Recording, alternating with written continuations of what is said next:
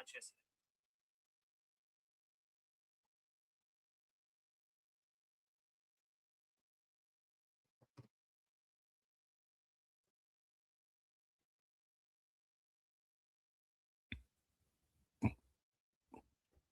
alábọ̀sí inú ẹrùn wọn pẹ́ jìnnà sí wọn bí sánmọ̀ sílẹ̀ o ara ló ń ta wọn ṣe mọ́ o náà bá ń sunkún sójú bẹ̀rẹ̀ má ti fi gbé sọ kó fẹ́ yẹ ẹyẹ kó lọ ìgbé sọnù sígbó wọn dúró títí ọwọ́ wọn ò tó ìṣó máa ṣe ta ní kókó ṣòkòtò tí olókùn ó dá kìtìyàn ó dórí àwọn.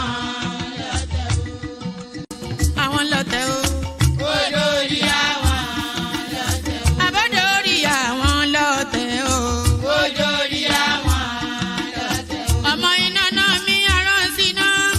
Orí mi dákun má ṣì mí lọ́nà o. Mo tẹríba fàdàgbà o. Àgbà ẹ foríjì ni. Ojoojúmọ́ ni mo ń pọ́n wọn lé.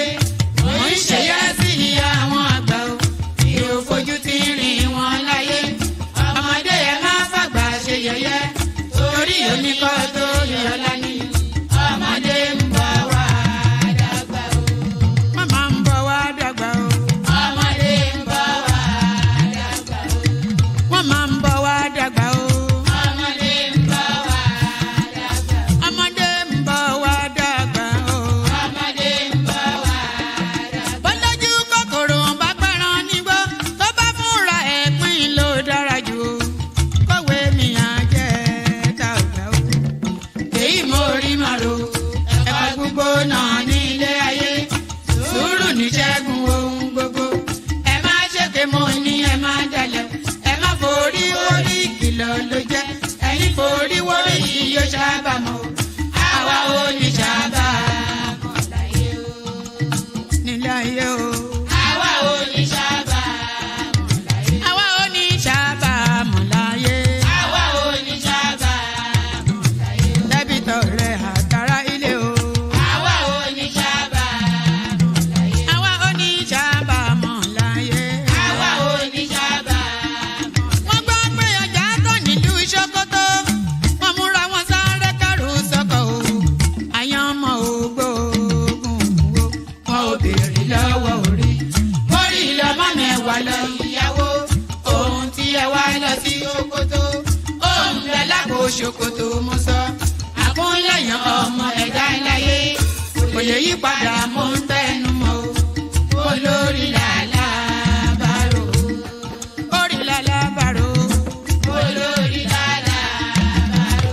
Mo lórí làlá bàrò. Olórí làlá bàrò. Orí mi gbé mi níjà o. Olórí làlá bàrò. Làlá bàrò. Olórí làlá bàrò. Oríjà jogun ìkànnì wọn rí. Má fi wá fáyé mu nílé ayé wa o. Olúwa àgbẹ̀ wa níyà o. Àmì nílé ayé wa. Ó tilẹ̀ jẹ́ pé ọ̀tá kọ́ ni wá. Ó tilẹ̀ jẹ́ pé ọ̀tá kọ́ lẹ́yìn. Ṣọ́wa nínú ọ̀pá mú kìnìún. Ejò olóró àkékè. Ṣọ́wa nínú ìdàgìrì ayé. Dáàbò ẹ̀bùn wá fi ṣọ́rẹ́ ṣọ́wa o. Mo sádì ọba bá lókè o. Mo sádì ọba bá lókè o. Mo sádì ọba bá lókè o. Mo máa sádì ọba bá lókè o. Mo sádì ọba bá lókè o. Olúwa gbé wa níjà o. Mo sádì ọba bá lókè o. Kó má fi wá sílẹ̀ o. Mo sádì ọba bá lókè o. Olúwa má fi wá sílẹ̀ o. Mo sádì ọba bá lókè o. Àwọn ọ̀tá tí wọ́n rè rajọ ìbànújẹ́ ti bá àwọn ọ̀tá nílé. Àwọn ọ̀tá tí wọ́n rè rajọ ìbànújẹ́ ti bá àwọn ọ̀tá nílé. Àwọn ọ̀tá tí wọ́n rè rajọ ìbànújẹ́ ti bá àwọn ọ̀tá nílé. Àwọn ọ̀tá tí wọ́n rè rajọ ìbànújẹ́ ti bá àwọn ọ̀tá nílé. Bí wọ́n ti ro ti wá sí nínú ilé bẹ́ẹ̀ ni kó jẹ́ tiwọn lọ́jọ́ gbogbo. Àwọn ọ̀tá tí wọ́n rè rajọ ìbànújẹ́ ti bá àwọn ọ̀tá nílé. Àwọn ọ̀tá tí wọ́n rè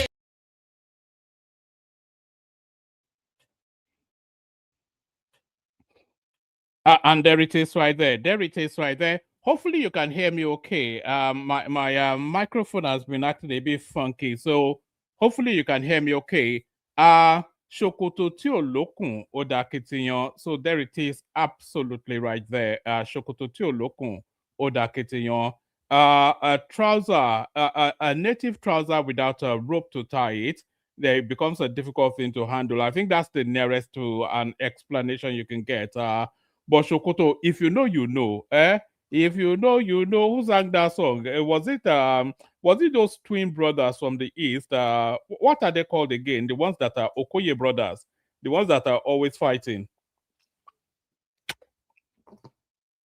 So yes, Shokoto tí ò lókùn ó dà kitiyan, all that. That's it right there. So pardon me, Shokoto tí ò lókùn ó dà kitiyan and all that. Good day to you, good to be in your company, and how are you? Good day to you. Good to be in your company. And how are you? Hope you're having a wonderful day so far. Hope that day gets even more glorious for being here. I'm glad to have you here. So good to be in your company. The protocol remains the same. Click on the like button if you haven't done that already. Subscribe if you're not already subscribed. Come join me on the screen via the hyperlink that says StreamYard. Share the links as widely as you can. Super chat towards the stream. Say hello to me in the comment section. So those are the 5 things that I always ask for anytime I'm streaming. If you've been here long enough, you know. So I always ask you to like, and you should always be doing that, by the way. If there's no reasons for you not to click on the like button, then there's every reason for you to click on the like button. If there's no reason for you not to be subscribed, then there's every reason for you to be subscribed. So if it doesn't if it doesn't make your body break out in rashes, the idea of liking and subscribing, then it's something you should just do. So like and subscribe for all of the reasons that you know. All these streaming platforms, we're always after numbers. This place no different. So we're after numbers, similarly to how it obtains everywhere else. So like and subscribe. If you want to come and join me on the screen, and I implore that people come and join me on the screen today, because there's not that much going on in the news cycle. The conversation is going to wrap around this eternal question. This ethereal question. It's not an ethereal question, but it's an eternal question. That when is it ever going to be the Igbo's turn to be president, or to be the president of Nigeria? So when is it going to be their turn? When should it have been their turn? And what is stopping them from having that turn?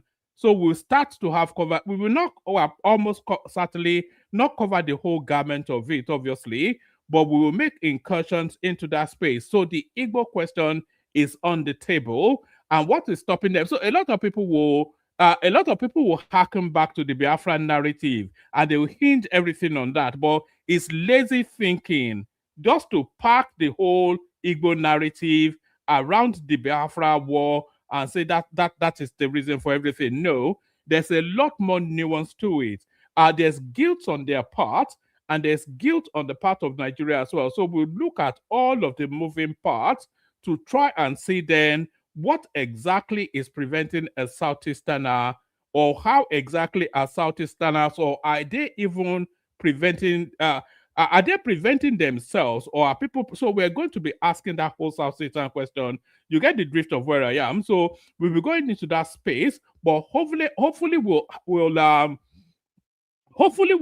handle it with some tact and some delicacy, because it's a very sensitive sort of a topic, and I am probably not the ideally suited person, because I am a Yoruba person, but I'm also a Nigerian. So with that entitlement to ask that question, I am asking the question: is it time for an Igbo president? So that will be the main hub of it. So if you have any thoughts around that, please come and join me, and then we'll try and navigate this delicate topic together. So we'll be doing that, and then we'll also be speaking to the local government elections that took place in the FCT today. So this is the first outing for the newly crafted electoral bill. So how did that fare? How did that perform? The results are still coming in, I'm guessing, but all of the anticipation is that Wike will win because for all that is going on, it may well just be a local election, but what is actually going on is Wike testing his viability in order to signal to the center that is still potent. ADC coming out as their first outing under their new calibration in order to show that there is threat to the central space. Peter will be very active in that elections going on in Abuja. So he's on the line as well, and his popularity, his potency is also being examined. So there's a lot wrapped into it. A lot of the big players, they're in that space in order to show their potency. So who comes out on top? So on the one hand, you have Wike, and then on the other hand, you have Atiku Abubakar and Peter Obi, and there's a lot of shenanigans that went down in that election as well. So we'll be navigating through what went down in Abuja today, and we'll see where that lands out. The Ministry of Finance, they are telling us that they're going to they are doing a forensic audit of the NNPC. So now, how deep does that go, and how far back does that go? And does that then mean now that Abba Kyari will be joining Emefiele in some facility somewhere, eating ewan bread or whatever it is that they serve them in prison? So we'll be looking at the audit going on in the NNPC. But this is one of the most important things going on in Nigeria, by the way, that audit of the NNPC. And then El-Rufai Malami's detention cripples ADC. So this is an opinion piece written by someone, but that headline struck me somewhat because it's somewhat of a decapitation that seems to have been surgically applied to the ADC right there. A dead on arrival, a stillbirth is what that part. And by the way, you know, there's even a court case ongoing for them to deregister the ADC. So it looks as though they're going to be busy with all manners of things other than the actual electioneering that they are coalescing to prosecute. So we'll be looking at that as well. So there's a whole raft of all range of everything. So a lot to go through. What else have we got? Well, like I said, there's not that much in the news cycle. So we'll just be, we'll feed on what we can get, essentially is what it is. So we'll have to feed on what we can get. So that's what's on offer. So like I said, lean back, kick back, take it easy, relax into it, surrender yourself to the experience, share, like, and all of those things. I'll play you the Kegite music to recalibrate myself, and then we kick it off. We'll kick it off with some tiny little bits of news, and then we get into the main hub of what we're here to discuss. But let me play you the Kegite music. What do I usually play at this phase? Yes, yes. Let me play you. What should I play you actually? Oh yeah, let me play you the Kegite music. We can play it twice anyway, can't we? Water, only water, only water, where they see ma.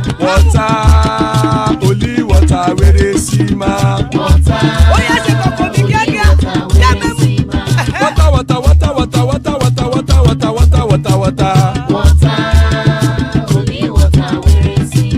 Hapa o naido.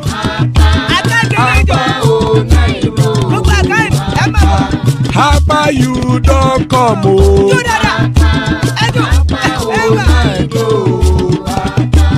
Hapa o naido.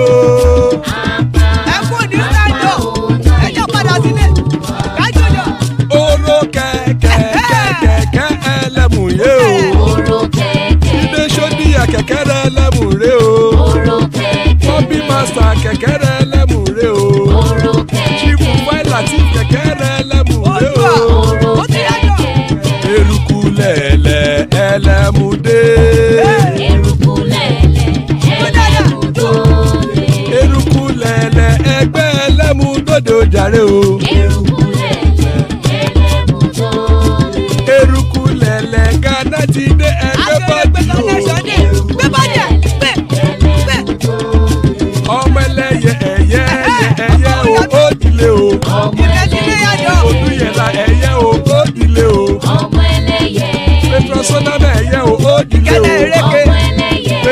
dùn kẹ́yẹ rẹ̀ ó sì lé o. ọmọ ẹlẹ́yẹyẹ ẹlẹ́kọ̀ọ́ ọ̀run mú ìní o. ìgbàlà tí èlé ìgbàlà tí èlé àkùkọ ọ̀run mẹ́kọ̀.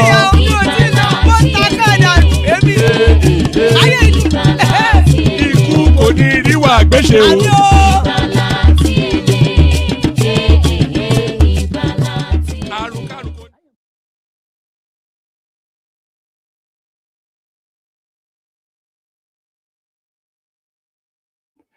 And there it is right there. There it is right there. So Ikuku Niru Agbeche, may death have nothing to do with us. So let's start it off, kick it off with this one. So I came across, I'm not even sure if I came across this or somebody sent me this, but I want you to listen to this. That is Mahdi Hassan. A lot of you should recognize him. And of course, all of you will recognize Obiese Kwesele, or as some people call her, IPOB Ezekwesili. So that is Obi Ezekwesili on Mahdi Hassan's program.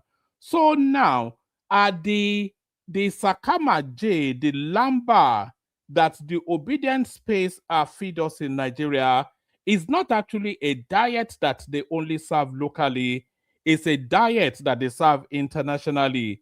You know that Babima Babe, that obfuscation, that sleight of hand, that Professor Bella diversionary, whatever it is that they do, the obedient space is not just, it's not an exclusive diet for the localized politics. It's an international thing that these people do. This scamming and double talk that they do, the obedience, that they think they can outmaneuver you with crudely arranged with word salads that doesn't cohere with anything. That is not just a diet that they serve to the Nigerian space. It is a diet that they serve internationally. You know, I couldn't just stop shaking my head in wonderment when I saw this. So let's go through this together. Tell me in the comment section if you can hear the audio. So I'm going to play it now. Tell me in the comment section if you can hear the audio, because we've been having problems with that audio over the last 2-3 sessions or so. So I'm going to kick it off now. Let me know in the comment section immediately if you can hear it. I am not a politician. Really? What are you? I am not I don't belong to a party. But you're a government minister. No, well, that's. Hold on. You're not a politician. I am not a politician. Really? What are you? I am not I don't belong to a party. But you're a government minister. No, well, that's where you're wrong.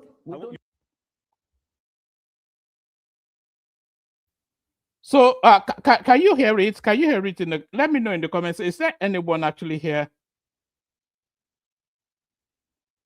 Can you hear the audio of that thing? Oh, all right. I'll boost it up a bit. Let me see. So the essence of the question, I think the audio is just naturally low anyway, but the essence of the questioning is that Mahdi Hassan, I keep calling him Mahdi Hussein, I think it's Mahdi Hassan. Mahdi Hassan refers to her as a politician, Obi Ezekwesili, and she insists that she's not a politician, and then Mahdi Hassan then proceeds on to mock her in the most ruthless manner. So that's the backdrop of it. You're not a politician. I am not a politician. Really? What are you? I am not I don't belong to a party. But you're a government minister. No, well, that's where you're wrong. You weren't a government minister. We don't practice Westminster type of government. We practice presidential system of government. Okay. I became a minister without having to carry party card and dance in the village. So your definition of a politician is someone who's part of a party. My definition. If you're a federal government minister for education, for solid minerals, yes. If you're the vice president of the World Bank, yes. If you're an advisor to African presidents, yes. You're not a politician. Well, really? It depends on how. That's a very narrow definition.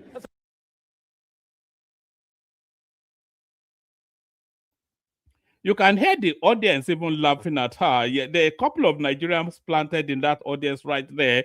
It's this same scammy sort of language.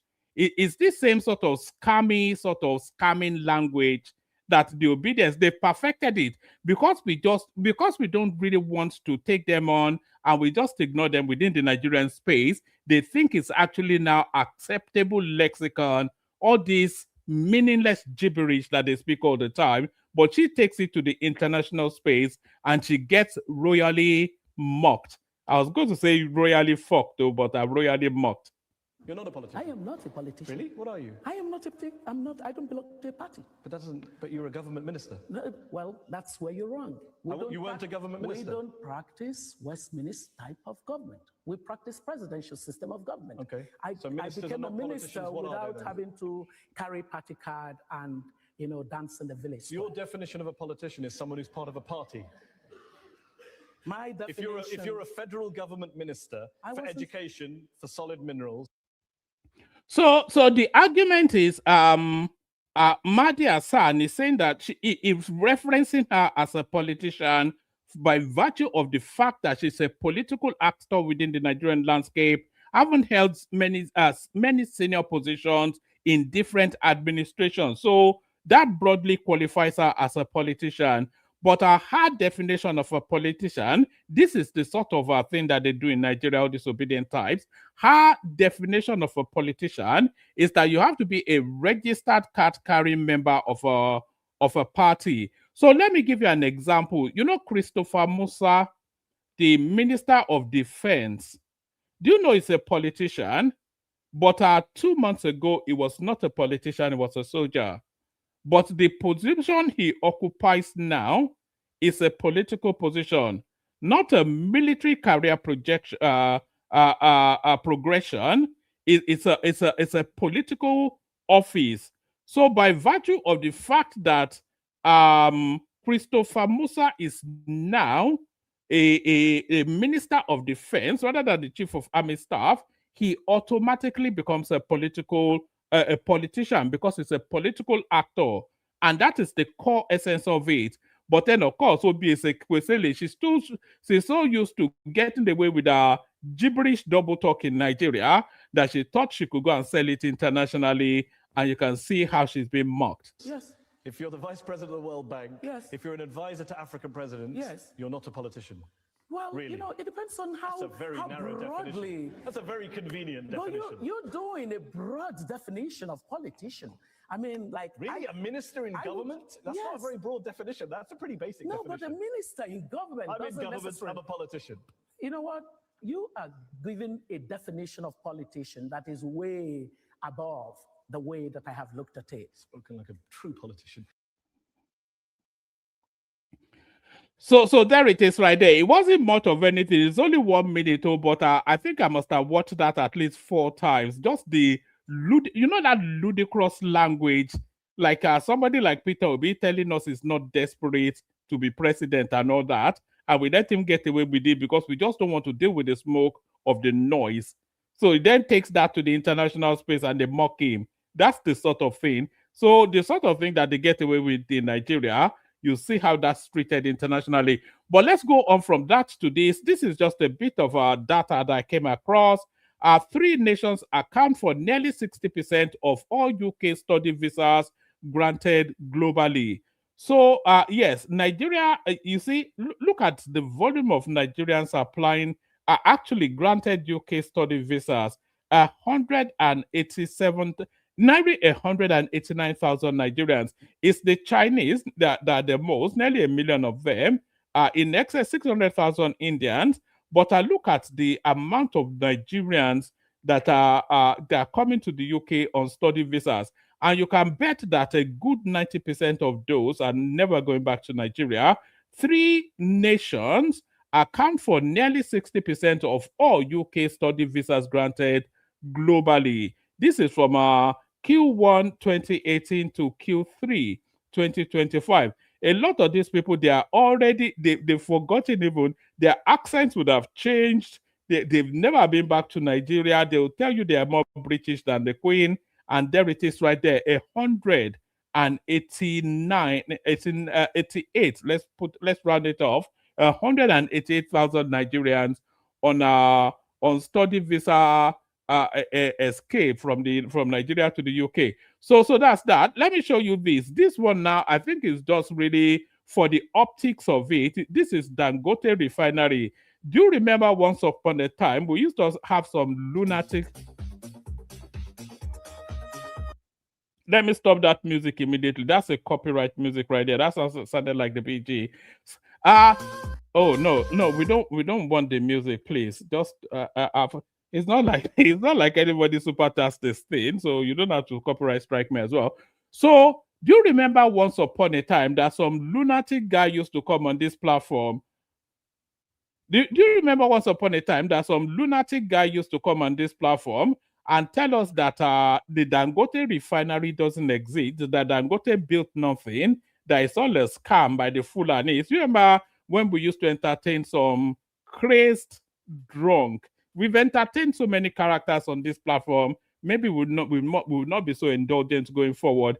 This is the edifice that $20 billion gets you, and this is what some brain dead retard is telling you doesn't exist as an entity. So that's the Dangote refinery right there in all of its splendor and glory. So this actually is not in China. This is not Dubai. This is your country and mine, Nigeria. And because Dangote is now operating at full capacity now, it's now the world's largest refinery globally. So there it is right there. So we can take some pride in that. Whether Dangote is a crook or not is not the question. It's just so we take pride in that. Let's go on from that to let's go on from that to something entirely DOG. Are you still alive? Happy New Year to you. Let's go on from that to something entirely new. 80%, and this I really want you to pay attention to. Remember, because the facts is never any relationship with the narratives. Do you remember that this piece of information right here that I'm about to show you now? It bears some relationship to the Obiese Kwesele clip that I just played you there, because facts, it bears no relationship with the narrative that you hear from the obedient space. Fact or truth or verifiable anything, they just function in some wild space where noise is the currency. That's just the best way to describe it. They just function in some wild place where noise is the currency. So these are facts now that I'm about to bring to your attention. So these facts runs contrary to the narrative that you've been hearing about the last cycle of elections. It says 80% of election violence victims in 2023 came from just two zones. So pay attention, though. It's not MC Oluomo, by the way. I can give you that as a spoiler. 80% of these are reported, recorded, and verified. This is data, not some Chineke noise. This is data. 80% of election violence victims in 2023 came from just two zones. So which are those zones? Are victims of election violence, Northwest, 164 victims. These are figures coming from the security agencies, from the police. So in the last cycle of elections, the reported incidents of electoral violence, the highest came out of the Northwest, 164 victims. 152 came out of the Southeast, which is also, and I'll bring you a different set of data, the most rigged space, the most recorded electoral rigging in that last cycle of elections was still again in the Southeast, but the person that won all those votes is cleaner than the Pope, but the person that won the election is worse than but the data, it bears no relationship with the funk that these people howl all over the place. So 80% of election violence victims in 2023 came from just two zones. Northwest, 164 victims. Southeast, 152 victims. Southwest, 47. So it's like about 300% more electoral violence recorded in the Southeast as opposed to the Southwest. But when they talk about electoral violence, during that last cycle of elections, they hang it on the banner of he said Mama Chinedu don't come out and that is it now. But the data actually tells us that 3 times more electoral violence took place in the Southeast. In the South, 25, North Central 12, Northeast 3. The total recorded electoral violence in that last cycle of election, 401. In 2023, two zones alone account for nearly 80% of all election violence victims in Nigeria. So it's just like they tell us that it's just like okay, let me bring you this one actually. But before I bring you this one, it's just like they tell us that the youth in Nigeria are for Peter Obi, but the data doesn't tell us that the youth in Nigeria, because the data is such an annoying, pesky little thing now. It doesn't care for your propaganda. It doesn't care for your biases. It doesn't care for your emotions. It just presents you what it is. If you go outside in the rain, and you don't have anything to protect you from the rain, you will get wet. So that is a statement of fact. So there is no mitigation that mitigates that statement. There is no reasonable mitigation that mitigates that statement. It's pouring heavily with rain, and you go out without anything to protect you from that rain. You go into that rain, and not on a cow, on foot, without anything to protect you from that rain, then you will get wet. That is a factual statement. So whatever it is, then you try to spin it. You can spin it and make all this air. But what if you walk under a tree? You can do all this nonsense, but that statement remains an irrefutable fact, because that's what facts are. So they tell us that Peter Obi, that the youths are with Peter Obi, but that is not factually true now, because the data doesn't tell us that the youth are with Peter Obi. Do you understand? This is the annoying thing about facts and data. The data does not tell us that the youth are with Peter Obi. Do you know what the data tells us? The data tells us that the youth in Nigeria, they are with Tinubu. It does. Do you know why? Do you know why I said that? The median age in Nigeria is roughly around, I think it's under 30 even. That's the median age in Nigeria. So if you lose that median age, just as a crude transfer into the election result, then Tinubu won more votes than anyone else. So that is to tell you that the youths are with him more than anyone else. But what makes Nigeria a young population is nothing to do with the South, Southeast or South or Southwest, or it's nothing to do with anything to do with the South, because the South is a very old population within the Nigerian paradigm. What the median age that reduces Nigeria to a very young country is entirely the population in the North, because they give birth early, they are very, very young. A lot of them, the abundance of 60-70% of the northern population, they are under 23. So that's the median age right there. And where did all of Tinubu's votes come from? Tinubu won the North now, numerically. So that is to tell you then that the youth population in Nigeria are actually with Tinubu. So when they are telling you that the youth are with Peter Obi, what they are actually telling you is that Peter Obi's followers are young people, which I can concede that. But they're young. He has a young followership, but the youths in the country are actually with Tinubu, because this is what the data tells us. Facts. Such an annoying thing. If you go out in the rain without protection, you will get wet. But I leave them there, the screeching and the squealing, they will do some more, because they're not taking any learning survey. They're still stuck in that cyclical loop of mindset. It's like a one-trick pony. Have you ever heard that phrase, one-trick pony? Pony, like a donkey, pony, like a little horse, a one-trick pony. So that one-trick pony is a circus animal. That one-trick pony is a circus animal. So you go to the circus and you see that little pony trot and do all these tricks, and then the handler tells it to stand, and then it goes on its hinds and raises up, and you are impressed. And then they play some music and it's like it's dancing, but the pony can never do beyond that thing. So 2 weeks later, you'll see the same act, and then come back next year, it's still the same act, the same pony. So that's obedience space. They're like a one-trick pony. They don't know beyond just the regurgitation of this contrived thing. Oh, I didn't even want to do obedience. Let me forget them. They're just an unnecessary, it's just an annoyance. But let this lady tell you exactly what is going on instead. So let's listen to this lady rather than you listen to me.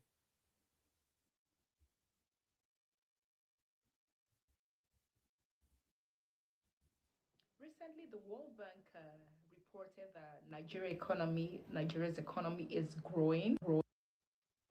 Recently, the World Bank reported that Nigeria's economy is growing. In fact, 2026 and 2027, the trajectory for Nigeria's economy is a good one, looking good, basically. And then also recently, the NBS, came up with reports that food inflation is reducing drastically. I mean, it's now about a digit, 8.0 something, and that's a positive one for Nigeria. I mean, beautiful news, the kind of reports we want to see, that we want to hear. But unfortunately,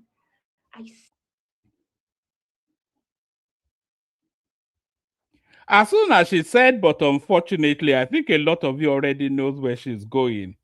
You know, you know, people don't want the betterment of that country. You know, let me even forget everything. The obedience, they don't want the betterment of that country. Because if anything good happens in that country under this administration, if they are able to craft a narrative of good things happening under this administration, then it nullifies any argument that suggests that Obi should replace not that Obi will replace him irrespective. Nothing will ever make Obi president, but they don't want any good or positive. That's why they try so hard. Any good positive thing about the country, they run round the whole of social media, trying to dampen it down, trying to poo-poo it, trying to undermine it, and trying to beat people down back into the little fake indignation space that they've created. They don't want anything good to happen to that country, because if there is good coming out of this administration, and a lot of good is coming out of this administration, then it negates any argument that suggests that Obi should be president. They would rather that country burn down than acknowledge anything positive. It's all wrapped into that ethnic jingle. see people from a good one, looking good, basically. And then also recently, the NBS, came up with reports that food inflation is reducing drastically. I mean, it's now about a digit, 8.0 something, and that's a positive one for Nigeria. I mean, beautiful news, the kind of reports we want to see, that we want to hear. But unfortunately, I see people from the other side actually contending this, this findings, this data. I mean, we are simply in denial. And I begin to wonder why. Because if the news was the other way around, negative, reviews, negative reports, oh, we're going to definitely see a lot of them pinning this. So there is nobody that quotes data more than the opposition space in Nigeria. They quote data a lot, unless of course the data speaks positively to Nigeria, and then they will say, "Now data will go chop." But that's essentially what she's saying. Report, resharing. So when you go to the comment section of such reports, you begin to see things like, oh, well, what's data? It's like it's in paper. You begin to say things like, it's just in paper. Everything is looking good for Nigeria in paper and all of that. But a few years back, when when rice and all of that was really expensive, and anytime we have reports that are, positive economically and all of that, you'll be like, oh, these things are not trickling down. And there was this common slogan, any little thing here, now wait till we go chop be that. Now wait till we go chop. Shey now wait till we go chop. Rice is 120,000. Beans is now prices of food has drastically reduced. I mean, in December, how much did I even buy a bag of rice? 55,000 or something. All right, I wanted to pause it right there. So that lady is exactly right, because we were all here when all of these obedient Southeastern and sort of people, they come running into platform that the bag of rice is XYZ. Do you remember when Joel used to come here and threaten us that he will beat anybody that disagrees, that Naira is going to exchange for 5,000 Naira to the dollar, all of these things. So that was the drum beats that they were beating for so long, that rice was 120,000, 150,000 Naira per bag. Every single day, it never stopped. It was relentless. So now, within the space of less than 18 months, the economy, because we kept on saying about all of these positive reportings that the international space and the CBN had given us about the financial figures, and they are saying that they're not seeing it impact on the man on the streets, because of course the metric of the Nigerian economy is the price of food. That's how Nigerians measure the economy. How much can I buy a derica of gari? Is essentially the metric that defines if the economy is strong or not. So now, rice was 120 to 150,000 naira just barely 2 years ago. Fast forward to this December just gone, which is just 2 months ago, that same rice was now 55,000 naira. This lady says it. We've cited several examples of it. Everything falling drastically. The people that were hoarding these food items are to edge it for the future. They are losing a lot of money. They are selling it at discount. A lot of people are being ruined for speculating in price spikes and all that. So now, where are those same set of people now? They were doing the price of rice politics. So that has now been removed. But then they have no other trick to replace it.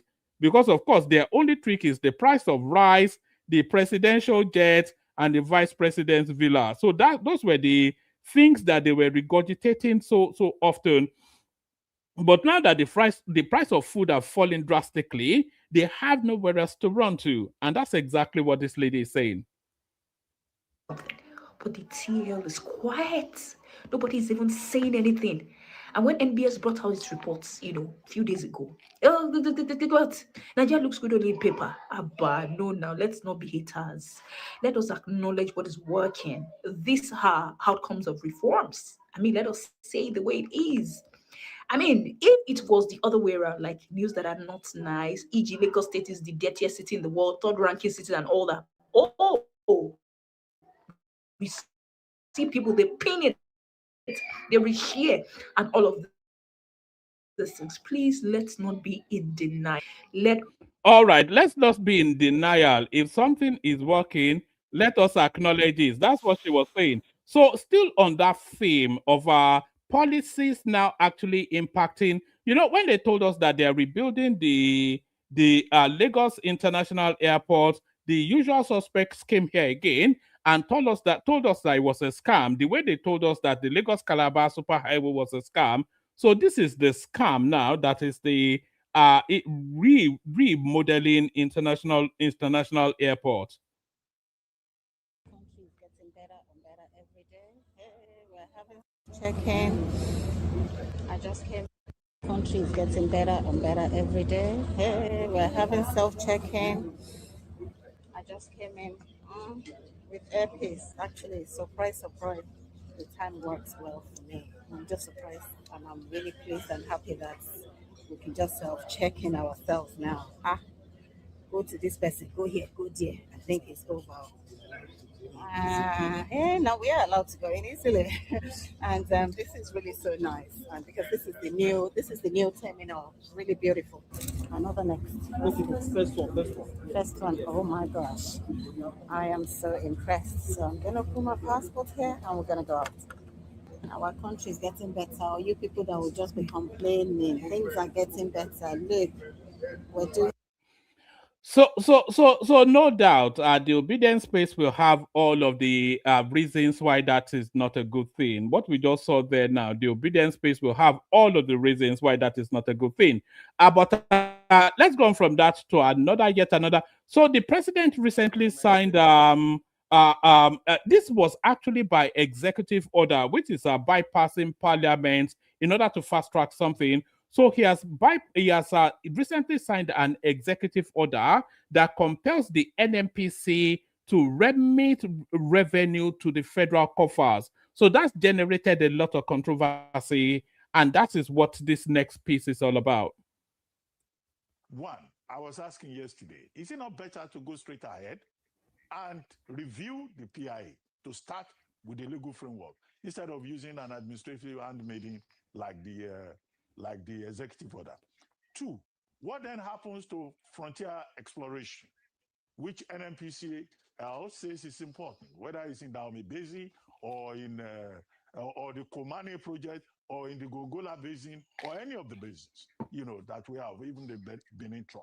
So what are the implications of this move? And do you think that the approach is in order? And what should the experts, the committee, implementation committee, what should they be looking at in specific terms?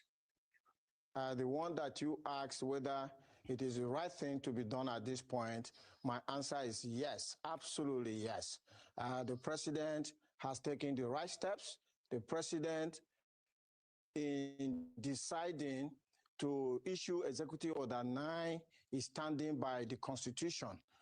Just before I will go forward to answer the rest of the question, let me just make a clarification so that it is clear to our viewers, especially for those who may not understand these technical terms. So when we say the federation, we're referring to the three tiers of government. That's federal government, state governments, and local governments. The federation is different from the federal government.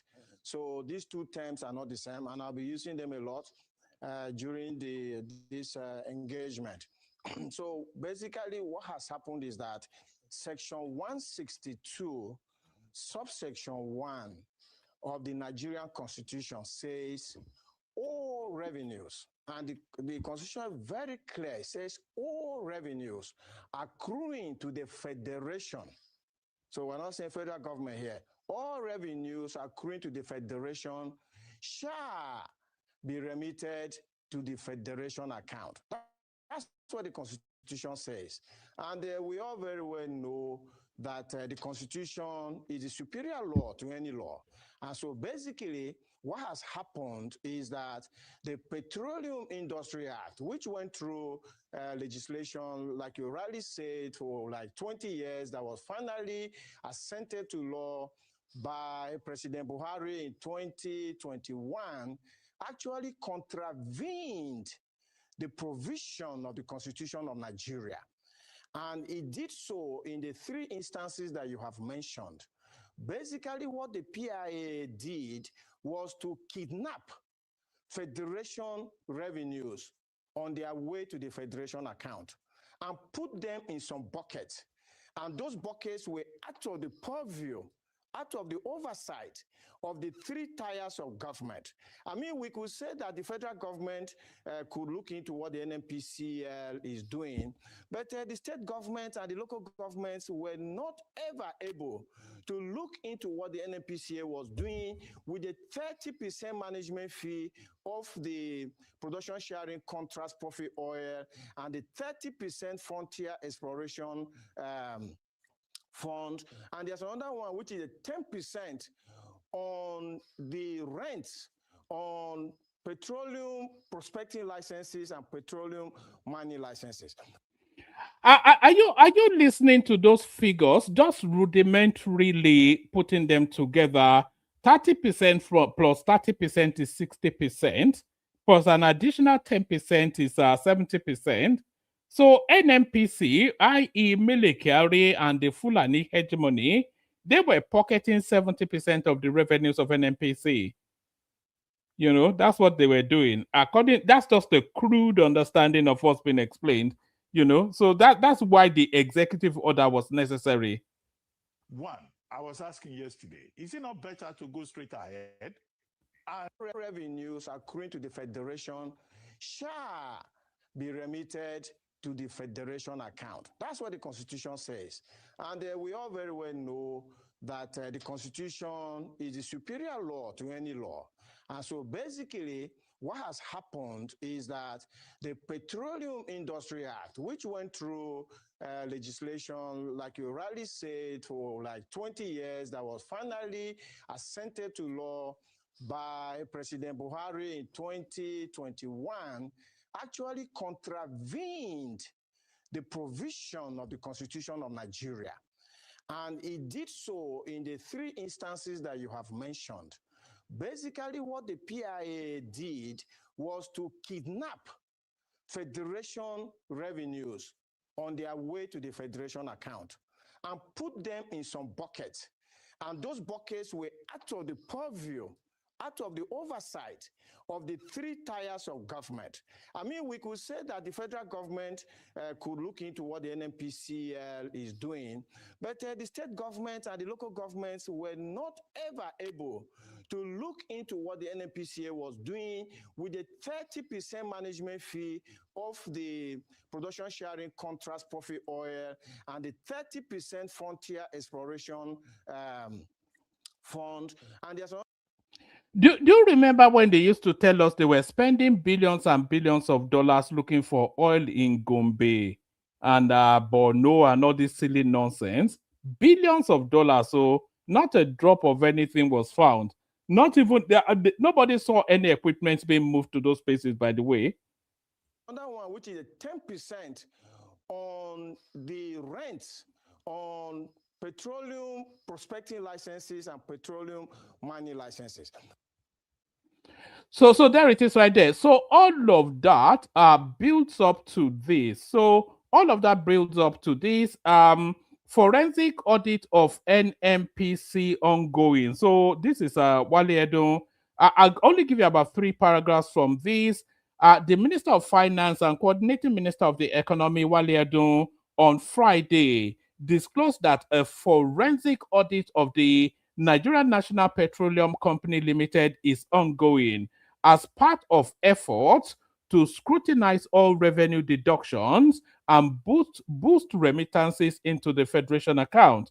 It is an ongoing forensic audit of NNPC as mandated by the Federation Account Allocation Committee meeting that is ongoing, Edun said at a press conference in Abuja where he briefed stakeholders on recent development in Nigeria's economy. The minister explained that the audit is running alongside implementation of a new presidential executive order directing that certain oil and gas revenues be paid directly into the Federation account. So this serves 2 purposes, actually, what Tinubu did now. This audit now is going to block off the monies that is going to go to the ADC because all of those monies will be panicked now and trying to negotiate with the government, and it's also going to block off their access to NNPC funds. According to him, the review is examining deductions and charges that reduce what eventually accrues to the federal government, state, and local governments. He said the Federal Executive Committee had earlier mandated a subcommittee to scrutinize the deductions from the Federation account, and in particular, the cost of collection of some of the deductions that were going on and the amounts that were being charged for actually doing that task. So Mele Kyari is going to cough up a lot of that money. So there it is right there. So that's that right there. So that's that right there. And then the FCT elections, it seems Wike and Obi not winning anything. Seems Atiku rather and Peter Obi not winning anything. Wike's aide mocks ADC chief change. So, like I said, if Wike wins that election, then Obi and Atiku are in trouble. Larry Olayinka, the spokesperson for the Minister of the Federal Capital Territory, FCT, Yemson Wike, has mocked the chieftains of the African Democratic Congress, ADC, Atiku Abubakar and Peter Obi, over the ongoing area council elections. Olayinka stated that the ADC, under Atiku and Obi, isn't winning anything in the current council elections. Posting on X, he wrote, it they be like, say, Atiku and Peter Obi's ADC is not winning anything in these FCT area council elections. This comes as the All Progressive Congress APC candidate and incumbent chairman of the Abuja Municipal Council area, Christopher Maikalangu. I wonder where that sounds like a middle belt name, isn't it? Secured victory in his polling booth. Results showed that Maikalangu won 229 votes, defeating his closest rival, Dr. Moses Paul of the ADC, who received 15 votes. There was this clip circulating actually. Do I have it? You know, a lot of rigging actually took place in that election. But if you were thinking, right, yeah, a lot of rigging actually took place in that election. But if you were thinking that rigging came from the APC, have another think. You know, have another thing. Think again. I'm just going to show you because some people were caught trying to rig that election. All right, let me show you a bit of vote buying. So this is the obedient, not the obedient space. So you know you are so used to it being the obedient, you default to the obedient. This is the ADC space. Trying to buy votes. And then I've got one that was caught. All right. Let me show you. Let me show you this. Let me show you this. So this is the ADC. It says Abuja elections vote buying happening live in Lugbe at PU 009. ADC party agents caught buying votes. So ADC you know ADC party agents. So not the APC but the ADC. So this is it right there.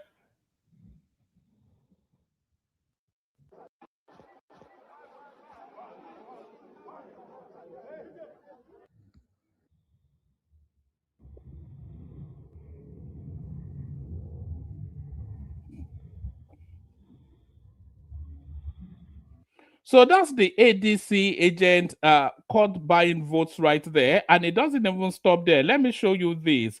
Not only were they buying votes, the ADC, they were coming to clean. Not only were they buying votes, that these people that were coming to clean up Nigerian politics, they were also using fake voter cards. Police arrest ADC party agent with more than 20 voter cards at polling unit 001 Kabusa Primary School. So here it is right there. For all of their rigging, I suspect they still lost. So if anybody has the latest results right there, this is so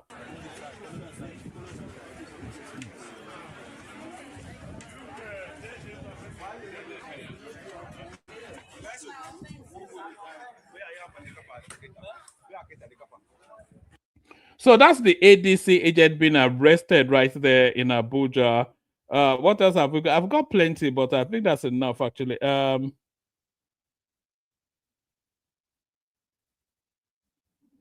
all right. Do I have anything else for you? I have plenty actually. Let me see.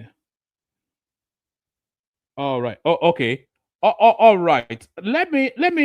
If anybody wants to come in, come in. There's nobody in at the moment, so if you want the conversation, come in. Otherwise, we just leave it. Yes, I'll take it to 1 hour and then I'll just bail out if nobody comes in. Let me play you the Kegite music. If you want the conversation, you have to come in. Only water. Water. Only water. Where they see ma. Water. Water. Water. Water. Water. Water. Water. Water. Water. Water. Water.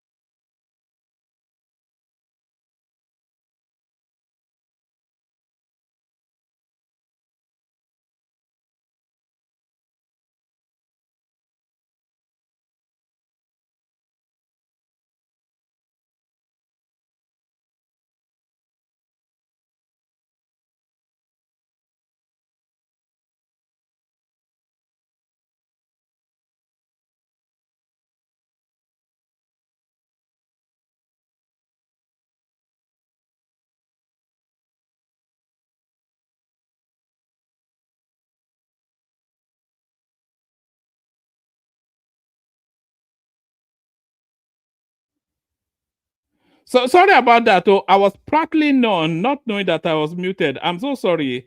Everybody, it says audio is not gone. No, I was muted, but thankfully people have my number. Thank you, Walpis, for flashing me up. No audio. So yes, I was going to the central piece of the whole narrative. I was saying that for all that I have said so far, that there's every reason for the Southeasterners to feel aggrieved. Because if you look at the Nigerian landscape, then you can see that they have all of the reasons to feel aggrieved. So if we start from the Fourth Republic, because we're under the Fourth Republic now, so every republic is the democratic dispensation that succeeds a military administration. So the Fourth Republic started in 1999. Who was the president that came in 1999? It was a Yoruba man. Do you understand? It was a Yoruba man. So you had a Yoruba man, Obasanjo, come in. He served 8 years, and then who succeeded that Yoruba man? It was an Hausa Fulani man. And for the general understanding of the Nigerian landscape, we have in excess of we have close to 300 ethnic groupings. But for the benefit of the ease of understanding of Nigeria, we break it into the three biggest ethnic groupings. We have the Hausa Fulanis, which essentially represents the north. We have the Yorubas, and then we have the Igbo. So those are the large ethnic groupings within the Nigerian space. So under the Fourth Republic, you had Obasanjo, who was a Yoruba man, and then he was succeeded by Yadua, who was an Hausa Fulani man. So Yadua then it defaulted into the Goodluck Jonathan administration, but under Goodluck Jonathan administration, it's an Ijaw man. So the Ijaws, they are no more Igbo than a Yoruba man is an Igbo. So I don't buy this that they are close cousins or whatever. An Ijaw man is separate and distinct from an Igbo man. So it then went from that Ijaw man back to the north, which was back to the Hausa Fulanis again, which was the Buhari administration. So now after that Buhari administration then, all of the arguments then suggested that it was the time for the Igbos now to have a go at that presidency. Logic, morality, and fair play, everything leans towards an Igbo presidency. So this slot that Tinubu occupies now, this position that Tinubu occupies now, you could well say that it was actually meant to go to the Igbos, because that is what balance suggests.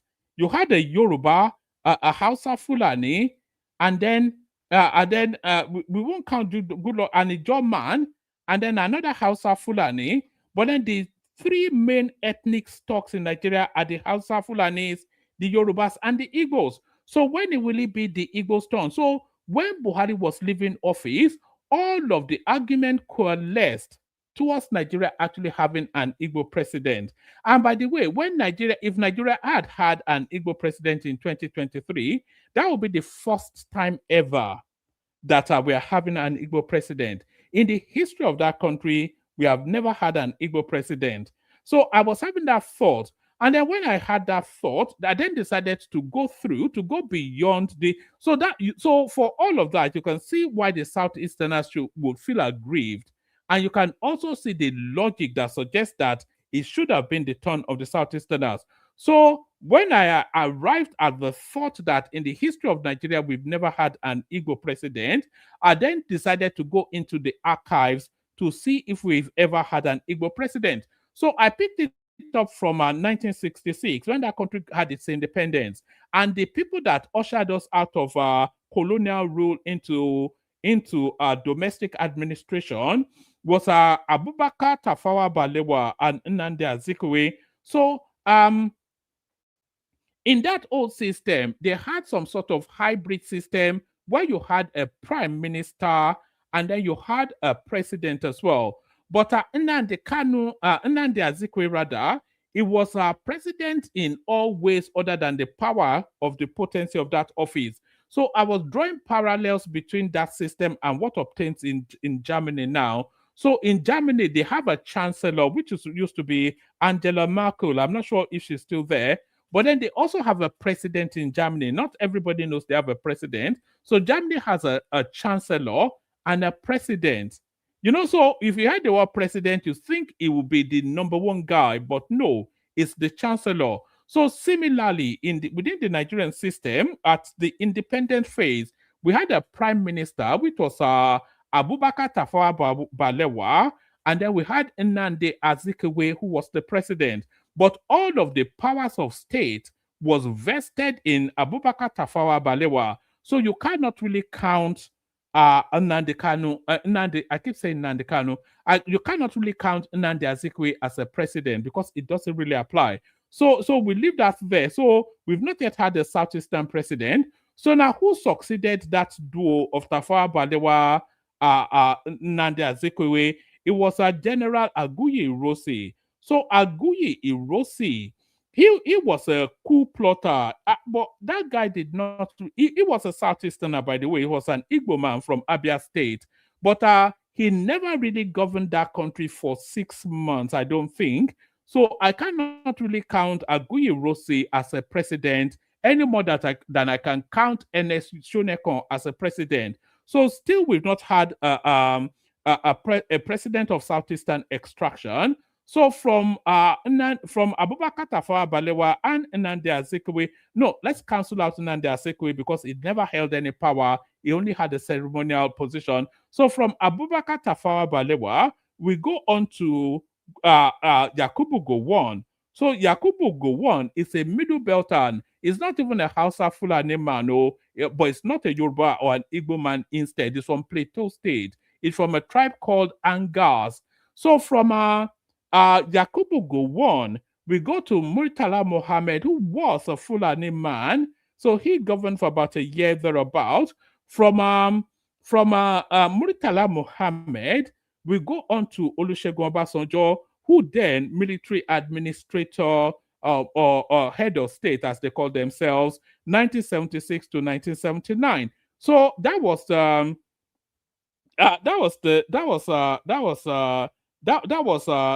second. So from Obasanjo military administration, we then had the birthing of the Third Republic. And who ushered in that Third Republic as the civilian president? It was Shehu Shagari, a primary school teacher from Sokoto. He was a Fulani man. And then who succeeded Shehu Shagari? It was Muhammad Buhari as a military president. He was also a northerner.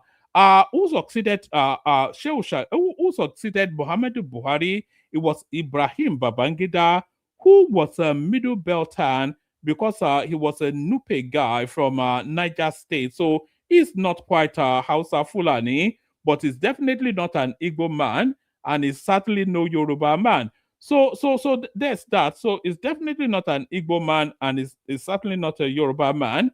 So when they kicked out Babangida then, because he was clinging on for too long, he was succeeded by NS Shonekon. We're not going to count NS Shonekon because he also had no real potency and he was never there for more than 6 months. So we have to go from Babangida to Sani Abacha.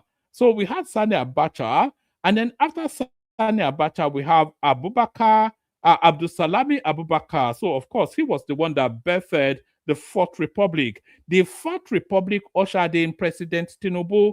Not President Tinubu, he did President Tinubu subsequently. The Fourth Republic ushered in President Obasanjo, who a name, of course, we've heard of before. He was once upon a time a military head of state, now a civilian president. So that was the birthing of the Fourth Republic.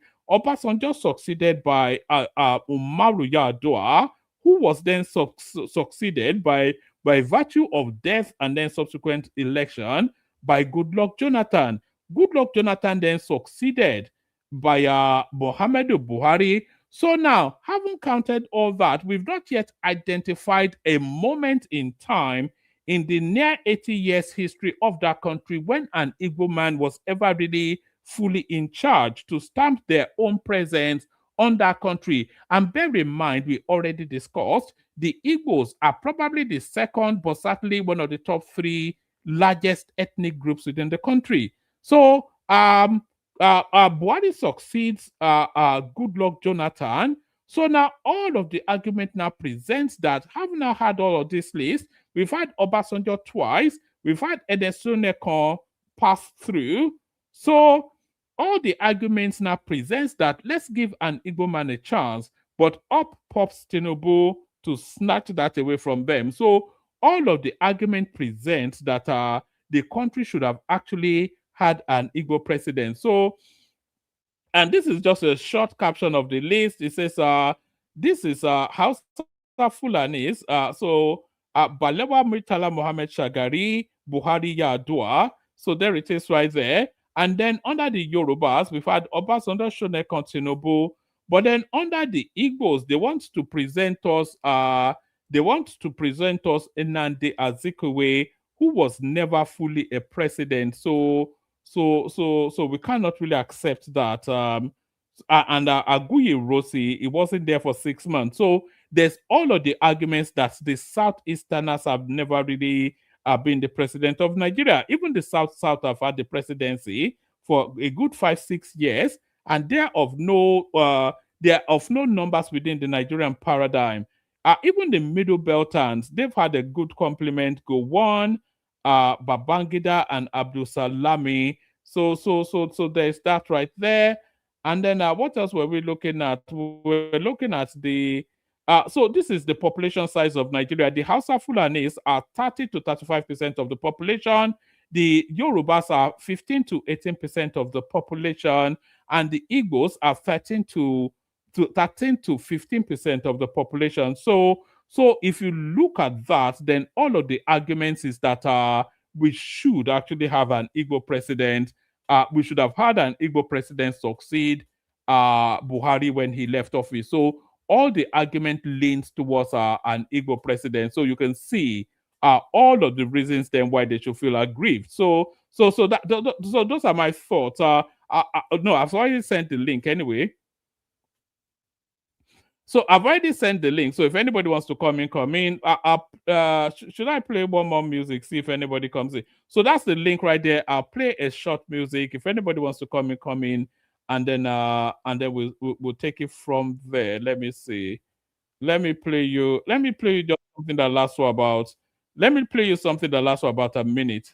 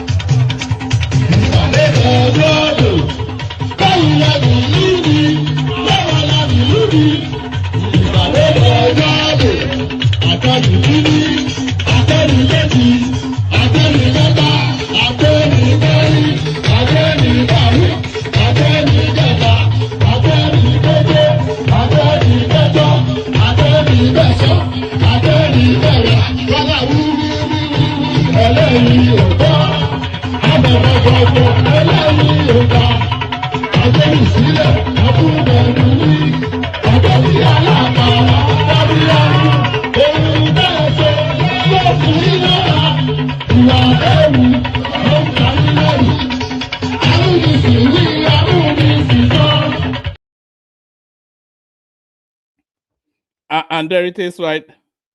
And there it is right there, Munishi. We have Munishi. So joining us, Comparable Mind, joined by Comparable Mind Baba.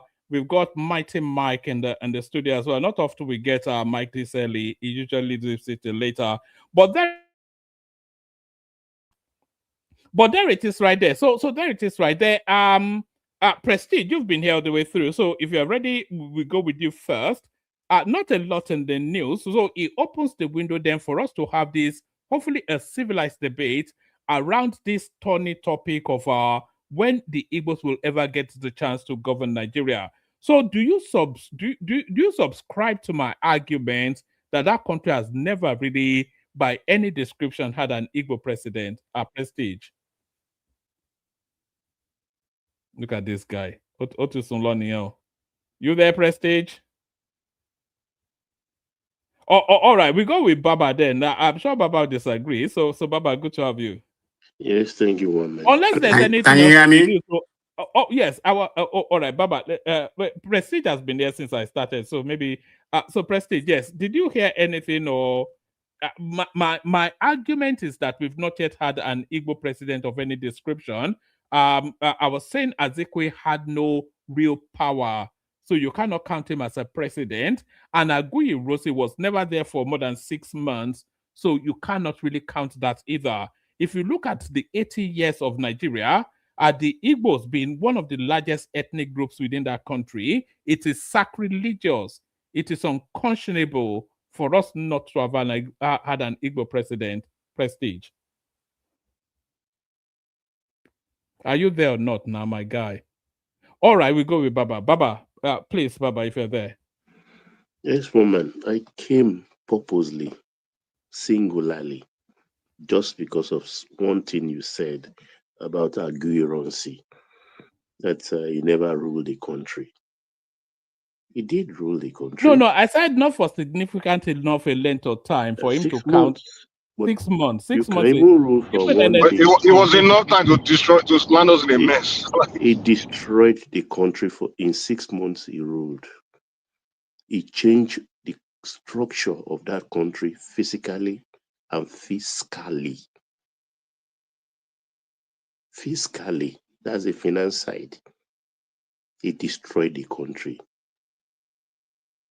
I won't want to use very heavy words because of the actors of that 6 months and the acts they perpetuated in that 6 months. They paved the way for the Fulanis to lord it over Nigeria. Till today, the battle we are still fighting, that Ashiwaju is trying to repair today, that 6 months changed the course of the destiny of Nigeria. One, he brought in revenue, which all these regions have been enjoying. He said it should come into one purse. It should come into one purse. Federal government of Iransi started disbursing the money.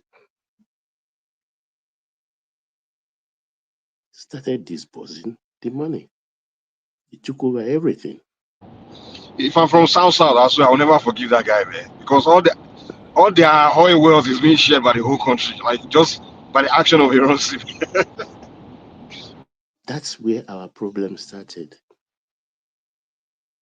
And when Gowon took over from him, to be able to break them, you understand?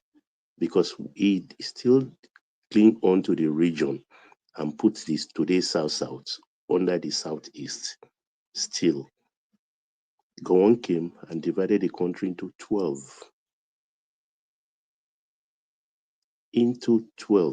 Misaligning a lot of natives into different baskets that are not aligning.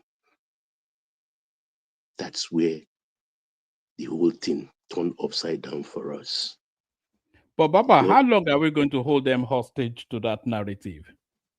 They owned up to that misdeed? They've not owned up to that misdeed. Wait. Even 29th July, when he was cut down, 29th July, an innocent man died with him in Ibadan. Adekunle Fajui said he told Danjuma and his co-raiders that you can't kill this man in Yoruba territory. You will put Yorubas in trouble. They insisted, and he said, well, if you have to take him, take me also. He was a colonel, well-educated Ekiti man. Adekunle was killed with Ironsi. I've not had any acknowledgement for that heroic deed. Sadly, never had any acknowledgement. Till today, when you say during the 83 election, Zik already aligned with the North, NPN, which is like a national party anyway. Awolowo was desperate. Awolowo wrote to Chief Nnamdi Azikiwe said, look, my friend, you work with these people. What has it benefited your people? Come, let UPN and MPP, your party, join together. Let's form an accord. Let's fight these people. You can have the presidency. You can have the presidency. I was ready to sacrifice. He wrote it in a letter. Though when the letter leaked, I was embarrassed. I thought it was Dr. Odia Ofemo, an Edo educationist, a top-notch writer who was the private secretary of Chief Awolowo. They thought he leaked it. It was sad. They almost destroyed the man. But it was later discovered that it was Chief Ajuluchuku. Chief Ajuluchuku, who was an operative of the UPN party, that actually leaked it later. But sadly, I didn't hear that Chief Awolowo apologized to Odia Ofemo. Even though I was young then, I was sad. Maybe he did it privately, but all Awo's book I've read, and the ones of his arch followers like Shoyinka, a lot of them, I didn't read it anyway that Chief himself apologized to Odia Ofemo. Zik refused. He leaked the letter. Awo was mocked. The election took place. NPN won. Buhari came in and took over the government. The same thing happened before we became republic, going into the elections for the independence and full governance. Zik rather went with the North to become Governor General wearing a military uniform. Just pure ceremonial position. The West went alone, and the West had never since then go with the North until Tinubu came along. And Tinubu only learned from MKO Abiola, because if there is any human being apart from MKO's children and the wife, if there is or are any human being that have seen MKO in his boxers shorts, I don't think there will be more than 3 or 4. And Tinubu is or was one of them. That was how close Tinubu was to MKO. I will leave it at that. Now coming to the Igbo presidency, it is never in our constitution, but there is this contraption by consensus that there will be power shift every 8 years from the north, read my lips, north to the south, south to the north, not northeast, not northwest, not southwest, not southeast, north and south divide. Yes, you may say Baba OBJ came in. Okay, I will not want to overflog that argument that OBJ was a candidate of the North. Fair enough. If you say he's a Yoruba man, okay, it was a Yoruba presidency. When the power went back to the North after OBJ's 8 years, it went straight to Northwest, where power has always been coming from in that region. Unfortunately, Yaradua died. And fortune smiled on the South-South. Goodluck Jonathan was well positioned, not because the North wanted it, but if you remember very well, it was the Southwest that fought for Jonathan. because the North never wanted Jonathan to even complete that term. They believe it was their 8 years. If you remember well, people like Bakare, the clergy, people like Adeboye, they all went on the streets of Abuja to protest. They all went. Yes, as usual, they are like that from the Southwest. They fought for democracy. That was when David Mack, president of the Senate, adopted with the Senate and the National Assembly doctrine of necessity. Doctrine of necessity that put good luck in power. The Southwest engineered it. Good luck signed an agreement to complete Yaradua's term. When he finished that term, he wanted one more. It was another fight. Atiku was well positioned, but somehow he held the reins of power. He used it well. And the country, the groundswell of support he had from the South generally helped him. He won that election. Then he wanted another one that would have made him the longest serving civilian president in our country. And that's where people kick and say, no, you are not even doing well in terms of the economy. You can't do that. Tinubu cleverly seized on that and went for a man that has contested with and 12 million votes, between 9 and 12 million votes, there about 3 times before, and who has been now frustrated and didn't want again to try. Tinubu moved in. Classical way, Abiola has been doing that and convinced him that, okay, with the Southwest, you can win. You have 12 million votes in your kitty. Let's join hands together.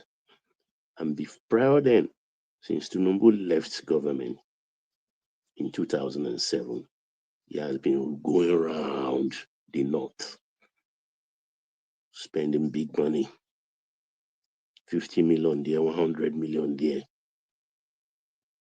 When he was spending all this money, where are all these people today that are claiming they want to price granules? Where were they? They were nowhere to be found. They were nowhere to be found. It's like going to a barn and meet a dead elephant. You pull the longest knife, the sharpest to cut. You don't want to even know who killed that elephant.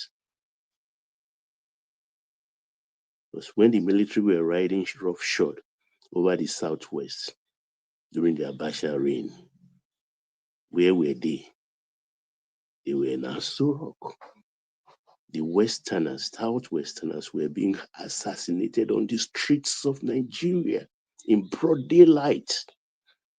Their wives inclusive, their children inclusive. They showed their chests. Many ran away into exile to fight. Like Kudirat, when she was assassinated, Kudirat Now, Abiola. those are the people now that are in power, and you don't want them to enjoy 8 years. It's not going to happen. It's not going to work. If the Southeast must have you negotiate, power is not served on a platter. Nowhere in the world. Nowhere in the world. You ask for it, demand it, you fight for it. You don't do it by deceit or by stealth. Nigeria must work. That's what I'm interested. I'm not desperate to be a president. Foul. A man must stand. If you want to chop amala, say I want amala. Don't say, oh no, give me the jollof. But it's amala you want, say you want amala. you don't want to be president, but every day you're foaming in the mouth, spewing lies. You turn yourself into a lie machine, like a scooter. But we have said the truth. Let me talk, my friend. We have said the truth. The rich give not too much power in Nigeria. That's a fact. The rich give not too much power in Nigeria. That's a fact. You can't ask yourself. I'm sorry. That's a fact. If the East wants to be, we already know those who are saying they want to be president. Umahi is on record to say he wants to be president. Soludo is on record. He said he wants to be president. And there are people like Oti, Umba, they've not shown their hands. When the time comes and they come forward, we will surround them and help them do it. It's not a thing you can do alone. Nothing stops Ashiwaju in 2031 handing over. There is no rule in our constitution that says an Igbo man cannot take over from Ashiwaju in 2031. No, nothing in the constitution says that. So if he walks and he says, I desire a Southeastern to take it, heaven will not fall. Heaven will not fall in 2030. Baba, is this thing true? This thing I always hearing. I heard it from Pastor Tude Bakare too. He said when Izungu was killing Abubakar. What's his name? What's that man? Prime Minister. Sada. Is this Sada? I think it was. If you want to talk about the cause, it's not true. Yeah, he said when he was pouring alcohol on his turban, and then Sadana lay a curse on the Igbos that they will never be president of Nigeria. Say that curse is what's working on them, something. I don't know if it's true, but Baba, let me give you some figures that I've just crudely put together. So you can address what Mike was putting to you, but let me give you some figures that I've just crudely put together. So the broad Nigerian population is 30-35% Hausa Fulanis, but then that's combining two ethnicities together. The second largest, and some people will say that probably the largest, even if you look at the singularity, is Yorubas. About 15 to 18% of that country are Yorubas, and then about 13 to 15% of the country are Yorubas. So roughly, broadly, the same numbers of Yorubas as the Igbos. The Hausa Fulanis being the bulk of the population. So, and then of course, they're made up of other ethnic groupings. So that's that. But then let's look at the governance of that country from independence to date. The Yorubas have governed that country for 15 years, counting Tinubu for his first term. After Tinubu's second term, you could say 19 years. The Fulanis, they've governed that country for 24 years. The Angas, which is where Gowon comes from, they've governed for roughly 10 years. The Guaris, which is a middle belt sort of a region, that's where Buhari, not Buhari, Babangida and Abdul Salami comes from. They've governed for 9 years. The Kanuri, represented by Abacha, they've governed that country for 5 years. So the Yorubas 15 years, the Fulanis 24 years, Angas 10 years, Guaris 9 years, the Kanuris, I don't even know what their population size is. It's not even documented fully. They've governed that country for 5 years, but the Igbos, one of the top 3 largest ethnic groups in that country, they've only governed that country for 6 months. So I mean, it's either they're part of that country or they are not. That's the question. So what about the Hausas, one man? The Hausas, they've never governed. The Hausas come under the cusp of the Fulanis now. No, you can't say the Fulani rule mean Hausas rule. We can't say that. Yeah, but the Hausas rule. Huh? Yeah, but the Hausas have never pushed forward that they have a narrative of being marginalized. Yeah, so because they haven't pushed forward means so it's only when you cry that you deserve attention. I mean, they haven't ruled. They are the majority. They haven't ruled. Yeah, but they seem to have settled under the Fulanis now. No, did they tell you they settled under Fulanis? They didn't tell you that. Well, like I said, they are not. Christian, if you want to come in. Just click on this link that says StreamYard. You are not in the studio, so I'm not sure. What do you mean you are still waiting? If you want to come, you have to come into the studio for you to be able to speak. So click on that link and then come in. But no, the Hausas are not agitating. One quick question. When it when it rolled it back to the south, and Tinubu said Emilio Khan, what was stopping the Igbos from competing? Didn't they compete? Was Bichobi not there? You make it sound like it was given on a silver platter to the people that became president. That was not the case, one man. You have to compete for it. It's competition. Yes, I cited the example of 1999 when the country conceded the presidency to the Southwesterners.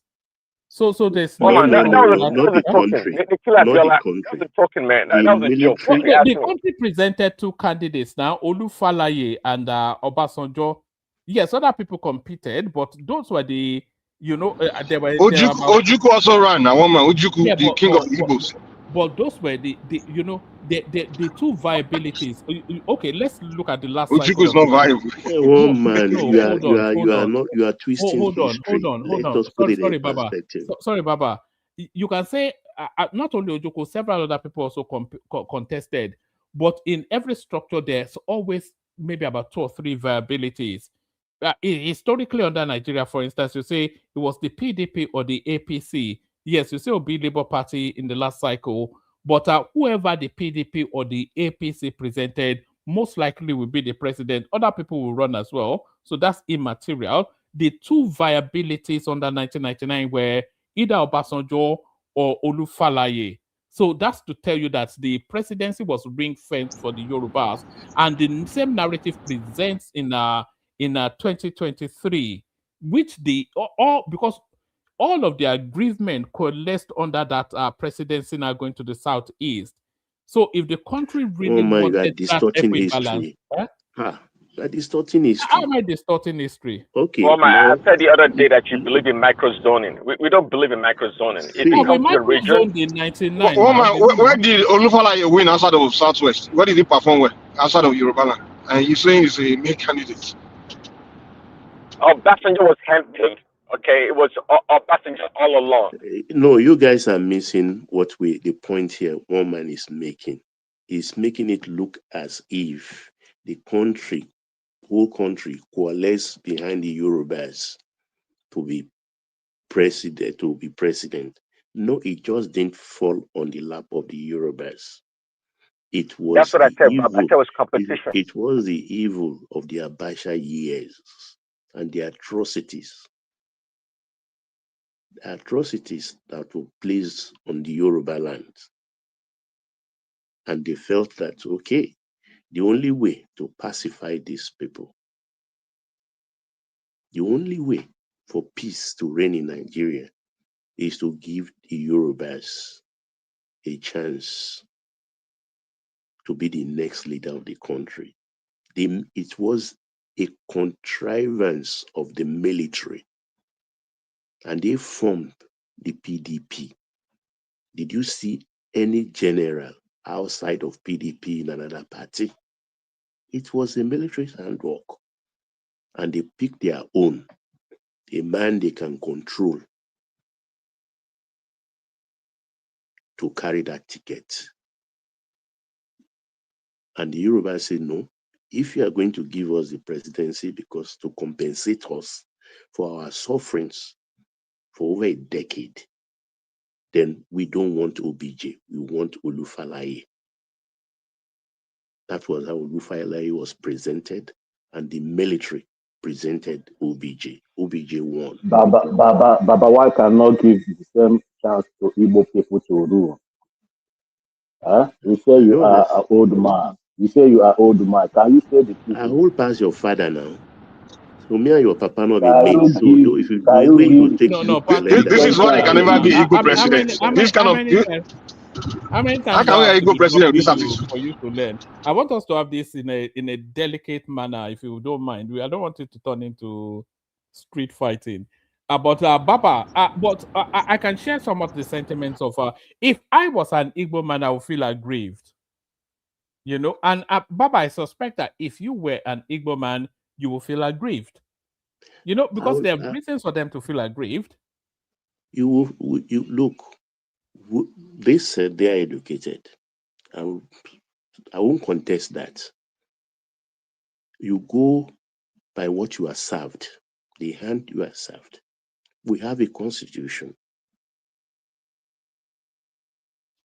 which everybody is not following. We only follow convention of North and South power shift. If it's the turn of the South, like the word of Ojukwu, he coined that word, or I read it first from his write-up or his speech. You stretch your hand across the Niger to the other big ethnic group, which is the Southwest. You negotiate. You go to the leaders of the other side and said, I want to be president. This is our turn. It is our turn. And they may say, no, it's not. They have to come and double. They have to double for Yoruba people. You convince them. And if they have to throw down their own gauntlets, they will tell you, okay, we can back you, but can you do this for us, do this for us, do this for us, do this for us? This is what we want. 70 years old man. See what you are talking about. Your papa not go reach 70 if your papa don't die. And you yourself not go reach 70 before you die. God punish you. Useless children. Not plenty there. Yeah, sorry, Baba, I've removed him. Patrick, I've given you enough chances. Sorry, carry on, Baba. That's the kind of lizard they put around the whole place. But sorry, Baba, I do want, I want the Southeastern to come in, or if you want to come in, but not somebody like Patrick Uche. If you have a fact-based narrative, because I am on board with this idea that the Southeast is marginalized out of the scheme of things, either because they don't play the politics right, there's an element of that, but also there's an element, it's undeniable that there's a grand conspiracy to keep them out of governance. If that is either as a matter of mistrust, as a matter of selfishness, as a matter of whatever, it is irrefutable that there's a grand conspiracy to keep the Southeasterners out of our government. I think we all know that. Oh man, now you're sounding like Shore. I don't. Okay, I think other people are really raring to go. Let me just drop in the meantime and let them go. All right, who wants to come into that space? But can I come in? Well, we called you first, Prestige. I don't know what you were doing. But did you call? Can I come in? No, you can come in, Prestige. Like I said, we called you first. But yes. But the figures are the fact. Yeah. Go on, make that point. No, just go ahead. Personally, right. I think what's been working against the Southeast is the things that wishing for others. It's like something that's kind of like working against them. I think that's what it is, because particularly the Southwest. I'm hearing myself back. I don't know, man. Because if you look, I'm hearing myself backwards. Is that cool? No, we can hear you. Okay, I can hear an echo. Oh, okay. I'm hearing myself backwards. Okay. So if you look at just like Baba was saying, starting from what's his name? Awolowo time, even the way Adesikwe conspired to put Awolowo in prison, and then during the Abiola election too, the way they were conspiring against Abiola, and not even the election, people like Otto Nzeri, all those people.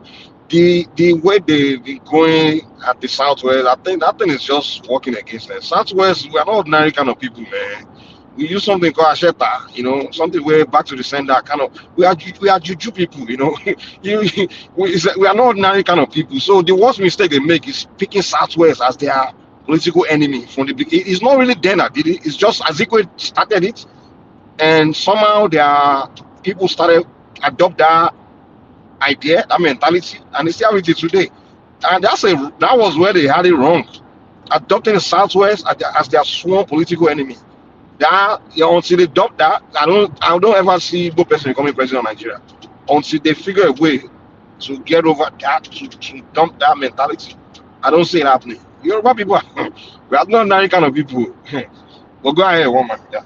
Oh, all right, brilliant. I bring in Prestige. So Prestige, I was looking at some numbers, and it makes for some sobering reading. I was just reading out some data to Baba then that the Yorubas, if you Tinubu's 4 years and the Obasanjo years ruled Nigeria for roughly 15 years. The Fulanis, they ruled Nigeria for 24 years. The Angas, which is the tribe of Gowon, they've ruled for 10 years. But then the Gwaris, which is the Babangida Abdusalami tribe, they've ruled for 9 years. The Kanuris, they've ruled for about 5 years.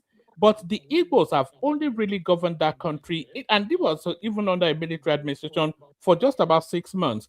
But then the Igbos, they're about 15% of the population roughly. The Yorubas are also about 15% of the population roughly. But this is the sobering part of the data. The Kanuris, which is where Abata comes from, they are less than 4% of the population of that country. The Nupes, which is where Babangida and Abdul Salami comes from, they are less than 2% of that country. So the Igbos that are one of the major, and you might even say the figures for the Igbos is an underrepresentation, but it's irrefutable that they're one of the largest ethnic groupings in Africa and certainly in Nigeria. They've only governed that country for 6 months. In all of the near 70 years, I said 80 something years, but in the near 70 years of the history of that country, that one of the major ethnic groupings of that country, they've not had the opportunity to govern that country for no more than 6 months. So you can see that there's a basis for the agreement in the north, in the southeast, Prestige.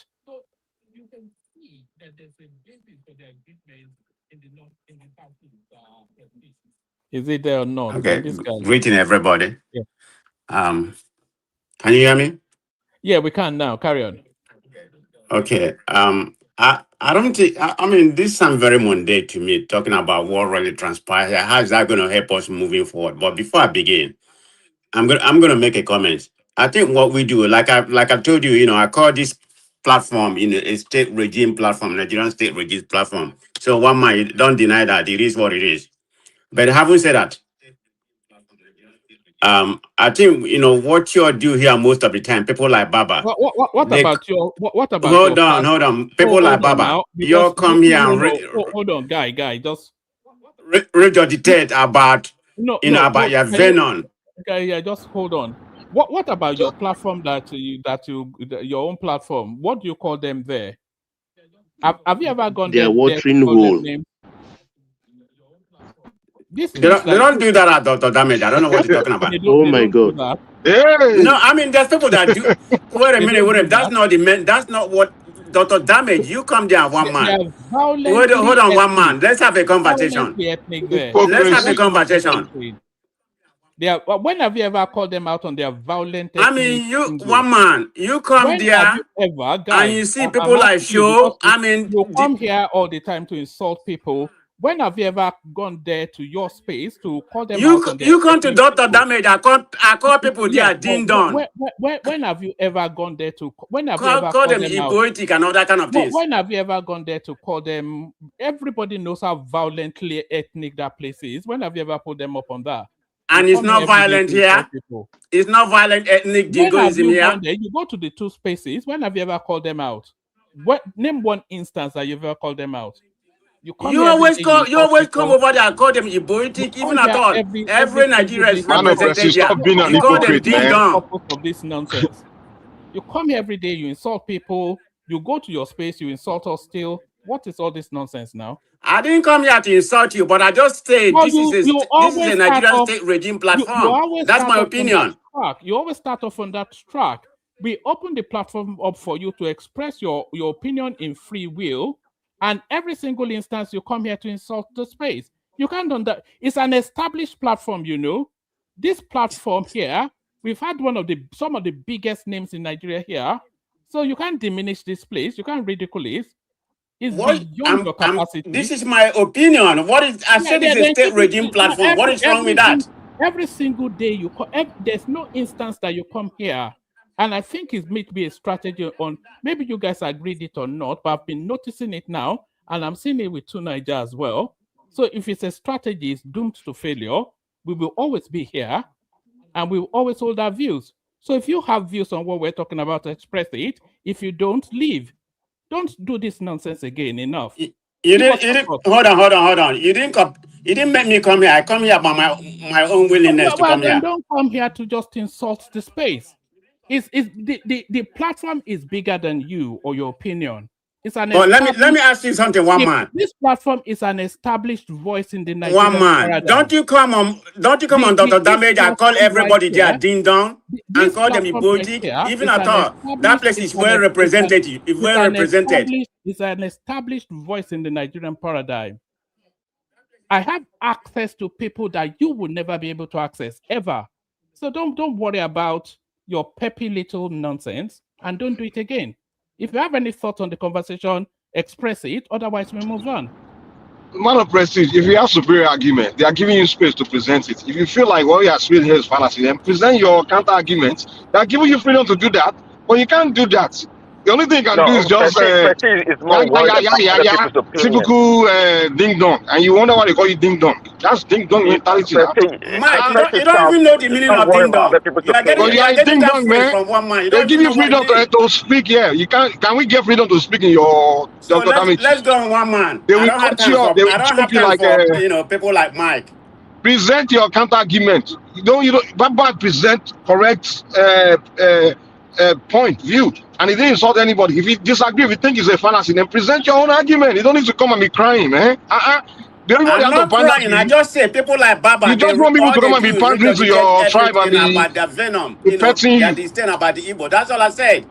They didn't insult Igbos. They present fact. It's true. What we say about your people, if it's a lie, then tell us, convince us. Prove okay, that's your opinion. That's your opinion, but that's not my opinion. Prove what we are saying is a lie. We tell you the truth. My tribe men. We are not attacking your tribe. We are just telling you the truth about things that happen. It's what make your opinion the truth? If you stole from the bank, if you rob a bank yesterday, I can go ahead and talk. If you rob a bank yesterday, and it's a fact you rob a bank, and we come in to say, man of prestige, you rob a bank. Why are you angry? Are we lying? Then if we are lying, then prove to us that you didn't rob a bank. It's a fact. We're telling you the truth. You don't need to be crying, man.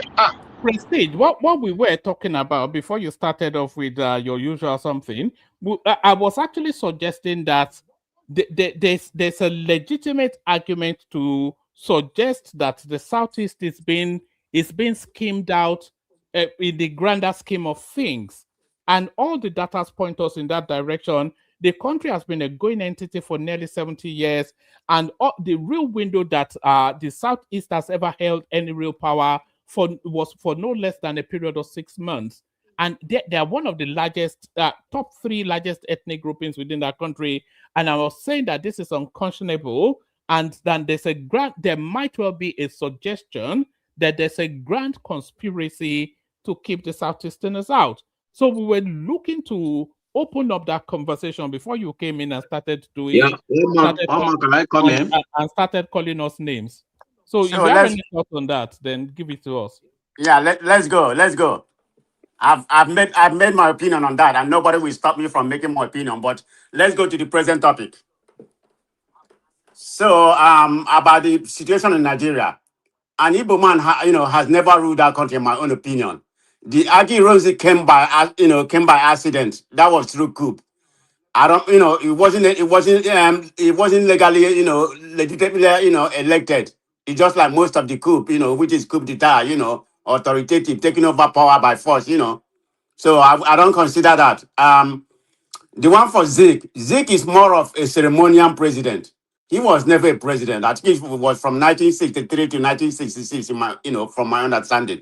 So you can pretty much say that Igbo man has never ruled that country, in my own opinion. This is the way I see it.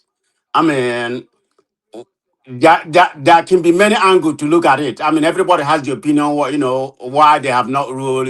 I will start maybe the civil war and aftermath and the marginalization is one of, probably one of the problem.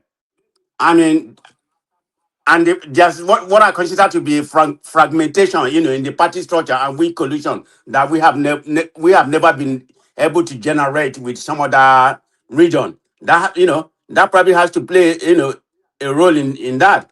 So how, because the Igbos are known to be that's where we are to be Republican, but is that is that a problem that we have? Yeah, that could be a problem. That could be a strength. So that's why I look at it. It doesn't really, I mean, I look at it differently. Should we have president? Yeah, we should, but it doesn't really matter to me. I'm just speaking. I'm just speaking for my own personal, opinion. Whether we president or not a president, that's not even where I'm concerned right now. Where I'm so much concerned about is how to move the country, how to move the country forward about the presidential election, the electoral reform, or something like that. I don't like to talk about something of that. It's a passage, it's a mundane thing. Even I thought we stay here and talk about it every day, I don't think it's going to make You any say it's difference. a So, mundane. but anyway, You say it's a mundane thing, but a lot of people are actually aggrieved by it. okay, that's their own problem. Whether they're Igbo, Hausa, or Yoruba, I mean, yeah, I'm aggrieved by it, but I'm not gonna live on that. I have my life to live, so I don't. When I say mundane thing, I'm talking about mine personally, not any other Igbo person or whatever. So I mean, we can stand cry today, yesterday, or something like that. Maybe the politicians need to find a way to work with other regions. That's a plus, but is it this Cold War that is there that Igbo will never rule the country? I mean, a lot of you here said it, and a lot of people in Nigeria believe it. Maybe because of something happened in the Civil War, everybody still hold them accountable that, they are saboteur, they are bold. If they come to rule, they're going to want to take over the whole country or something like that. We know what happened, pre-Civil War. The Igbo, has, even I thought the Yorubas at that particular time, now we have leveled up. At that particular time, the Yorubas are the most educated people. But I think the Igbos occupy the position. And I can understand why the Igbo occupy most of the position in Nigeria at that particular time, because we had an alliance with the North. And the North at that particular time, we are not as educated as they are right now. They are coming up a little bit, but at that particular time, they were not educated at all. So they gave the Igbos most of the position. So that's why the Igbos occupy most of the position, that we have, pre that time. But since that time, after the war, I don't know if it is a payback. I'm not in their mind. So I let me don't ask you know a what question, happened, but man of prestige. You just say you had most of the position at that time. So why were you still not satisfied? You still went to the three one position did man, not talk about less. Still, no, don't, still don't feel them. interrupt me. I don't have time for that. Can you answer that question? I don't have time to. I'm not going to answer you that. I don't have time with you. But anyway, so that guy made me lose my chain of thought. But anyway, like I was saying, it doesn't really mean it doesn't really mean anything to me whether they win or they don't win. But I want the country to move forward, about what's actually happened. But you made But you some back Peter commentary Obi earlier. now. You back Peter Obi now. Yeah, Obi is my man. Well, Obi is my man because what's actually happened right now, Obi is But the only sincere you candidate. but Obi you is the only sincere, clean candidate. I'm yes, not saying he's a saint, but he's the nearest thing to be the cleanest candidate out there. The rest are corrupt. all right. Well, yes. People I may mean, people disagree. like Tinubu, who is a dodgy, who has a extremely dodgy background. But that's Yes. not the point Obi we that are right stole now. 250 Hold million. on, Mike. Hold on, Mike. Okay, do you all know that if Obi had any single skeleton, they would have arrested him because what they are doing right now is political selection. Leave all But that. let me go to the topic, and I don't misdirect me. No, I wasn't misdirecting you, but we've known you for long enough, Prestige. When you first came into the space, you told us then that you never paid any attention to Nigerian politics, really. Wait a minute, hold on one man. How long has that been? That's 3 years ago. Don't you suppose you learn? No, hold on. I'm going somewhere. You told us that you never paid any attention to Nigerian politics because your focus was on the American political space. And you told us also at that time that you did not know anything about these politicians, especially Peter Obi. And you also told us you were adopting him for reasons that that you have to support your own. That's what you said. So Yes. I'm not quite sure how you have now evolved into You don't know his history. You don't know his background. When you adopted him now, you adopted him for reasons of tribe. You told us here 3 years ago. Okay, you want me to go? You want me to continue? No, you can continue, but you cannot Okay, say yeah, you yeah. don't care about all this. Everything you said, You 100%, want I him to agree. be Yeah. president because he's Igbo. So you can't say you don't care about the ethnicity when clearly that's the deciding factor on you choosing a candidate. And I am even in support that an Igbo person should be president for reasons that the data is so alarming that we've never had an Igbo president. Okay. To begin with, yeah, I have I support him to a certain extent. That he's an Igbo person. He's an Igbo person. But I'm not going to support all Igbo man. I'm not going to support Hope Uzodinma. I'm not going to support Uzo Carlo. I'm not going to support even Rocho Korocha. Because of their corrupt background. I'm supporting Obi after reviewing his antecedent. I was able to review. I read, I study, and I know who Obi has become. So that's why I'm supporting Obi. Obi is the closest thing to being, if there's anything like Sen there, which I don't think Obi is, but he's the closest thing in that Nigerian politics. Obi is the one.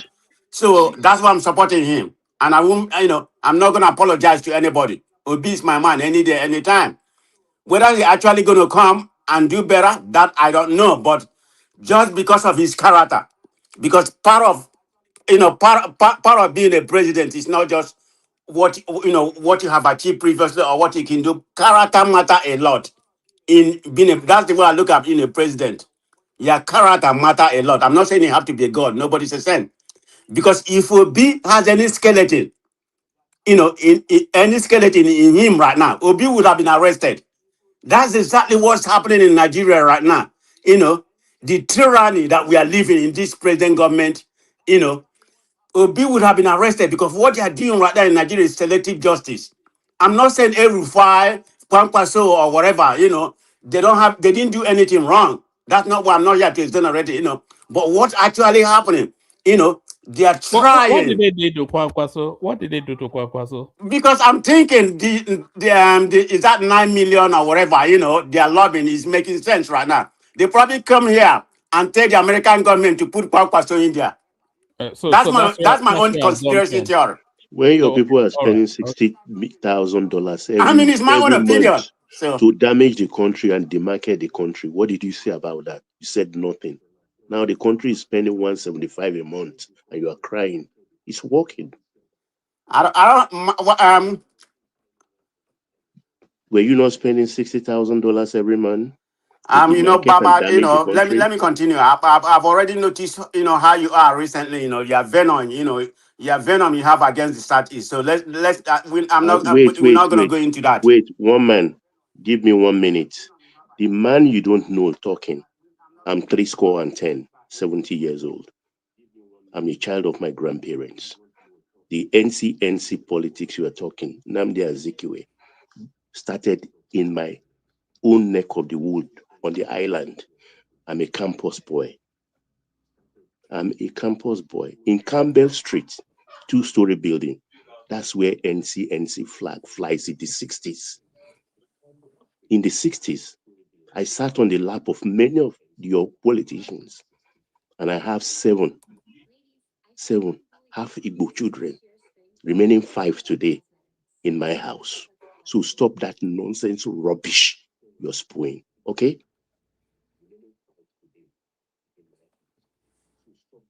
And besides that, I hold 2 chieftaincy titles in the autonomous communities Can I go in the ahead? Southeast, in Imo. Who is more Nigerian than me? One man is still there. I'm still here. I have a question for you. I'm not done now. Yeah, let Prestige land. Okay, Prestige as I the have a real day question for you. is the real day. It's made me shout, and I didn't even want to shout today. But Prestige, back to you. So we were talking about Igbo presidents or something like that. Like I was saying, it is what it is. If Igbo get the president, let them get it. So I'm not going to spend a lot of my energy whether Igbo get the president or not, because that's my less concern. My less concern is what I can achieve for myself, and some other thing, or what we can do in Imo. How we are working in Imo to make him a regional hub right now. So that's my main concern. We have given a hope our 8 bulletin point, and he's doing okay. Even I thought he wasn't duly elected, but that's the past. So I'm not gonna come here and be dwelling on that how he came in, but he's doing in his second time he's doing great job in Imo. So that's a given. That's all I care. So we are working hard over there to make everything possible to Imo to be what they're supposed to be, because we have some good resources and some other thing. But having said that, you made a comment that I have to dispute. You said something about the election violence in 2022. I think your statement is misleading. I don't know where you got the data. Okay, so let's come and put the data fact, because Southeast did not have the highest election violence during that time. If I'm wrong, if that's not what you say, and I have my own data, empirical data to disprove you. The Northwest has 19.88%. The South Side has 11.56%. The Southeast has 8.83%. The North Central 7.20%. Are The you reading Northeast. data from Radio Biafra? Mike, will you just be quiet? Don't interrupt me. I'm not gonna interrupt you when you're speaking, please. The Northeast has 5.7%. The Southwest has the lowest, 5.6%. But city-wise, you have to, because most of the violence that happen in the Southwest is only in the Lagos. Kanu has the highest city-wise, followed by Lagos, River, Delta, Anambra, and Ebonyi. These are the 5 top. These are the 5 top states apart from region.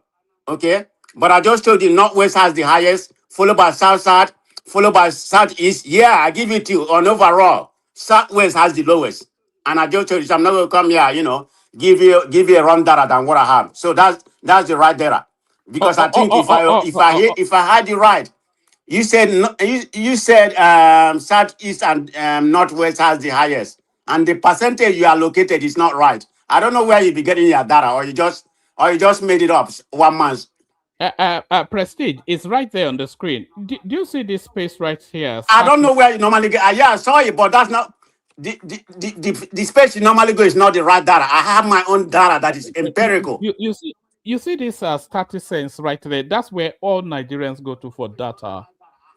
That's where all of Nigeria goes to for data, because it's a dispassionate data-led space, and this is the data they are presenting. The victims of electoral violence, Northwest, they recorded, this is in the last cycle. Yes, 2023. Yes, 164 people in the Northwest. In the Southeast, 152. In the Southwest, 45. In the South, 25. North Central, 12. And Northeast, Wait a minute. Are you specifically talking about death or violent? Because when you want to talk about hold on, one man. Yeah. When you want to talk about election violence, you have to include all the indices. Where are you getting your data from? So this is where I'm getting. Forget about where I'm getting my data. I get my data empirical data. It's not. From where? I pay for mine. It's not. It's not an open something. I pay for my where I get my data from. Yes. Where is it? The place doesn't have a name. From IPOB website. Mike, you know what? Mike, you need to be quiet and stop interrupting my conversation, please. I'm not going to intrude when you are talking. So just leave me alone. So that's the, I only really brought this data forward because a lot of the narrative around electoral violence seems to wrap around the MC Oluomo space, that you say, oh, Mama Chinedu and all that. But so, Lagos has the second highest. So the impression then creates that was where the abundance of the electoral violence is. But the most recorded electoral violence in the last cycle was in the Northwest, and the second highest was in the Southeast. Okay, why not go state by state, one man? And the figures from the Southeast is 3 times that of the Southwest. Why not go state by state? Over 3 times. Okay, let's go state by state. Where are you getting it from? You are not telling us. Kanu has the highest, followed by Lagos and River, Delta, Anambra, and Ebonyi State. But you can see my source on the screen now. What is your source? I'm going by state. You are going by region. Yeah, what is your source? What is your source? I'm not going to share my source with you because Is you're going it to, a you're going to want to go buy it. You can't. hidden secret? What? Is it a hidden secret source?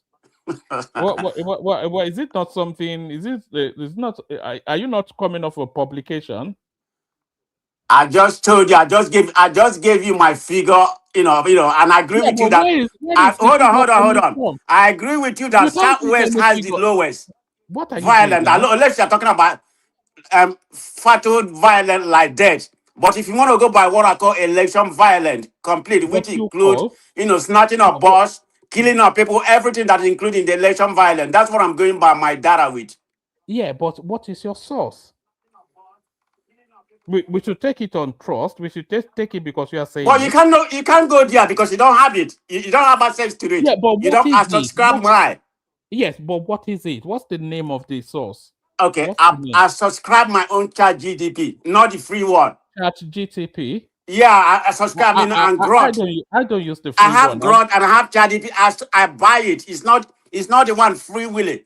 This one give you an empirical data. The one I subscribe. I pay 20. It doesn't cost that much. It only costs about $9.99 a month.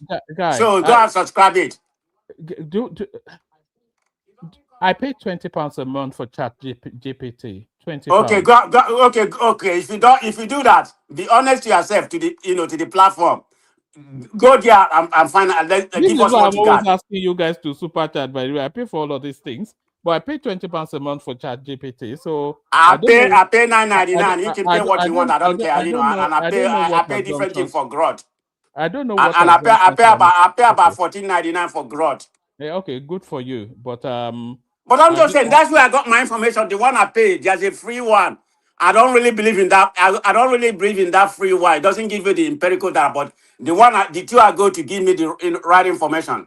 I just don't use it for Nigerian politics. I use it for other things. I use it for my business.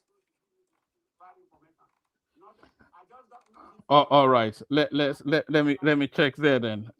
Electoral violence. Go ahead. Nigeria, I wait. 2023. No, somebody else can take the floor whilst I'll do the search and then we'll see what. I should say by region. Okay. Yeah, say region by region.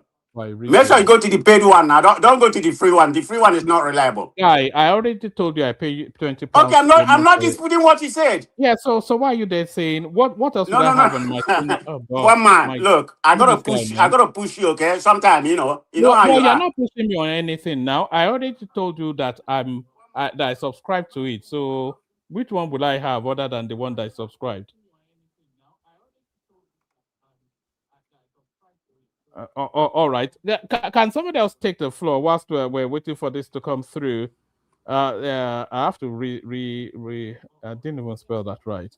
But this wasn't even the conversation I wanted. Can somebody take the floor? Then I can continue. All right. The conversation I was hoping to have is how the data tells us that the Southeast is somewhat being skimmed out of the grand scheme of things in Nigerian politics. That's what the data is telling us. So I mean, yeah. Sorry, AY. Yeah, come in. Greet you, everyone. One man, I invest for you first. One. What did I do? Because now. Hold on, AY. I'm not even done. Why are you coming in? You said we would be in. Somebody can continue. Man of Prestige. Which one you did? Okay, go ahead, AY. So I'm actually surprised. When will you also ask the question like, when will Edo be president? You did see other tribe for be president, Abi. Or when Joe will be president. Ijo was already president now. Yeah, but why would you want to be a president? You only about 2 or 3%. You don't have the right to be a president. You see, this is the problem. That is how Hausa Fulani are also treating you. You are hungry. That's the way Yoruba also treating you. You are having problem with it. You see, that's where the problem is. Honestly, if you ask me, I don't think we should be discussing if it's Yoruba turn, if it's Hausa turn, if it's Igbo turn. if it's whatever turn. I don't think that's the issue. Do you know why I brought up the topic? Okay. AY. There's a sense of I think we're all aware that Can I speak about the food inflation that one man came here and dabaru us with, have information, economical on the truth? All right, but let's discuss this one first now. Yeah, okay. Why are you jumping in first? Okay, AY. AY, there's an unmistakable sense of aggrievement that the Southeast is being schemed out of Nigeria. And if you look at, because I went from independence till date, and I could only really see a 6-month window that the Southeasterner was president of Nigeria, that they held real power in that country. That was under about 6-8 months of Agui Rossi. And if you think that Nigeria has been a going concern for nearly 70 years now, and then I went to the Fourth Republic. If you look at the Fourth Republic, we had 8 years of Obasanjo, we had 8 years Buhari, we had about 2 years, what's it called? Yeah, Dua. 5 years, Goodluck Jonathan, who is not an Igbo. But let me ask you this. So I don't know if you know. Do you know the largest tribe in Nigeria? They've never produced president. Are you aware of that? You mean the Hausas? Yeah. Are you aware of that? Yes, but they've never agitated too. So I think they are rested in being under the Fulani umbrella. Well, that is what you would think. Actually, they are talking, just that they don't talk the way we talk in the South. They are actually talking, they are agitating. But it's just like their kind of agitation is very underground.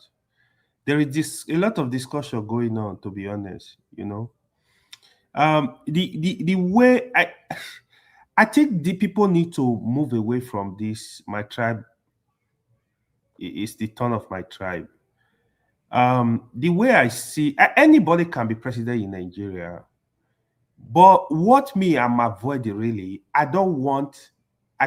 keep saying this, I don't want an Hausa president, I don't want a Yoruba president, I don't want an Igbo president, I don't want a Joe president, I want a Nigeria president. What I mean by that statement, if your intention is to come, you are Yoruba, you want to be president of Yoruba, when you are supposed to be president of a country, I will never support you. I have problem with that. If you are an Igbo man, or you are canvassing for, you want to be an Igbo president, not a Nigeria president, no, except you create an Igbo nation or create a Yoruba nation. Nigeria is too complicated, it's too complex for anybody to come. All you want to do, you want to focus on your tribe only and leave other 300 plus tribes. This stuff are day job, but the other thing I'm going to say, I heard Baba say something earlier about Agui Rossi. The truth is, the project of Nigeria, we are not telling ourselves the truth, especially with the 3 major tribes. They are fighting for power. It's power struggle. If you go check from 1960 to date, at some point, the majority of the Southeastern that are crying today, they were in charge. So a lot of people don't know this. They were in charge. It's just politics going on, to be honest. That is why you see the big division in the South, because the Yoruba man does not trust an Igbo man, and Igbo man does not trust a Yoruba man. Because once any one of them lose guard, then they're gonna form the other group will form alliance with the North and keep ruling the country. This is actually what is going on. Currently, the Yoruba have that alliance, but there was a point where the Igbo had that alliance with the North. This is what we are not telling ourselves. But I don't want us to be discussing this. It's my turn. It's my turn. Why can't you just? Yeah, I'm not saying you are not Yoruba or you are not Igbo, you are not wherever. But Nigeria is too big. I really want to see a president that will look at the whole region. I say, listen, I have to do what is right for everybody. I have to look at what will benefit the country, because the truth is, as we still say all this stuff today, if you build a 5-star airport in Igbo in Anambra today, it's not only Igbo that will use it actually. That's what we fail. If the road you are building in Lagos, it's not only Yoruba that are using it. The truth, if you build a rail line to Kano, it's not only Hausa and Fulani that are using it. I really want us to think along the real nationality where you will see every part of the country as your constituency. But I think in that way. AY, the truth is, it's all very nice. So, and I think it's all warm and fuzzy, and I think reasonable people will align with that thought. But the fact is, we are not there yet, and we are not even anywhere near there. We are not there yet. But I will give you this. I will give you this expo. The moment you come out in Nigeria and it signal that you are fighting for your tribe, you want to be president of Nigeria, you will never be. Take it to the bank. Nobody has survived with that. Yoruba tried it in 1999 now with Obasanjo and Olufalaye. Olufalaye, Yoruba wanted Olufalaye, not Obasanjo. Nigeria wanted Obasanjo. That was the politics. So if you are coming with that idea of, even during Abiola, some people wanted Tofa.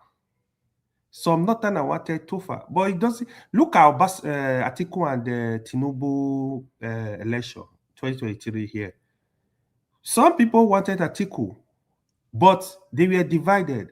So the moment you have it, that you will not be able to survive in Nigeria, except you don't understand Nigeria politics. Buhari failed. Nigeria just saying it. Buhari failed 3 times. He thought he won the election. I was telling people, I said, no, you did not win, because it was a section of the country that were voting for you. That was what happened to Peter Obi.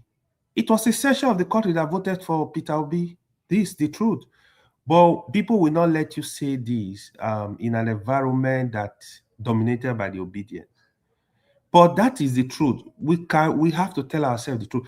If Peter Obi have any strong alliance in the north in 2023, oh man, that election would have been over very fast. But we got to tell ourselves. I strongly believe an Igbo man will be president at the right time, but that president will be chosen by Nigeria.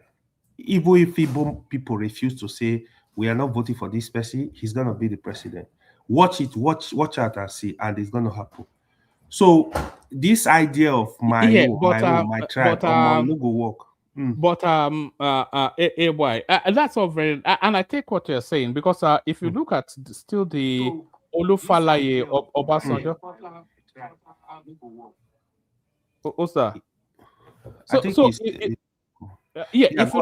If you look at the Olufalaye Obasanjo sort of elections, it's very much very similar to Obi Tinubu.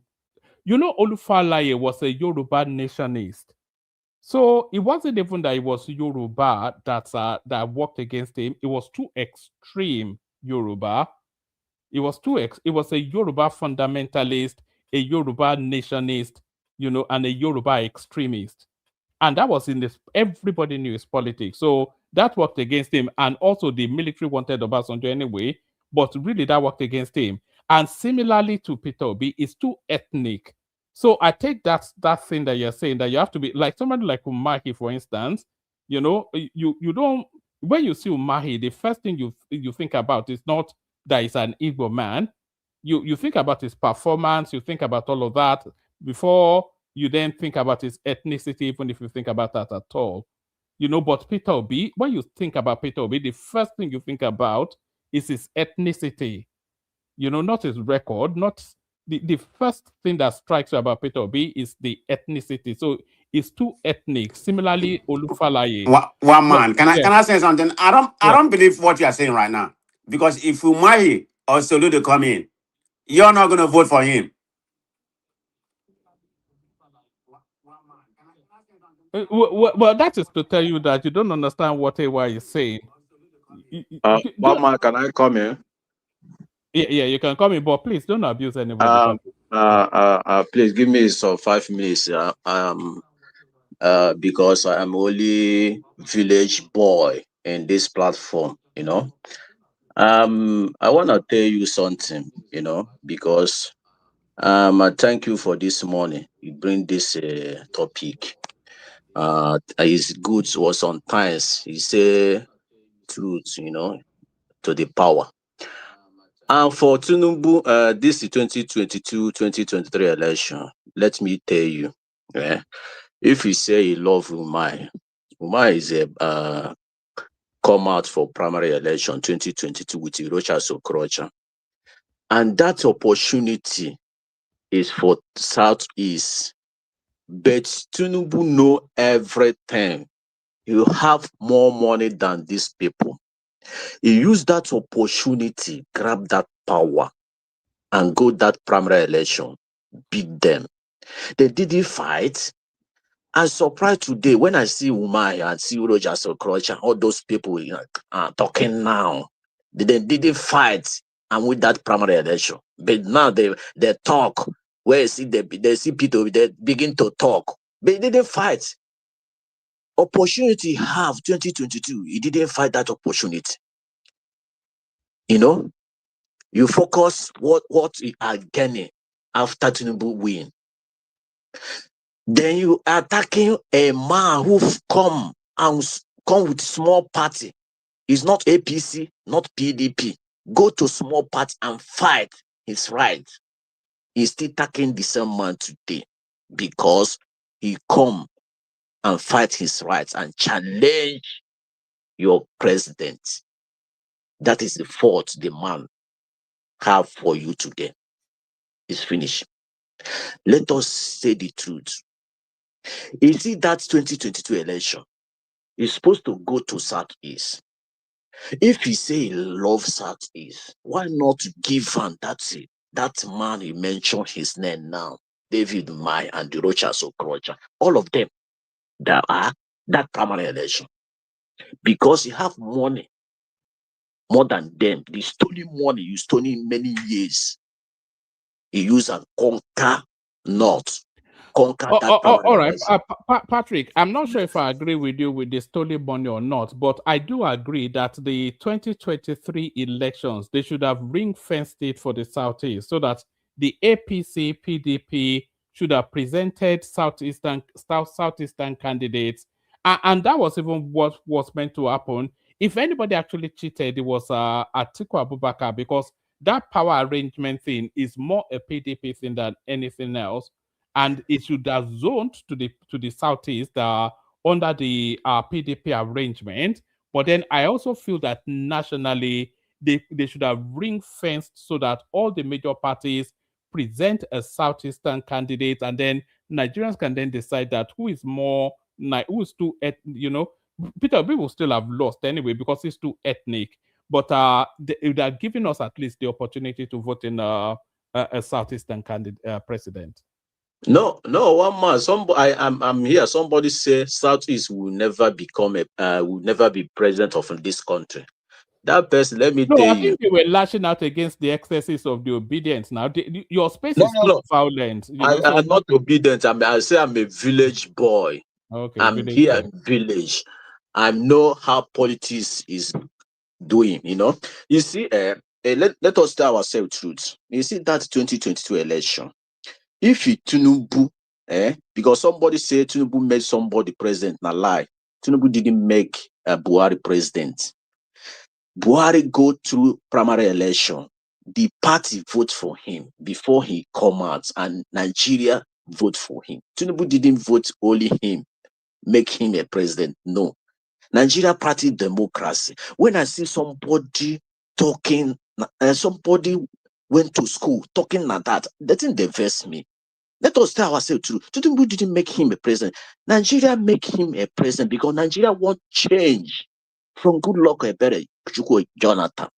And let me tell you, if today Goodluck is a former president, if Goodluck is not vice president, I don't think Goodluck will cement that presidential seat in his own life, because they will never allow that man come as a primary election or any candidate of a big party in that country. Let us tell ourselves truth. And this Tinubu you are clamoring today, you are supporting today, you say you have a strategy. Tinubu don't have anything. If that primary election failed for him, if he actually lose that primary election, Tinubu will never become a president today. If you actually lose that primary election and goes to small party and SDP, Tinubu can never win that election. Let us tell ourselves the truth. If you have a opportunity to PDP and APC, it will have 100% become a president of this country. But I'll salute P2B. I'll support P2B today. And this man we call P2B. That man came and used this small party and challenged this corrupt politician and but win that election. Now. Forget it. It didn't win the elections. He win that election. No, guy, just forget that nonsense. He didn't win any election. Okay, I mean, he don't win that election. But forget he win 12 hold on. He did exceptionally well. But if we are going to have an intelligent conversation, forget all of the nonsense that he won an election now. Okay. Hold on. In all of the build-up to the election, there was no data that suggested they will win now. Who will vote for him? The election is not Lagos and the Southeast. Okay, let me ask you a question. Why would people in Gombe vote for Mobi or Yobe or Adamawa or Sokoto? He no win. He no win. I want to ask you a question now. Don't be doing it. Just okay. Let me ask you a question. One man. Yeah. How many states Tinubu win? How many states Atiku win? How many states? Let us start from there. Somebody didn't win that election. Let us start. How many states they win? Look, guy. Let's leave the election. Hold on. It's not that I don't want to take it on. It's that we have done this thing you want to do now. We have done it at least 1,000 times on this platform. So there's no point anymore. Tinubu is the president. You have another election coming next year. But let me say one thing. Sorry, let me just say this and then I'll shut up. You coming. This is the thing that is guaranteeing Tinubu's return. There's been a lot of dynamism that has taken place between the last election and the elections that's coming. This guy has governed. He has a record to campaign on. There's been political realignments. Tinubu is in power now. He wasn't in opposition. They have 30 governors now. They had 20 then. All of these changes, and you guys are still doing, let's count the states that, you guys are not, you're not taking on board the new dynamism that is happening now. You're still wanting to do what happened in Rivers State. Look, it's barely 12 months away, the next election. We're in February now. It's February next year. So let's count the state. How many states you forget now? Give me a small chance. How have you evolved from the loss you took last year to the next opportunity that is coming? Nobody sees any evolution now. It's just the same ding dong. But let me correct one thing you said. I need to correct that. You see, the way politicians think, when I hear some bloody civilian online, sometimes I laugh. You said PDP and APC would have given ticket to somebody in the Southeast. First of all, politicians don't think like that. Second of all, Southeast never like APC. So there was no way APC would throw ticket to the Southeast. Southeast has been a PDP struggle. If there is any party that would have actually compensated Southeast for supporting them since 1999 was PDP. But PDP, they failed there in their usual way. Probably if PDP has given ticket to Peter Obi, maybe the story could have been different. But they did not. Because party, don't forget, they are also very calculative. They are looking at, okay, where can we throw the... It's not the way we think. We think with emotion. It's my turn. It's supposed to give it to me. Nobody is going to call you and say, hey, come and take ticket, except you have one strong godfather. Tinubu could have called somebody and said, I want you to contest for this post. I want to support you with whatever.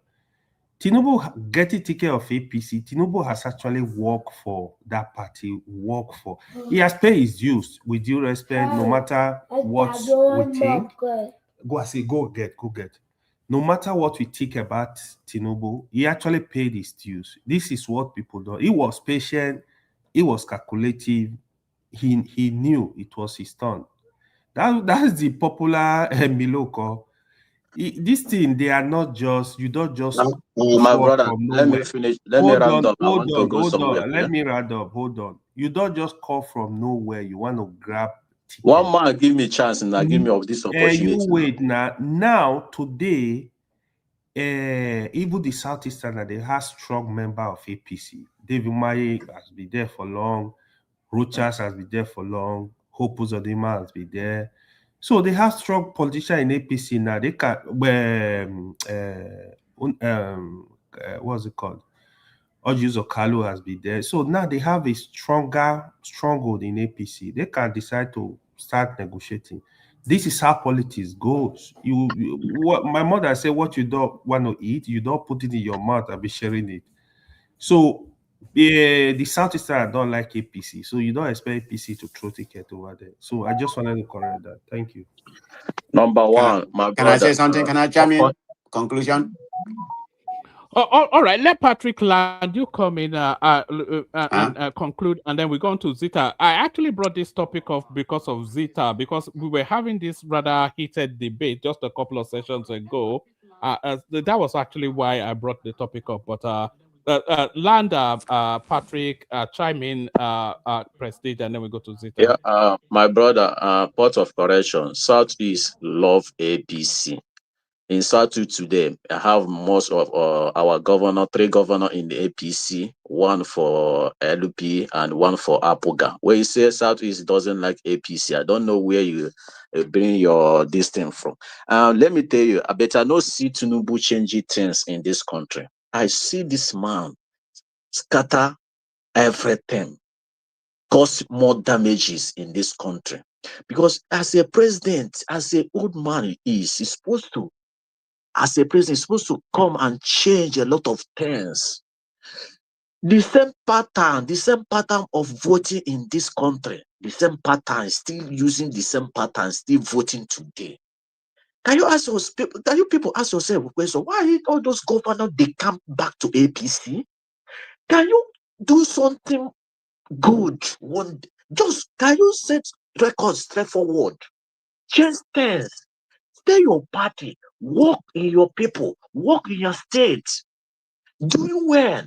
Change all those electoral act, all those people. Change how to vote in this country. Cannot continue rigging system in this country.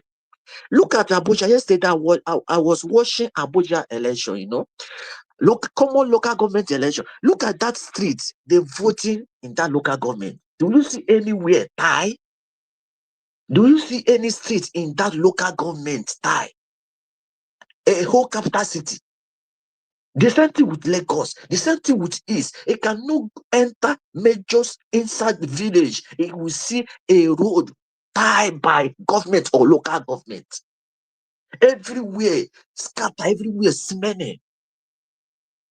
The same people went to abroad or they go abroad. You come to this place now living. There's no anywhere you enter in this village. You cannot see a nylon tie way, tie crota. You know about that. Look at Onocha. Go to inside village. I don't know where this. I want this president as a president of this country. Change many things in this country. If you win, you win. If you lose, you lose. Because all those things, the same pattern. You see a common minister of Abuja priding herself as a president. All the military, all the army following this man. Where this thing can stop in this country? Can this man change many things in this country? How to govern? You know, I want you to change how to govern, how to vote, our voter attitude. Everything is not power. Everything is not power. You cannot control that. This country is going backward. This country is going backward. Let us tell ourselves truth. If I become president today, all the governors will they come to support me. Conquer everybody. Democracy is not like that. This man stop all those things they are doing. 2027, I no hope. I no hope there's an election in 2027 because those pattern this weekend, India mean of Uganda pattern as a government. Enough is enough. I want this country change. I want this country change.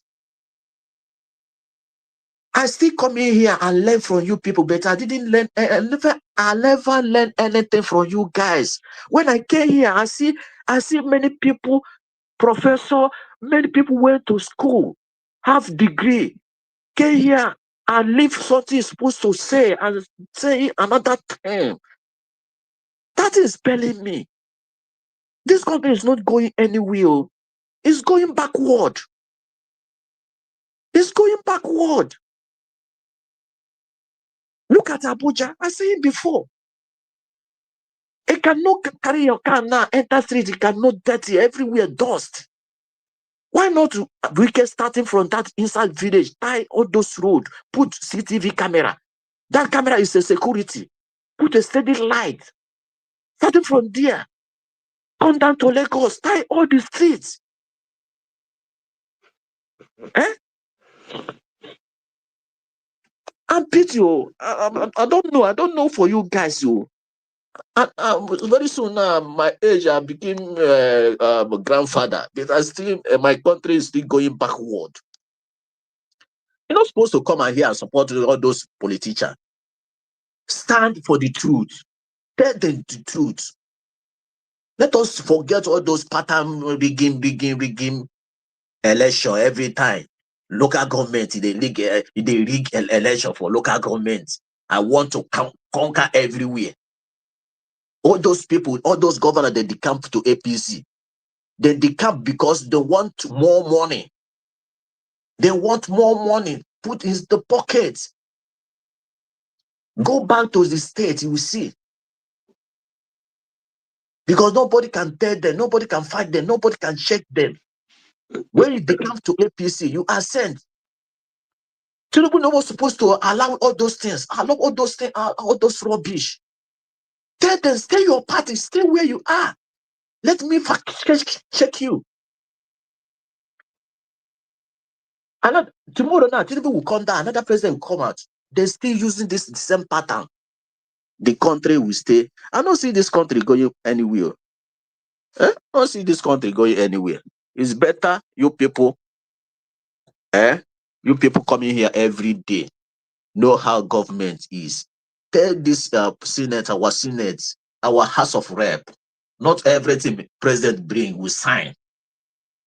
Make law will favor citizen.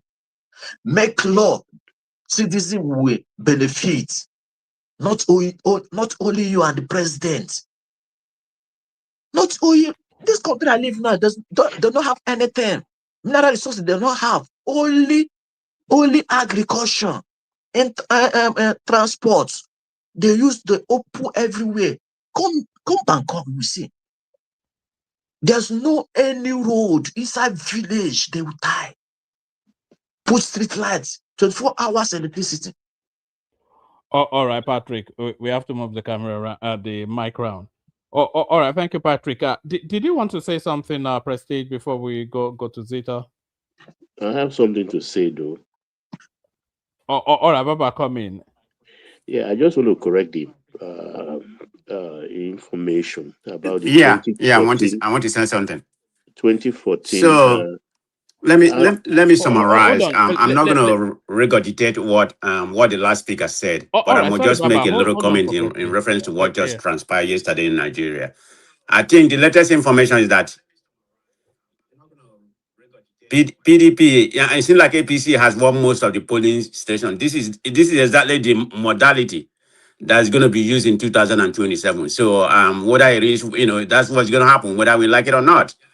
What BK has really done, he actually has brought his cultural hegemony that he used in River State. That's what he's using in the FCC capital right now. So this is what's going to happen. So that's what, this is Nigeria for you. But having said that, let me conclude about the narrative we are talking about when it comes to the Igbo president or not. I think I look at it, in this way, the population, I think Nigerian population, if I'm right, is about 220 to 230. I don't know which one is correct. We don't even have a particular data, to give that, to give that information. So my issue about that it's going to be very difficult for the Igbo to have to have a presidency. This is the way I see it, and just many perception and identity politics going on there. Particularly when it comes to the Northerners, they fear the Igbo domination due to the historical Biafra conflict and the influence the politics rhetoric have. So for them to overcome this is going to they are very suspicious of the Igbo, and for anybody, any particular region to win election, you have to align yourself with the Northerners. I don't know why, because as they claim that the Northerners has about 60% of the of the voters. That's including middle belt, because the middle belt, they consider them not. So for anybody to win, and the Igbo has not been able to, do it recently. That's exactly what Tinubu did. And in a nutshell, the reason why Igbo hasn't have a presidency, like I was saying, Azikiwe is just a ceremonial in Igbo. So in my own opinion, Igbo has never had any elected president. It has to do maybe because of the civil war aftermath and the marginalization. That this is just strictly my opinion, not anybody's opinion. And I think the political zoning arrangement favoring other regions, that's what I think about it. And there's what I consider to be maybe fragmentation structure and the weaker, collision with the North has something to do with that. So it's going to be difficult for the Igbo, to have a presidency. So that's just the way I see it. Prestige, can you hear me? I don't think he can hear you, but I I don't can think hear he you. can. Because Yeah. he was saying, I wanted to ask him what he's saying Wike did in Abuja. What did Wike do? Yes, I can hear you. Okay. Yes. What are you saying Wike did? What did Wike do in Abuja? What is he standing accused of? What did you say? What did Wike do? You said Wike did something in Abuja. What did he do? You didn't see what Wike did? Wike told them. Wike told them that if you don't vote for APC candidate, you shouldn't vote. And they lied. Before the day, before today, yesterday, the electric company called. Said there's not going to be light. I think between in the morning till about 4 o'clock. And I was speaking to somebody in Abuja. The light came on at 4 p.m. and it was, they keep on taking the light and bringing it back. So this was predetermined, and this is all wicked job. Is And that this is why, unusual? Hold they on. wouldn't like to transmit it electronically. But even at Hold on. all, Is that it can still be unusual? transmitted where there's no light. And when you get to the portal, they can get the information. But we know what's going to happen. All right. They're going to Hold on. change the This result guy doesn't from know. from the form, from the form ECHA. They're going to change it. That's exactly what Wiki did, during 2023. And he's replicating that today. So that's how I see it. So sorry, I'm not sure you can hear us. That's just what the problem is. Is it unusual for lights to be epileptic in Abuja? Is it unusual or what? I'm not. I still don't get what is accusing Wiki of. But Baba, they contested an election Yeah, I 4 just years want to to win. correct some things. First, straight No, it's inside not. the It's not topic. unusual. I have people that live in Abuja, not like that. Not from in the morning till about 4 o'clock. Okay, can I go to the Yeah, listing? I want to carry talk on, Baba. about the APC primary in 2014. It was held in Lagos. Who were the contestants? Buhari, Atiku, Kwankwanso, and Tinubu assured Buhari, because he doesn't have money, or he did not have money, that don't worry, you will win the primary. Buhari didn't believe it. He went like a cheap sheep to slaughter in Lagos in that primary. But that is where his respect for Tinubu grew so large, because against such heavyweights, surprisingly, he beat Atiku and he beat Kwankwanso. Even Kwankwanso became the runner-up. Atiku was distant third. So he made Buhari, and he didn't hide it. He said it in Abeokuta, I made you. I brought you to the presidency. Did Buhari deny it whilst alive? No. Two, whether we like it or not, every country develop at their own pace. Every state in Nigeria develop at their own pace. As bad as Nigeria today, Lagos State as a state, if Lagos State were to be a country in the continent of Africa, Lagos will be the fifth largest economy in Africa, number 5. Against countries like Morocco, Tunisia, Algeria, Lagos will be number 5, fifth largest economy. And they are doing their best despite the pressure. Third, the Abuja election. These people don't know politics. Politics is very simple if you know what to feed it with. What did Wike do? All the 6 chairmanship, they were all indigenous, owners of the land, in quotes. They were Guaris, or what did they call those people who originally habitat Abuja?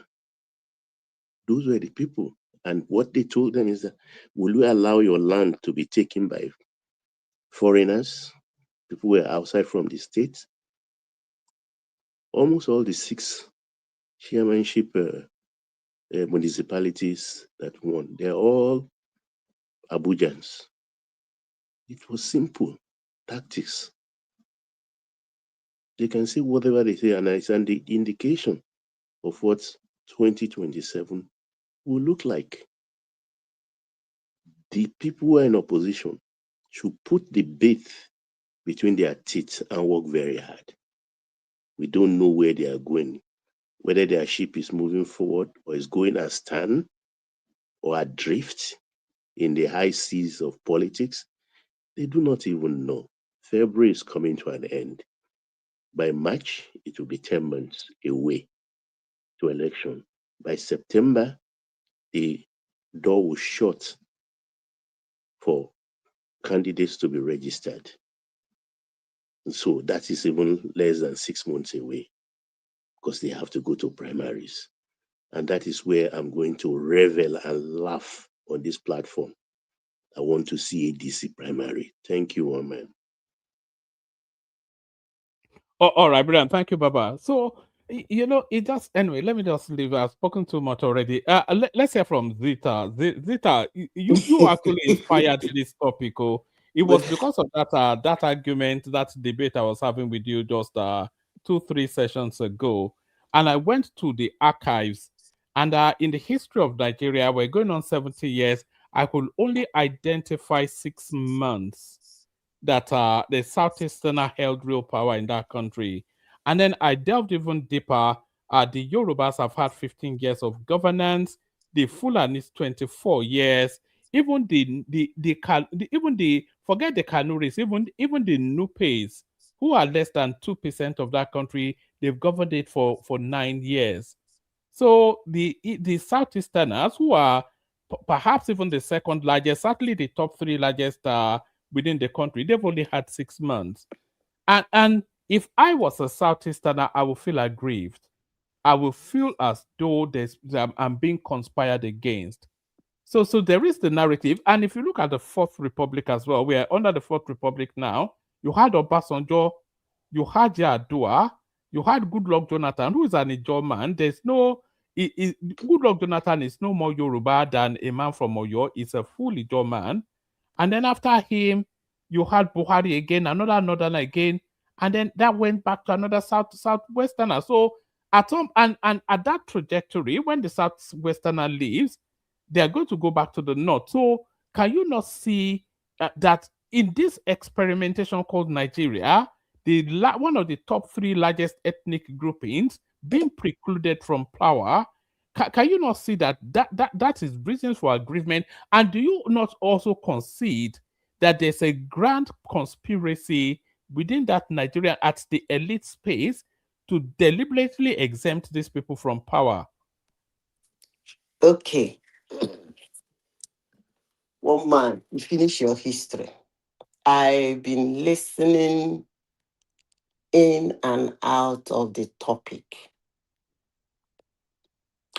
But before I start, For those running history and those talking about hate and love and party and all whatnot, I want to say this.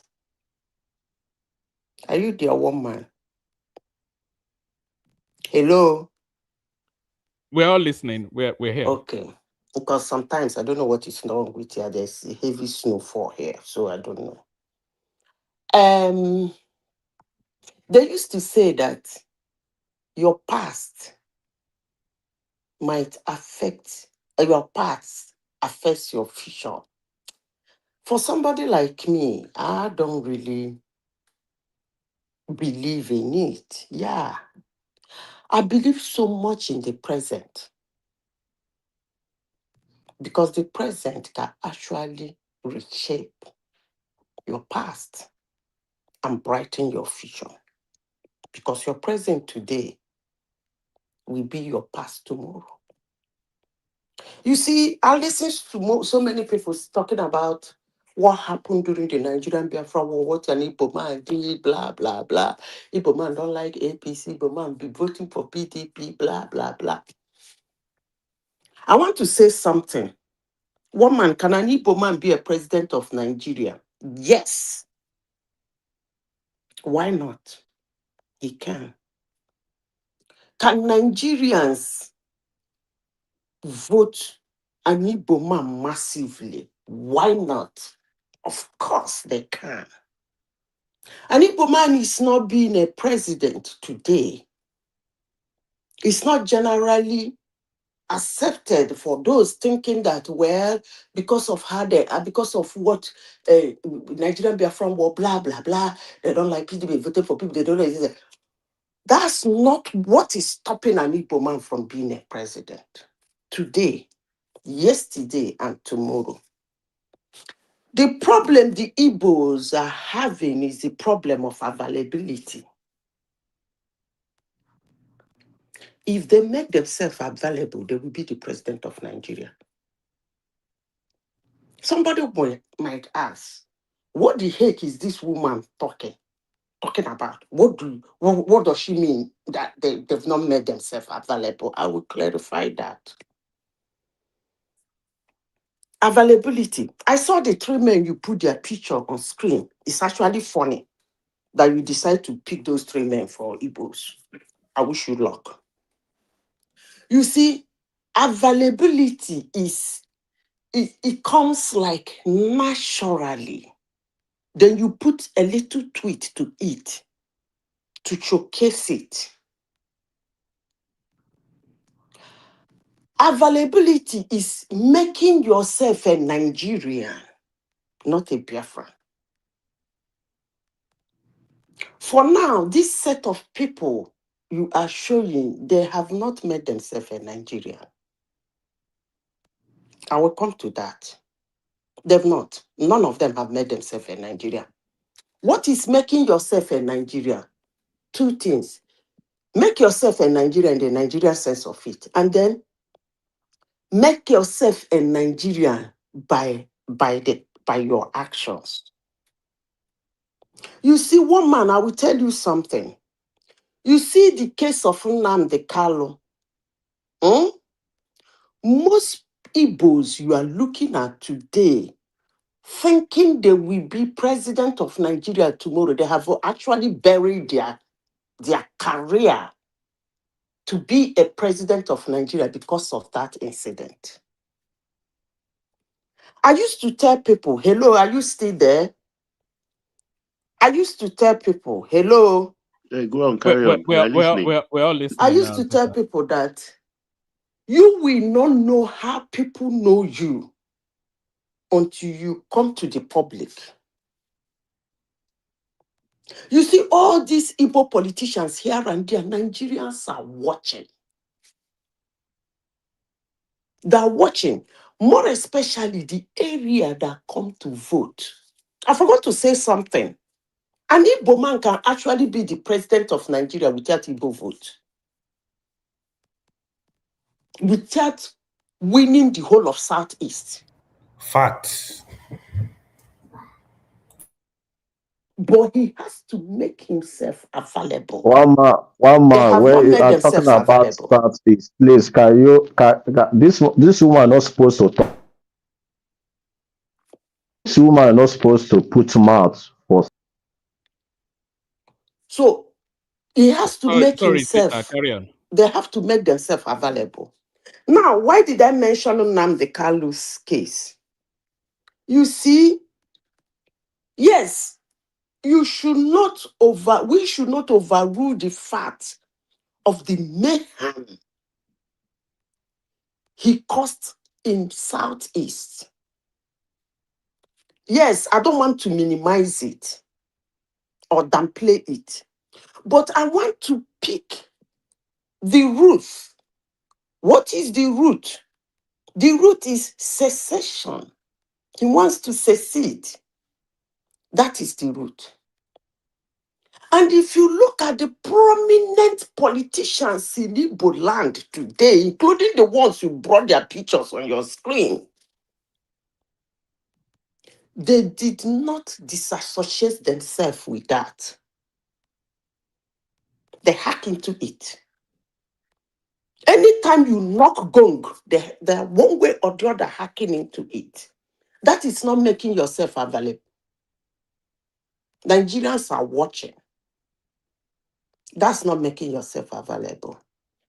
And you see, the problem Nigeria is having is that if somebody tell you it's impossible for Nigeria to disintegrate, that's a lie. It's possible they can disintegrate.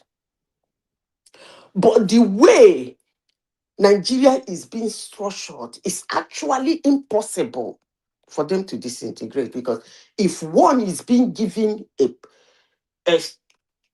kind of a go-ahead, it will become in pieces, because everybody will not want to be under anybody. That's why it's impossible. So for somebody or some people or the government or the people or politicians who want to protect that and continue to make it impossible, I can assure you that on that basis, no Igbo man has made himself available, not the present day politicians. Maybe, as I am speaking today, if the younger ones that are coming up can listen carefully to the voice of reason, maybe they will understand what I'm talking about. You actually have to make yourself available. That's how it works. Forget about politics, who is going to vote for you, it comes naturally. Zita, you talked about the three people I have on the screen. So Yes. to the left of your screen, there's Dave Umahi. Has he made Yes. himself available? No. I'm coming to the second availability. I have said the first availability. The first availability is the one I presented of a situation that is dicey and is scary, and they have used it to slaughter themselves. Look, woman, when somebody is asking for something to the extent of suicide,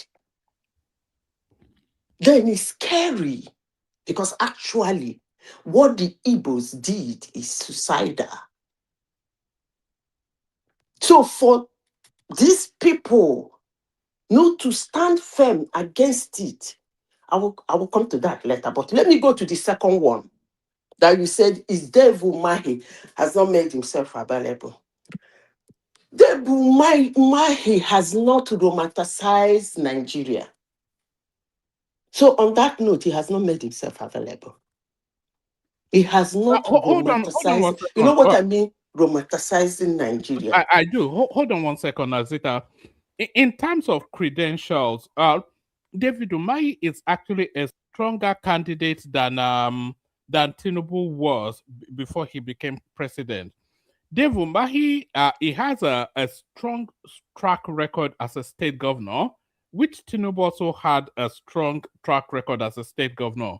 But Dave Umahi also has a very, very strong track record. He carried his track record from Ebonyi State into the national space and even expanded it in terms of excellence and delivery of quality at a national stage. So he has both state and national track records that people can weigh in terms of his capacity, but Tinubu only came in off the back of having governed the state. So you can't say David Umahi doesn't, it's as available as it can be within the constraints of his of what constrains him. Tinubu comes from the wealthier state. He has the resources to go after. So I don't think you can say David Umahi is not he can't do much more to make himself available. Maybe I didn't explain myself what I mean by availability. If you are thinking that there is no Igbo man who is intelligent enough, well equipped, can even do better in government, then the joke is on you. We have millions of them. Smart guys. Well, that's exactly what I just said. I just gave you an example. Now. I gave you an example of one now. I'm coming now. You're the one saying it now. I'm not the one saying it. No, wait now. That's why I said you picked on Dave Umahi and you were reading his credentials. And I'm just trying to tell you that that's not the basis. I'm saying what I'm saying. I'm trying to tell you that there are even people more qualified than Dave Umahi when it comes to that. Smart, intelligent, that can even do marvelous job in the presidency. Let me go back to the problem. The root of the problem. The root of the problem is availability. Therefore, Mahi have the credentials. He has kept mum on the mayhem happening in the Southeast. That is one. Secondly, he has not romanticized Nigeria. There is what they call romanticizing Nigeria. That is what Tinubu sneaked out to go and do. And that was what got him the presidency. He sneaked out to go and do it. It's not all about who you like, who you love, who you hate, and what about not. It is not. If you look at the campaign, let me go back to somebody who is romanticizing a place and making himself available. Sometimes that availability doesn't mean you'll be accepted. But within time, you might be accepted. If you look at when Tinubu was campaigning, there are places he went to. It's as if those people were mocking him. Some Nigerians even mocked him for going there. But one thing was sure, he was making himself available. Before he contested, during the time he contested, before he started contesting, I don't even know somebody who has made himself available like Tinubu because he left office far long ago.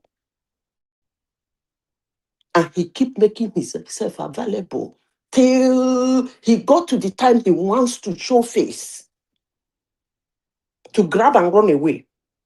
So therefore, my yes, perfect CV or perfect resume, whichever one you can call it. But he has two things that has been the problem of an Igbo man. Availability in two ways. You have to disassociate yourself with secession. You should disassociate yourself with it. And anytime it comes to you, condemn it. Condemn it and down the consequence, because an Igbo man can actually be a both. So I don't want to break your flow. I don't want to break your flow, but Umahi has done both. He has told us that this is not the space for Biafra, and exactly the secession plan will come through the politics. He said that, I think, about 4 or 5 occasions. So he has condemned the Biafran narrative, which condemns Nnamdi Kanu, and he has promoted the Nigerian national narrative, which is David Umahi. He can't do much more. Oh, hold on. Yeah. Woman, can I come? Yeah, carry on. It's being available. When something is available, it continues being available until it's occupied. When it is occupied, it's no longer available. Let me say this. Do you know that if you put Joe Igbokwe, I call the name, to some people, it might not make sense. You put Joe Igbokwe and put Dave Umahi, don't be surprised that Joe Igbokwe might get more vote than Dave Umahi. Shockingly, right? It might shock you. But that's just the simple It truth. doesn't shock me. It's not true. So Okay. they were. Who Okay, knows that Joe means Igwe outside of Lagos? They only know him in Lagos now. I don't even know why outside of let me shut up my mouth. But let me continue with what I'm saying. You see, all these statistics and all this saying and all for the past and all the things, it's not what is stopping an Igbo man. If an Igbo man can make his present, which is today, make himself available for the present today, the future might be very bright. Don't keep mum, keep hammering it. Can you imagine somebody like Soludo getting up to go to Aso Rock just to ask Tinubu to release him Nnamdi Kanu? That's a dead career. Trust me. I'm not wasting words. He killed his political career that day. Because Nnamdi Kanu not only asking for that, he went overboard. So let me apologize to you, Zita, but I think you may be misreading the landscape a little bit. You see somebody like Charles Soludo. Charles Soludo already has national acceptance. No, But he doesn't. it does. The country acknowledges him. He has a CV at the national space. He has a nationally recognized And he killed it. personality. No, hold on. He has a nationally recognized personality. So to all intents and purposes, Soludo is the Nigerian Southeastern that you are describing. One man, So come out from can that you, side. Come out, come out. no, just stop your nonsense. Get out. So he has national acceptance, but he doesn't have regional acceptance. So when Umahi goes to Aso Rock to advocate Nnamdi Kanu, he doesn't care if Nnamdi Kanu is released or not. He's now wanting acceptability regionally, and is willing to sacrifice a little bit of his national acceptance because that's is plain politics now. So I think you may have misread that. I think Okay. he actually One enhances man. himself by yeah. One man. You see, I am somebody who monitors something very carefully. Hate me, like me. I don't really do care anyway. You see, in the 2023 election, about of all what will be the him and El Rufai collecting microphone from a speaker during the house or whatever in Opiweka, blah blah blah, upon all those things. When they went to make a deal with the North, because as they says, North they have how many states, and then not only that they have those states, they actually do have what I would call that politically inclined. They come out to vote. It's not that other regions, if they register and come out to vote, they won't be beating us like that. But the important thing is that they come out to vote. So presidencies go to make deals with them. You can bring out the YouTube if you can still find it in the YouTube and then ask, what did they ask to Peter B? Upon everything, that was exactly what was concerned to them. He tried to dodge it, tried to go like this, tried to go. They are not taking it. So I can categorically tell you, whatever Soludo has gathered over the years in terms of affluence, in terms of romanticizing Nigeria, I never knew he did that anyway, but if you say so, for the mere fact that he went to solicit for that guy is dead on arrival. What me?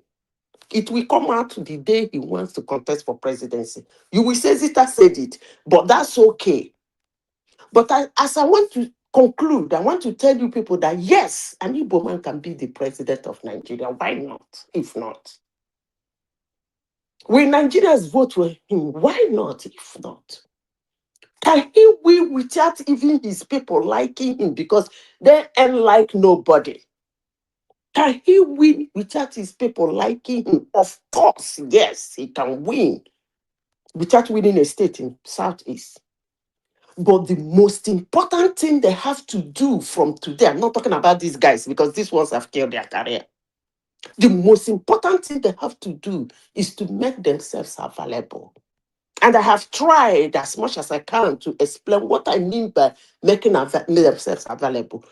But one man, if you believe that any of these people you are mentioning has made themselves available, let them come out to contest for presidency. But please, if they lose, look inwardly. Don't say it's because of what happened in the 70s or in the 60s. Don't say it's because they didn't wind it to Southeast. Don't say it's because they hate Igbo people, hate these people, and these people didn't align to these people. Please remember that Zita said he did not make himself available. Thank you. Oh, all right, so there are a couple of things. So you're saying they should come out, but the window doesn't open anymore for them to come out. That's just that's the shame of it. Because of course, the window doesn't open anymore for the Southeast till 2039. And by 2039, I don't know their age, but I think at least these guys will either be in their 80s or close to their 80s. So why are you still looking at these guys? You didn't hear what I said. No. I'm bringing them forward as examples of, because the consideration is that why have we not had a Southeastern president? So I've brought in a very, very Nigerian Southeasterner, which is Devu Mahi. Then I've brought in an intellectualized Nigerian Southeasterner, which is Charles Soludo.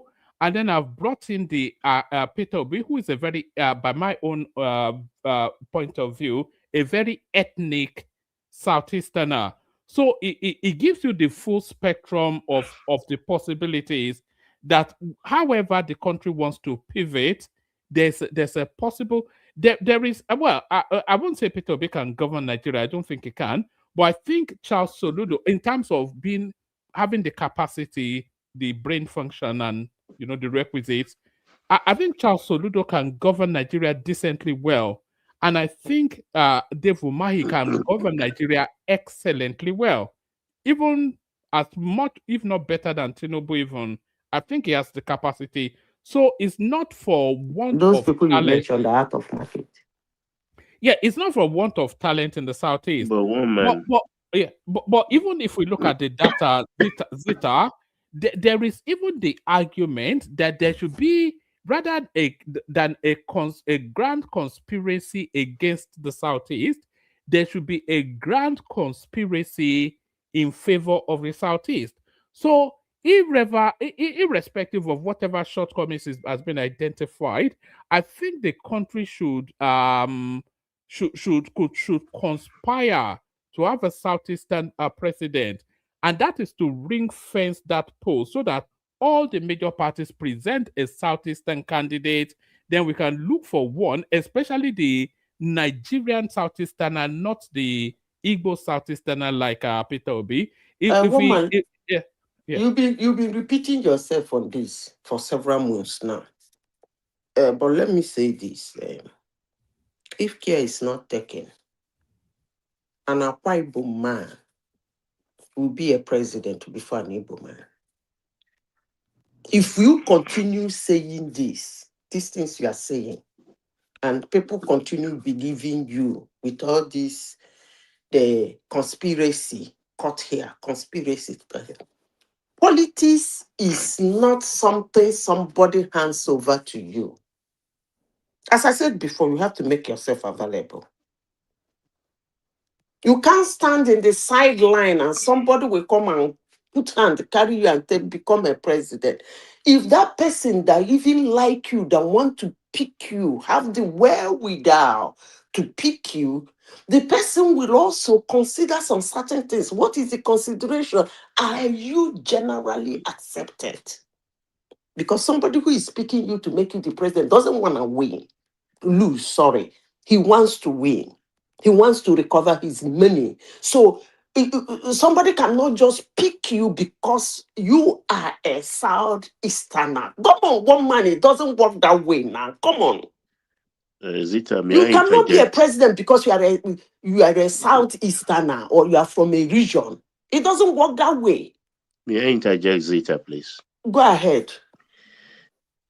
We are not looking at one main issue, which is most important, which the rest of Nigeria will want to hear from anybody that puts himself forward from the Southeast. That one word, that person, firstly, most importantly, must disavow Biafra. There must be no suspicion of Biafra attached to that person. Look at Tinubu, for instance. During the heydays of the Yoruba nation agitation, he was shutting everything down, even denying the Fulani killings to the annoyance of the Yorubas. I was one of those that were angry to the extent that a daughter of a Feni leader even was kidnapped and killed in the Southwest. But Tinubu kept on knocking it down, which was one of the things that endeared him to the North. That, okay, this a true Nigerian, not a sectional leader. If Tinubu had joined that bandwagon then, to be saying Fulani, oh Fulani, Fulani, oh Herdsman, Fulani, no, it will be difficult. The person that will come out first, show his chest, must tell us, no, forget Biafra. That's very important. Baba, let me come in from that thing you said about Tinubu. You remember when Buhari, let me be sarcastic about it, he beat his chest to support Boko Haram. You all remember. Sorry, Zita. Can everybody listening to us that's not subscribed, please subscribe. We need numbers going on. Subscribe and like. Carry on, Zita. Hit his chest to support Boko Haram. Within months, he changed. He just as he came out openly to beat it, he came out openly again, washed off his hands and legs. And in 2015, when he came out, and this is a man in Nigerian politics, you can call him a man of timber and caliber. Hate him, like him, he doesn't care. I don't care too. In 2015, when the opposition wanted to bring that thing, they showed video where he condemned it. He said he disassociated themselves and showed video where they even attacked his vehicle. So that's what I mean by somebody being available. Even the person supporting you will make defense for you. But for these people, one man is parading. As long as I am concerned, those are not the people I'm looking at to be Igbo president. I'm looking at the younger ones. If they will listen to the voice of reason, they should make themselves available. And I insist on that. But if they don't, we will continue with this. Akwa Ibom man will be president. Yeah, but the only people making themselves available in the manner you are saying that, like people like Cubana chief priest. Is it Cubana chief priest for president? No, but what's stopping No, they are any not Igbo one man. coming forward Stop in all this 2031? now. Stop What's doing stopping Igbo this. coming forward in 2031? What's stopping? Can anyone answer me? Is that what? But realistically, to be elected, why? Is that what? I didn't hear the question. Is Baba is asking what's stopping the Eagles? I think there may be people sleeping where Baba is. I think Baba is asking what is stopping this a Southeasterner from coming out in 2031. But that would be an exercise in futility now, so because It doesn't matter. 2031 goes to It the north. doesn't matter. If somebody who has made himself available in Then, madam, you 2031 can can make give yourself face. available. You are a woman. You can make yourself available. You have leg, you In have head, you have brain. 2031, the You can person make can show yourself his available. face, okay, and take it from there. There's nothing wrong in them contesting, but this kangaroo you are showing on your screen, and you think they can. But Those ones have those killed are their the career. talents Madam, make available. yourself available, They have please. killed their career. Patrick, you have to just stop that. You can contribute to the conversation, but leave. Yeah, I want my sister make himself. Yeah. My friend, will you All shut right. up now? Okay, don't worry. One of these days you'll get it right, Patrick. But what I'm saying, Zita, is that those are that's the cream of the talent available in the Southeast now. And So I be say they no get job now. They don't yeah, go get the job. because outside of these people on the screen now, then what have you got left? You got Hopuzo Dima, who I You don't are think still calling the set. Why are you always calling this set? that's what I'm saying. That's the available talent in the Southeast. In fact, it's even more talent than the Southwest, though, because if you look at the Southwest, there's no talent coming through either. But those are the available talents available in the Southeast now. Those three especially. You see, Osibade, Fashola. between me and you, Osibade was not somebody Nigerians knew. But because he made himself available, he was picked and Buhari accepted him.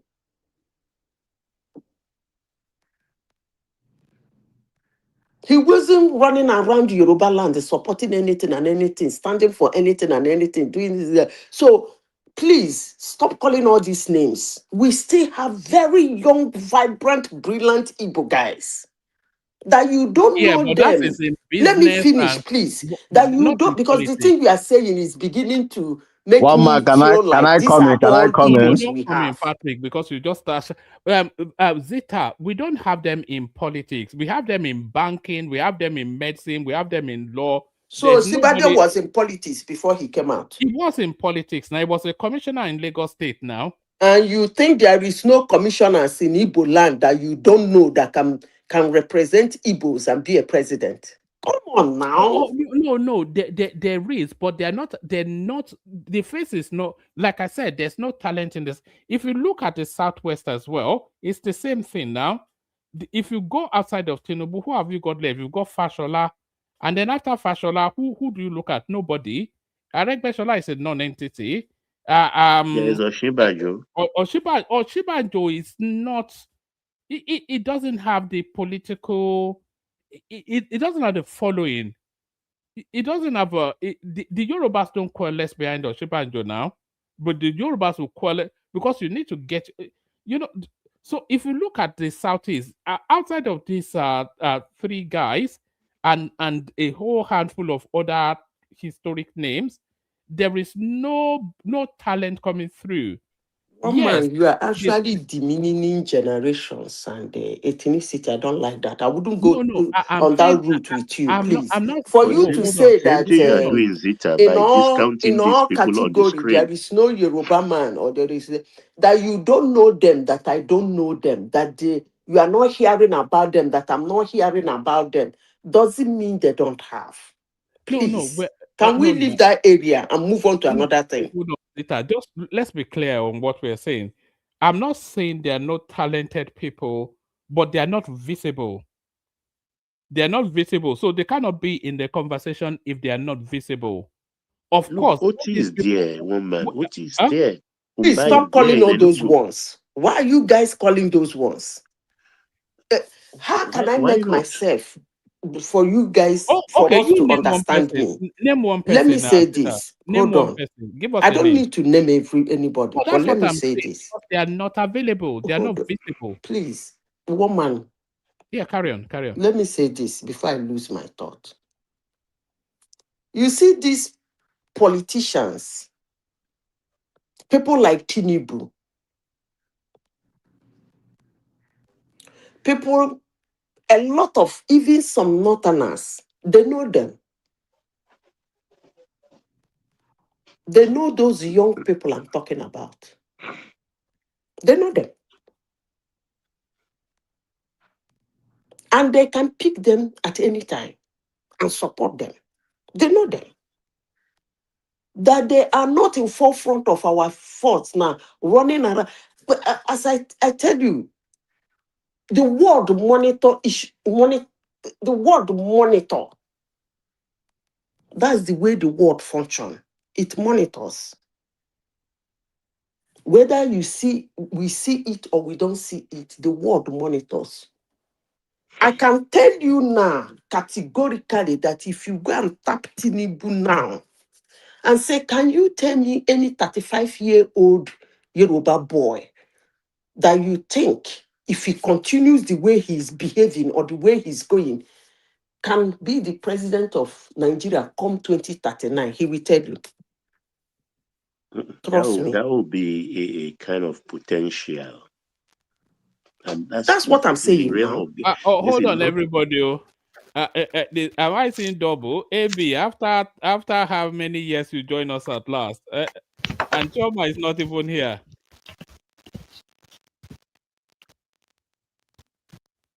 Hello, do I carry on or AB comes in?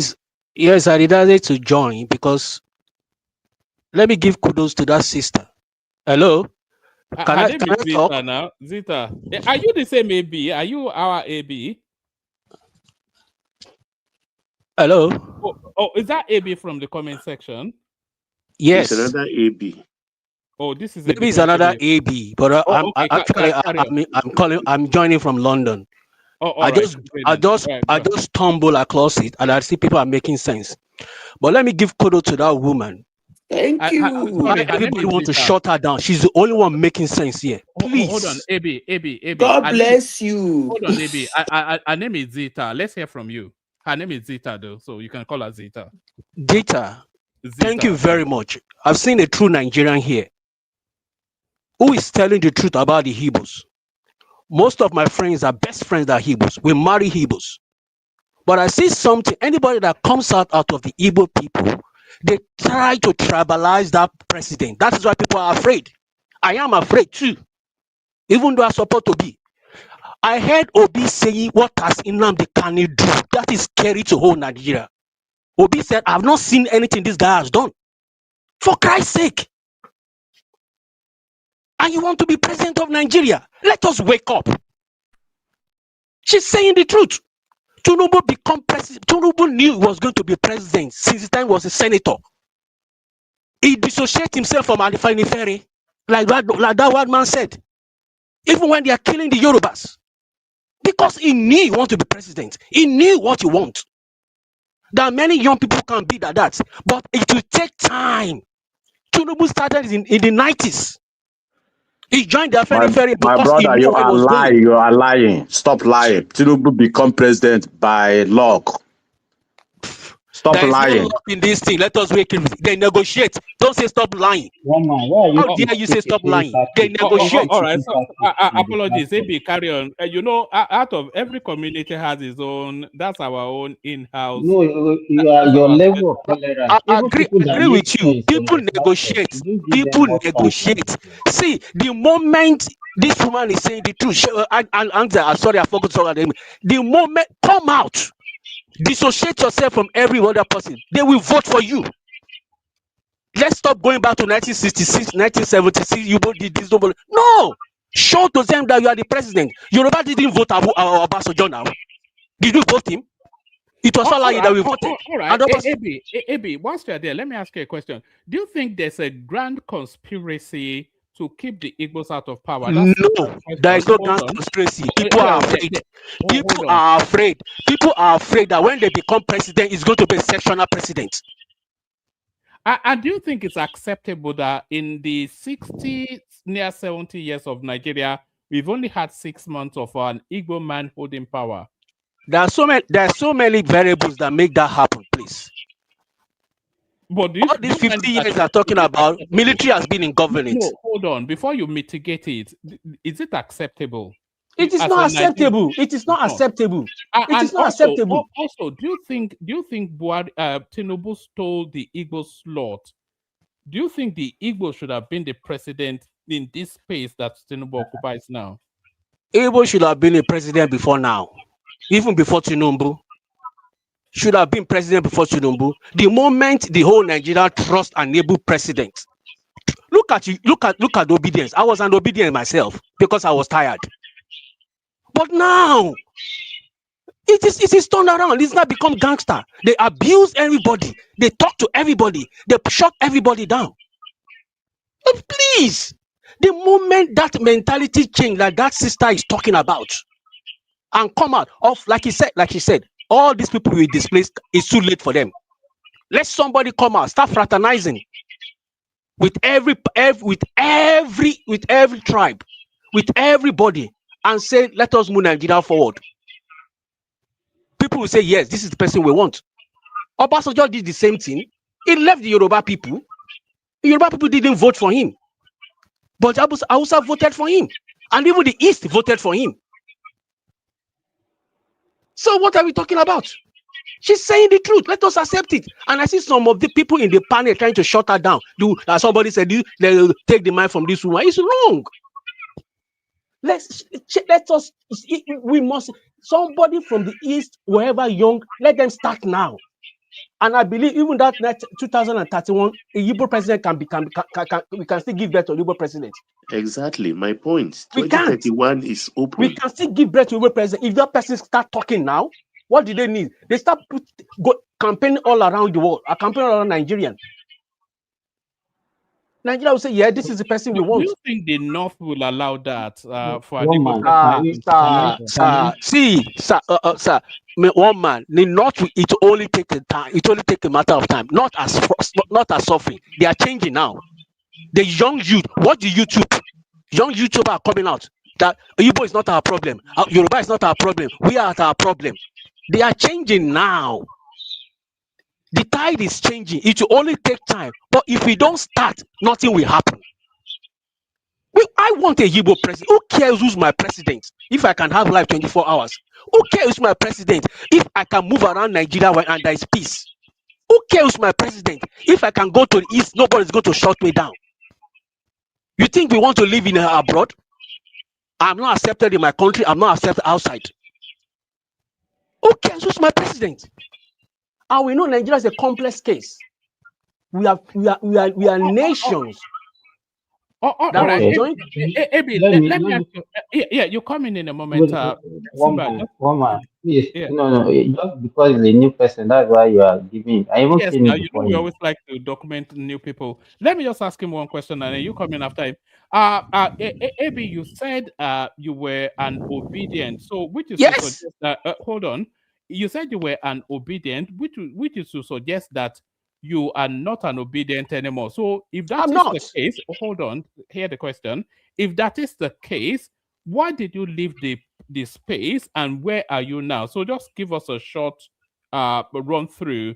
So, why did you leave that space, and where are you now in terms of political sympathy? In terms of political sympathy, at the moment, I have no choice. I have to follow the president. If somebody hated Tinubu, I'm one of them, especially for NSAS. And Obi came around, we all joined him, but now it became a Igbo thing. If anybody says something, everybody, obedience is abusing you, talking to you. And tell me, what is the plan for Obi? What does Obi want to do? I don't know. If by now we don't even... let me ask you, Abi. You say if you don't know, do you know before you became an obedient? What did you know about him before you became an obedient? Listen. Before I become obedient, we all joined the bandwagon. Listen. Let me tell you, we all joined the bandwagon. Buhari disappointed me because I voted for Buhari because of his history. Obedience came. Everybody was talking about this man. Okay, this is a young man, fresh blood. He's been a government. Everybody's talking about the wonderful things he's done. You are being naive.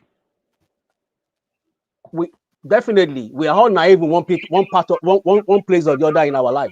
We can't claim to be 100% knowledgeable. If I'm naive in that place, I accept it. I was naive. That's why I left, because now I am naive. I was naive then, but I have a little bit of knowledge now. So sometimes we take the plunge because if you want to move forward, you don't get 100%, 100% knowledge of whatever we are doing. I took a plunge. I said, we want to change. Let's go for it. And 100%, he didn't win. Then go back to the drawing board and let's move on. But nothing happened. But the president is doing something, whether you abuse him or not, whether you like it or not. The guy is doing something. He's doing something. Then I look at, okay, who wants to challenge him about, is it Atiku? Is it or who else is there? Every other person is there. Believe me, I don't see them as a challenge, and I don't see what they want to give. Atiku want to become president just like Buhari to put in his CV. He has nothing to offer.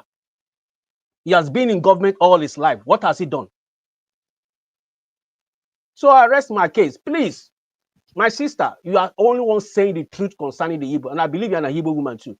And God bless you. Thank you. Thank you. God bless you too. All right, brilliant. Stay with us. Now you've agreed with Zita, we'll not be able to handle her anymore. As if our ego wasn't big enough. Now you come to stroke it even more. But Simba, you wanted to come in.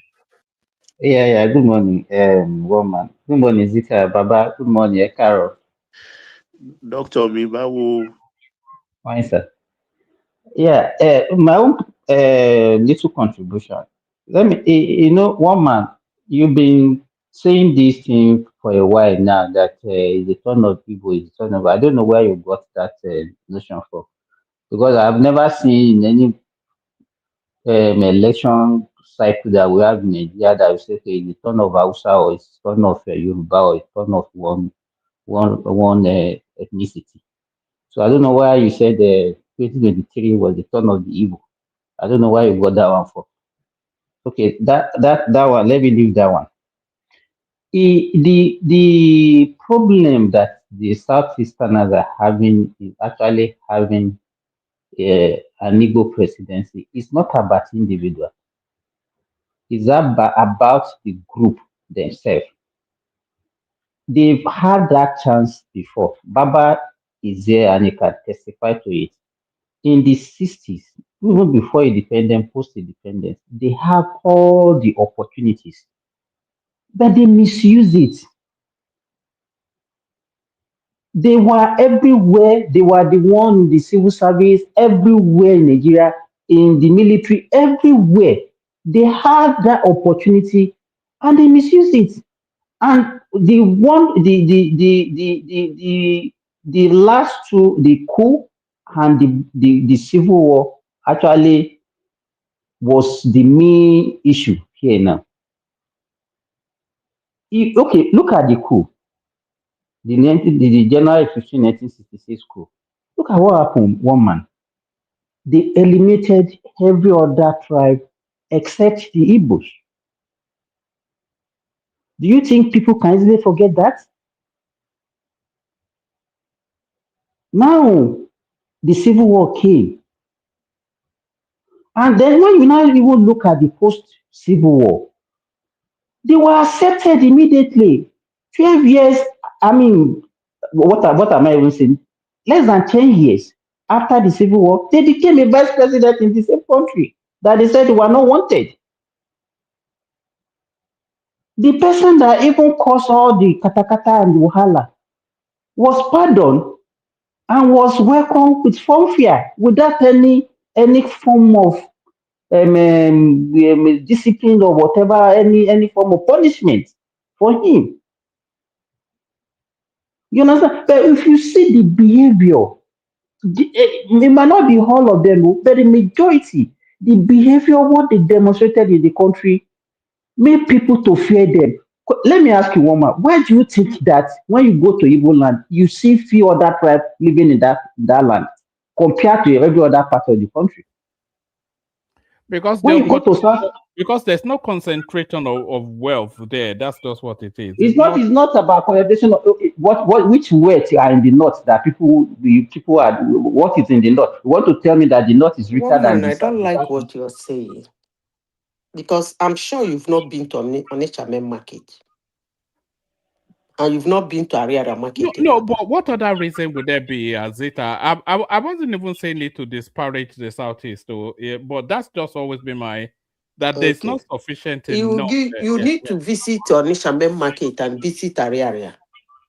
And you will see all the Chinese companies around them. And go to Newi and you see what they manufacture. Then I don't think you'll be saying all these things you are saying. But if you are saying it to agitate the Igbos, I wish you luck. No, I wasn't actually. Well, usually I like to wind up our brothers, but I wasn't even saying that for that purpose, because I've always wondered why people don't move to the Southeast, and you see mass moving out of the Southeast. So I've always just thought that there wasn't sufficient enough wealth there. That's what. So that wasn't even said to. It wasn't I wasn't having a dig. I was just, yeah.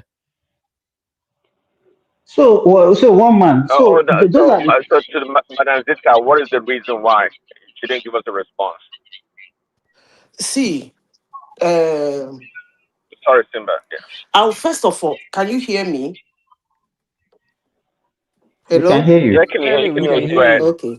So, in as much as so many people will go with the reason Simba gave, I will try to go give you a reason as an Igbo girl.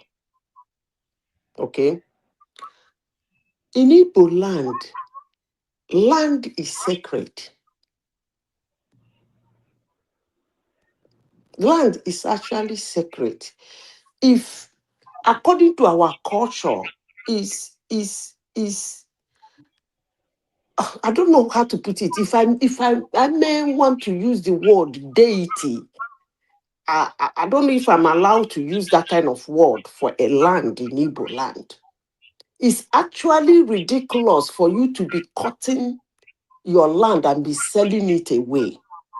It's a generational property.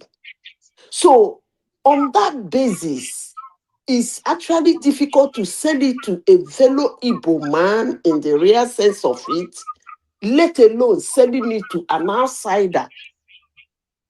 Okay, so I think that is the major reason, apart from the way Igbo people behave that can make somebody get scared of living in their land. Apart from that, I think I will give it 70% is about the way Igbo people guard land. Land is actually a very important thing in Igbo land. So that's the answer for it. You might be correct, Zita, but how would the externals perceive that? How would they perceive it? So we have a cultural practice that doesn't favor people coming to your domain, and you want to go into their domain, and when you get to their domain, you want to dominate them in their domain. If you go to Rome, you behave like Roman. If an Igbo man walks into your town and you are people who can sell your land for 1 million, if there is a 1 million to give, so he fall in line. Okay. It's as simple as so, ABC. And then when our new AD was talking earlier, he said, let me tell you, every human being, whether is tribalistic or is racist, whatever you want to look at it, even in places where even you have all the infrastructure, even in America, people are racist. People follow their tribesmen. So we cannot eliminate that one from politics anywhere in the world. When Barack Obama wanted to become president, you see the way the black people supported him because he's a black man. So it's not about infrastructure or whatever that you don't care whether people have, if you have electricity or you care about who becomes your president. No, it's not about that. People tend to flock towards the people that they can identify with. So it's not about the presence or lack of infrastructure that make people to be tribalistic. Thank you, woman. All right. Can we have from Prince Daddy, and then maybe we'll start to. I'm asking Ola to come in, but he's not coming in, so we may have to take it to the back. But let's hear from Prince Daddy. Prince, what are you making of this? I'm still insisting for all that we have discussed today. I'm still insisting that we should conspire as a country to find an acceptable Nigerian Igbo man to be president, just for the balance. Just for it can't. It's not sustainable for us not to have it. If I was an Igbo man, I'd probably be a Biafran for all of the reasons that I'm feeling excluded. I totally agree with you, but not with Obi. We have a lot of problem in that country that we cannot hand over that country to somebody that doesn't have a head like Obi. I'm very sorry. We can't do that. We can't experiment with somebody like Obi. You see, this is what man is saying, eh? As I said before, people in government people in government like people like Tinubu and some Northerners. This thing, one man is putting the picture of these kangaroos that have technically killed their career on the screen.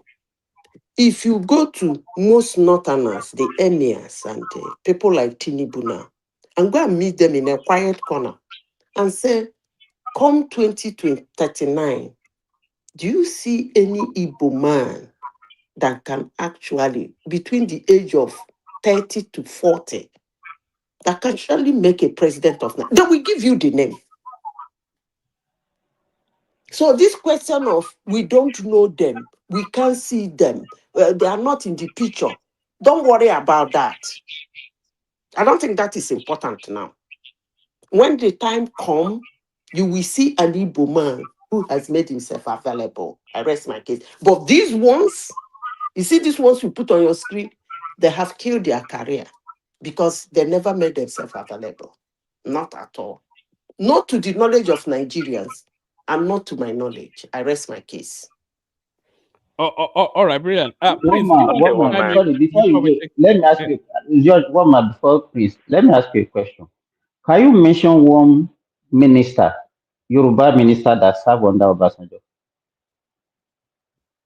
Additional. Additional did not serve under Obasanjo. It was during the law. Additional is Jonathan. You know, Fanikayode. Okay, you can see the way you are struggling to know. Yeah, that's going back now. Yeah. You know, if it is popular, you know now. Okay, quick. If I ask you now, you can mention like 3 or 4. You remember Soludo now. You remember Okujo Wela now. Equilisi. You understand? You will remember Ekwesi, Ekwesili. You will remember them now. So I asked you this question to show the kind of person Obasanjo is. Even he didn't give Yoruba chance during his own regime as a Yoruba person. Which portfolio was Panika aviation? That's all. That is the only person you could remember. Okay, so you can continue your. I like what you are doing. It will help your platform. This one that you raised today. No, just call me Chinedu. I think I'm an Igbo man. One man don't talk to Chinedu. No, actually, I don't like that. I like Emeka because our friend is Emeka. So if I was an Igbo man, no, we call you Emeka now. Where is Emeka now? Woman, where is Emeka? Yeah, you know Emeka now. Maybe I'll phone him tomorrow actually. But I think the last time I saw him on the platform was the day the judgment day for the can. Like came here and started the. Yeah, it just went full ethnic, didn't he? It was unlike him actually. No. Let me tell you one man. Let me tell you from the Southeast. What he displayed that day. That is the fear of an urban Nigeria about an Igbo person. With everything that he has been doing before, you can see the thing just came into him that day. So that trust, forget about it. No. It felt the sometimes if you're not sophisticated enough, you may think that the conversation is unduly critical. But people like when Baba started going through the history and Mike and all that. So unless if you let your emotions come into the conversation, you might hear it differently. That's just what it is. That's why it's such a delicate conversation sometimes. Do you know why? Because that day, I could remember that day, he started by saying, no, the fact the judge will be afraid of giving sentencing him. The fact it's And he not doesn't even possible. like Nnamdi Kanu. That's the thing. Now, Emeka doesn't even like Nnamdi Kanu that much. Then immediately the man delivered the judgment. Then the tone just changed. So forget about all these things. No, Okay, If you Dr. check, Tim, how many more minutes do you need? I got only a couple more minutes to talk here. go ahead, Prince Adi. Okay. Hello, one man. Hello, everyone. Hello, Prince. Yeah. To your main topic for the day. So yeah, I was asking earlier. You want us to microzone? Am I reverberating or what? I can hear myself, I think. Uh, let me see. Nobody else is. You are the only one unmuted. So just carry on. We can hear you. Are lucid enough. You are clear enough. So carry on. Okay, yeah. So I was asking if you wanted Nigeria to microzone the presidencies to the southeast, because the ratiocination for your argument really I don't get it. I don't, because you make it sound like every tribe that has become president, they were you know they were given the opportunity on a silver platter, and that was not the case. People have made the argument that the reason why Obasanjo came about was as a result of what the horrible thing they did to Abiola. So it was kind of a token gesture to the Yoruba people, because we Yoruba cowards. They did us wrong. Okay, they did big time. See what the Northerners did when Aguirre fight their own people. They don't play around. That's why I like the Northerners. They don't play around. They would do you in, and they do what they have to do. So Obasanjo on, I mean, if you say it was not, Nigeria wanted Obasanjo, I doubt it, because people were talking about the other guy. Um, um, that ran with against Obasanjo in the Southwest. So the issue of the presidency is like, to me, it sounds like you. I know you're not, but it sounds like you're talking down on the Igbos, because you make it sound like they don't have the skills, nor are they capable of becoming president if they wanted to. Of course, they have all the wherewithal as any other major tribe in that country. I mean, we know what the capacity and the capability. It's not a problem. But the issue though is that they don't know how to play national politics, and part of the problem, of course, is that they don't they tend to generally they tend to look down on other tribes, especially Northerners, and I've always said it. Or we can claim in the South that we have more PhDs and all those damn degrees in the South, fine. But when it comes to a sense of leadership or uh, uh, um, a power, I think the North or the Northerners, they understand that more than we do in the South. Absolutely do. It's quite clear. They have more people that have ruled Nigeria from that part of the country. That's what it shows. So we can keep our PhDs, but up there, they're pretty smart. They're smart people. Personally, I don't talk down and look down at Northerners as do some other parts of the country do. They do look down on them. So if anything, it's the bane of the Igbo people if they've not become the president in this dispensation, as you called it. They don't want to play. They don't really have a. You mentioned David Mai, quite frankly, yeah, it's known on a national level, but one man is being known or have a name on a national level doesn't really um, translate to local politics. I'm not sure many people know about David Mai to that degree. Like Tinubu, David Mai is not in the same category as Tinubu on the national level. Tinubu is in deep in different parts of the country. Okay, so that's part of the challenges, quite frankly. So they are not going to be, until see. It's always been a battle between the Yorubas and the Igbos when it comes to politics. Okay, it's quite clear that the Yorubas are more sophisticated when it comes to politics. We can see that in the person of Tinubu, for example, and the Igbos are not. But they like to think we are the same when it comes to politics, competition in politics I in the wouldn't say Southwest. that. I wouldn't say that. Oh, sorry, Prince. I would say that in terms of politics, the Southeast has probably the most authentic politics of all of the political space, because the politic to when you look at the Southeastern, if you look at the champions from there, Zeke, Peter Obi, etc., they are very frontally first themselves and then to the national space. But everybody disguises themselves. Look at Buhari. He came in telling us it was for everybody and nobody, but he administered essentially as a Fulani man. It was essentially Fulani or nothing in that Buhari 8 years. A lot of people also accuse Tinubu of some ethno bias, but the Peter Obi politics is unashamedly already in that space. So at least if he comes in, then you know what you're getting. So maybe it's more an authenticity thing rather than a lack of sophistry. Because what has sophisticated politics gotten us? It got us Buhari, So maybe that authenticity is the way to go. Yeah. Do you see far in between? You mentioned Zeke and Peter B. Peter B to me was an happenstance for the most part. He took advantage of opportunity or the gap that was open and came about. So Peter B, yeah, is nationally known right now, but is not your consummate politician that played the game. He knows nothing. And being sophisticated or sophistry in politics has nothing to do with your ability to rule or to be a good leader. Anyways, it's just being able to play politics. And let's not mention Buhari because that was a poor politician. Buhari had nothing to offer. Yes, he was able for 2 or 3 times get the vote from his party, but on a national level, it was a big time failure. And I said it before.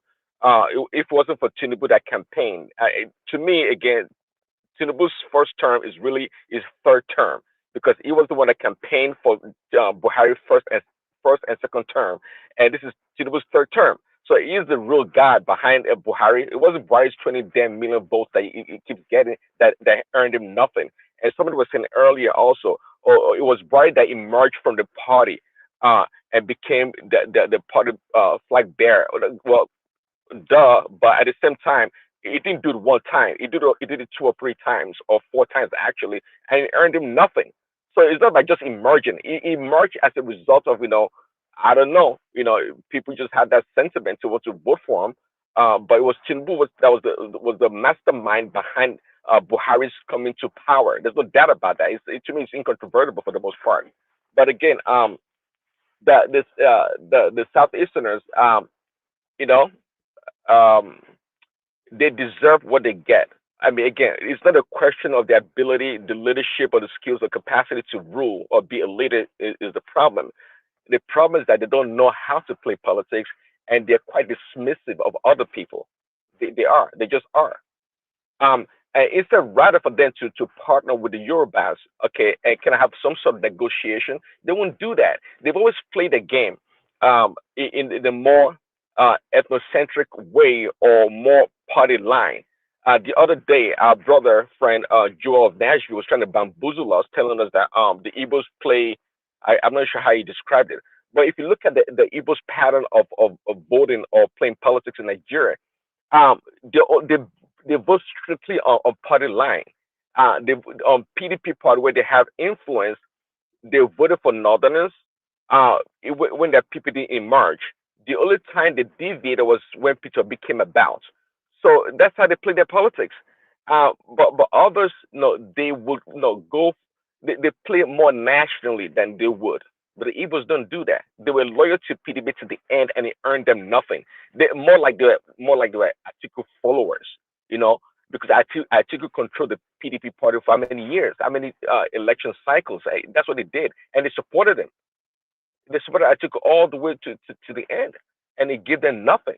Obasanjo didn't help them neither, but Obasanjo now wants to install an Igbo person as a VP or president. That's how dubious that man is. So the Igbos, no, they don't play politics well. They don't.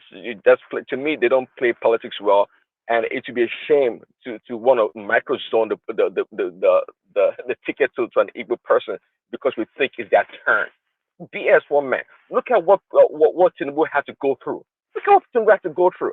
For all he did for Buhari, look at what the man had to go through in his own party. I mean, you make it sound like it was so easy for Tinubu to come by. That man went through a lot. He went through a lot. We all saw it here. I mean, from all the machination and all the things they tried to do to circumvent this man, he still came out ahead. Can I ask you a question, Prince? Who do you think is going to win the election next year? Well, of course, Tinubu is going to win. And then in 2031, who will win? Well, that one's a good question. I'm still watching because I'm trying to see really how things are going to play out. I believe that if Tinubu stays true to the course, what is the course? Okay, I believe that his goal is to really break that northern hegemony. That is more like Fulani hegemony in politics. So he's probably going to go with somebody from the north central. So somebody from the north. That's really where I wanted you to be.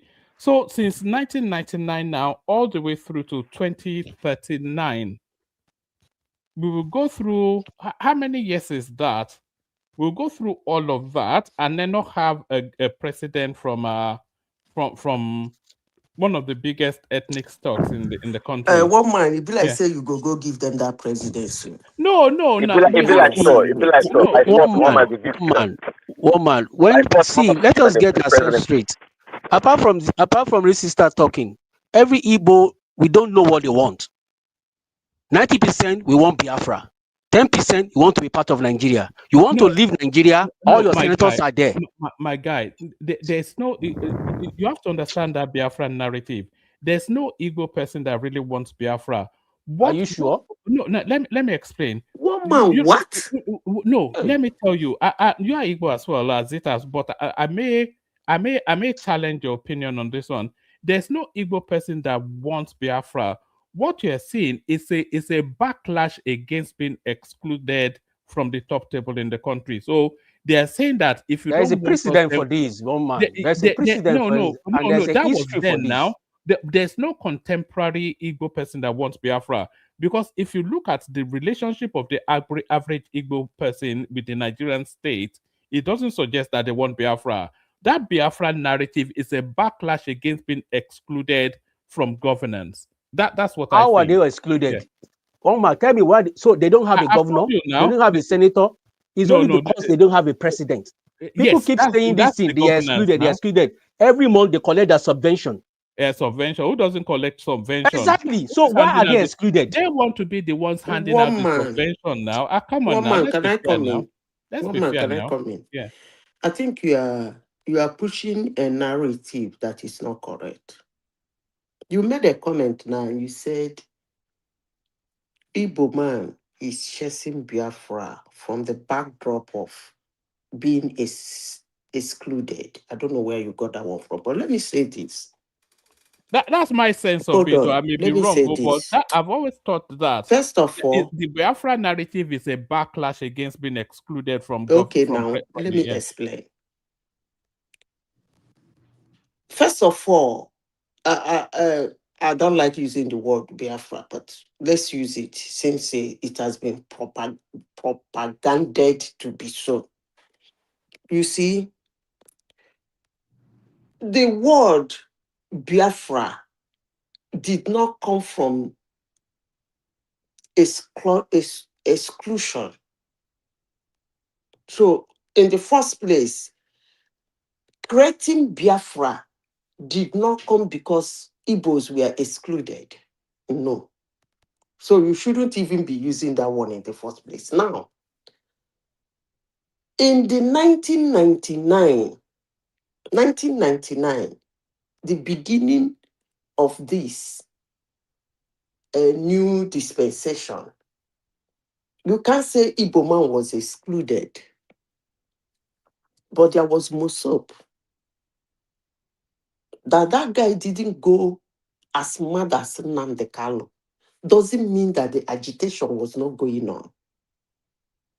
Even when the man who started the whole madness went to contest for presidency and told them it is not going to be possible. Let them come together. Let them go back. It's still working. Now, let me continue. You said again that most Igbos don't want Biafra. I don't know somebody on earth who puts money in what he or she doesn't want. But if you say so, I leave it for you. Because if you know how much Igbos in diaspora put in that Biafra, it's actually a racketeering business. So I don't know who Thank you for put so mentioning that. much money. We that we are diaspora, we know what you're talking It's about. it's just hobby now. The diaspora Igbo are just doing it for hobby. It's like a Okay, no problem. social So club. let me leave you. Bro, Since it's not when I hobby. come like this, Bro, you it's come not like this. hobby. You want They're to make very a joke serious of it, about that's it. fine. It is not hobby. I'm not making a joke of it, Zita, but if you look at the relationship of the Southeastern space with the Nigerian entity, that relationship does not speak of people looking to secede. You know, because there's nobody Can that's I engaging. chime in? Yeah. Can Go I on. quickly chime in? Go on. To me, I see what they want. Most of them want that Biafra. But the problem is that 5-state landlocked? Is it enough for us? No. That is where the problem lies. If they have rivers as part of our Southeast state today, they would have gone all wide for it. Because they are landlocked and they know that no matter what happens, we are still going to need the whole Nigeria to do business, to do a lot of stuff. That is why some of them, so it's a state of confuse and dilemma together.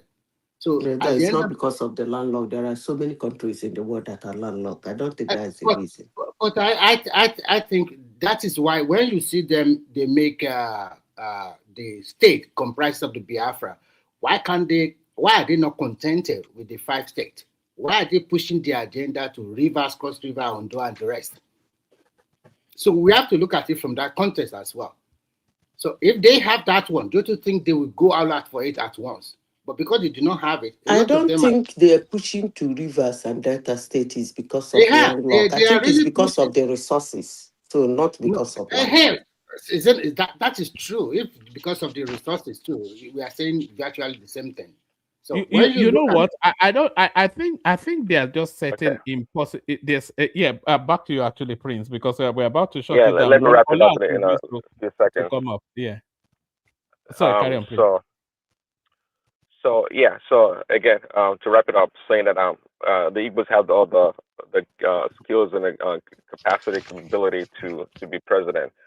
They just have to be a little bit more humble in their approach to national politics. That's what I think. If you want to think about it, the reason why they aligned with the Northerners at the beginning of the Nigeria was because the Northerners, they feared the Southwesterners because they thought they were more advanced, quote unquote, than they were. Therefore, it was maybe easier to align with the Igbos. But eventually, when the agreement came about with the shenanigans, a big chasm was created between the Igbos and the Northerners, which of course was trust. They distrust the Igbos. So that's another dilemma that they face in that country. So they just need a new crop of leaders that can navigate the Nigerian terrain on national stage on how to play the politics. And it's quite clear an entity like Peter B is absolutely not such a person at all. We see is ethnic politics and religious politics that he played. So it's not helping them on the national stage. But of course, I think they have other people that can come about and actually create that liaison from different parts of the country to push the agenda forward. Thanks, Roman. You know, I may disagree with you somewhat, Prince, because if you go back to the independence era, the Southeasterners were actually the educated ones. I think a lot of them went to Oxford, Cambridge, and certainly Ojukwu and all of that. So they were the ones that occupied middle management in Nigeria. So if the Northerners were to be intimidated of anybody, they should. Thank you, AB. It's saying that one man, you are very correct. I'm always correct now. You know, it usually takes people 3 years to catch up with most things that I'm saying. So in 3 years' time, they'll catch up. Well, if man, the it wasn't solely by education. The Yoruba, it appeared that Yorubas were more sophisticated on how they play politics. It wasn't just being educated. Okay, the North. If you ask me, I think the Northerners were more threatened by the Yorubas and the Southwesterners when it comes to alignment. They found the Igbos more palatable for their own agenda, and that's why they were aligned initially. I would say. I mean, maybe there are other reasons I don't know, but that's what I would say. So it's not about education. See, this thing is more deeper than this thing, but not being on the top. There are external factors you need to consider. The British want the North there because they are subservient to the British. The British see the Southerners as very, very intelligent, and they see it's still like that. I live in Britain and I know what I'm talking about. Okay, you just repeat exactly what I said. And where did they get that notion from? The notion came from the British, and that's what the Northerners accepted. So again, it was easier for them to align with the Igbos. I mean, it was maybe just a natural affinity, so to speak, right? That's why they aligned or they work better with the Igbos. It was just an expediency. Let's put it that way. Not because they care about the Southeasterners, I would say, but definitely the Southwesterners were not were not a better partner for the Northerners back then, and because they didn't think they can compete fairly with the Southwesterners. But again, when the coup came about, now they distrust the Igbos. So again, it's up to the Igbos, the new crop of leaders, to play the politics on the national level, whereby they can be more palatable to the rest of the country. See, another thing you must man, who is winning Abuja election? It looks like no Wiki has flogged them again. I can hear them crying already. BT, document your voice, and then we take it to. And by the way, sorry, BT, before you speak, everybody listening to us now must be subscribed. It's not even that I'm inviting you to subscribe. You must be subscribed because it's actually there's laws. You could well be breaking the law if you are not already subscribed, though, because that one might be tantamount to pickpocketing. So if you don't want to be a pickpocket, then you should be subscribed. So if you are not already subscribed, please make sure you're doing that. So just so I don't send the police around your house to come and knock on your door, like and subscribe. The short version of that. BT. Let me keep it short and brief. Dr. Mo is somebody I know from Clubhouse. He follows me. I follow him. I've known him for a while on that platform, and I've been in some sessions with him years back. So it's quite unfortunate what happened to him in Abuja today. I mean, I saw it coming. Who is Dr. Moses Biko? Sorry. It's from. It's not the from, ADC candidate, isn't He's it? the ADC candidate, and did he fall and tumble? The APC was very smart to play the ethnic card to give the baggy people voice. There are people from that side of Abuja, and it paid off. And woman, I'm going to make a prediction on your show, just because I know we don't have enough time. Based on what I am seeing for 2027, the South is going to give Tinubu more votes than the Southwest. The Southwest is going to give him a lot of votes, but what he's going to get from the South will be historic. The numbers will be shocking to many, but Tinubu is going to get more votes from the South than the Southwest. It's not even close. I mean, based on what I'm look out for that middle belt area, it's going to be insane. I mean, they're even enjoying more than we are enjoying the Tinubu administration. Look at this as about Benito 10 lane. I mean, they are actually born out of control. So it would be impossible for the South not to vote for Tinubu. One man, in the history of that I think I sent you a video a while back. I'm not sure. You know that Calabar end of the highway? Mm-hmm. They are almost in Uyo already. Yes, somebody sent me a clip. Babati, you did not consider one factor. South is playing a game of 2039. I understand that, but some smart, young, brilliant minds in the Southeast, they see that and they don't want to miss that opportunity. So you can abuse them all you want, but they can see what's going on here. Like, they've been replaced. If you look at the political totem pole of Nigeria, the Southeast has been replaced by the South. God bless you. This is the first time I'm agreeing with you. I told one man here, sorry to come in, I beg, no verse. I told one man here that an Akwa Igbo man or Calabar man will be a president of Nigeria before an Igbo man. I totally agree with you. South, and the funny thing that the rest of Nigeria will accept that person than Hold an on, Igbo man. let Zita land. Yeah, Zita. South, they have aligned. They have made themselves available. They're playing the game. And if care is not taken, they're going to knock Yorubas out. They're playing it, and they're playing it really, really well. But there's only one name in the South now. We thought that there's only one name. That's what you think. Don't worry. Names will come out. One man. One man. You know, you can't say there is no more name. I was in, I hang out with a lot of these APC boys that they are UK chapter. I know a lot of them. And if I tell you what they're telling me about the South, how Tinubu captured that place. In fact, that book of the Machiavellian book needs to be, they need to have a new version and put Tinubu's name on it. It's unbelievable. Apologies to you, BT.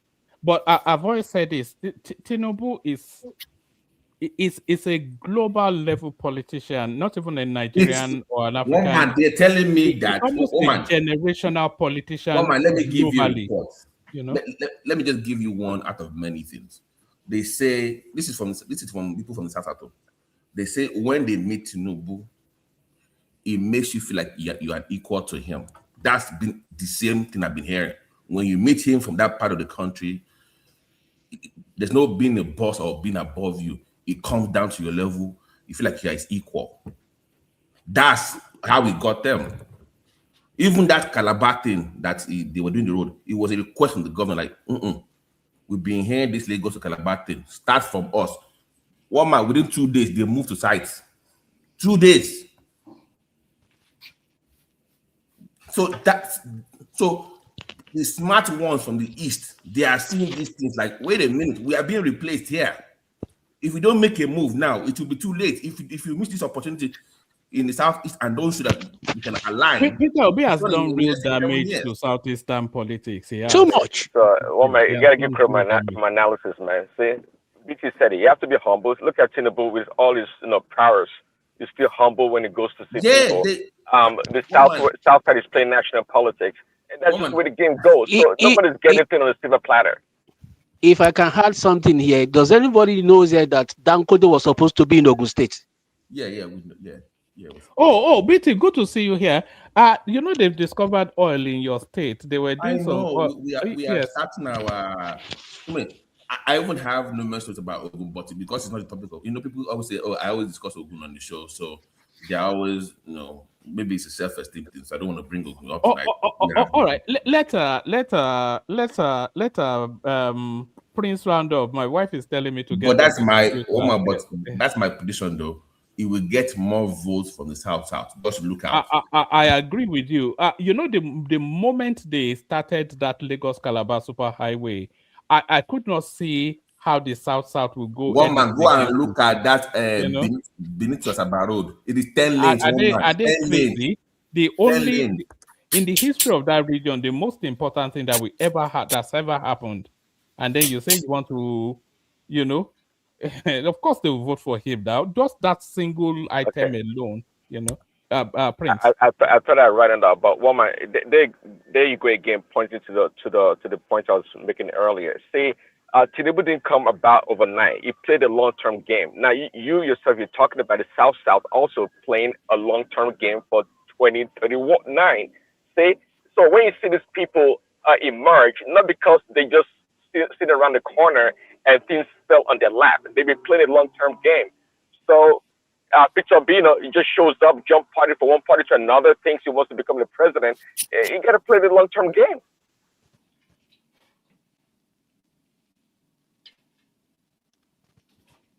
All right, thank you, please. Obi can still be president if he aligns with Tinubu. Tinubu can make Obi president in the No, it's future. too late for Obi. Unfortunately, I agree with you. It's too late. Yeah, because he's not winning next year and he's not no. winning in 2031. So the window is already gone for Obi. No. Yes.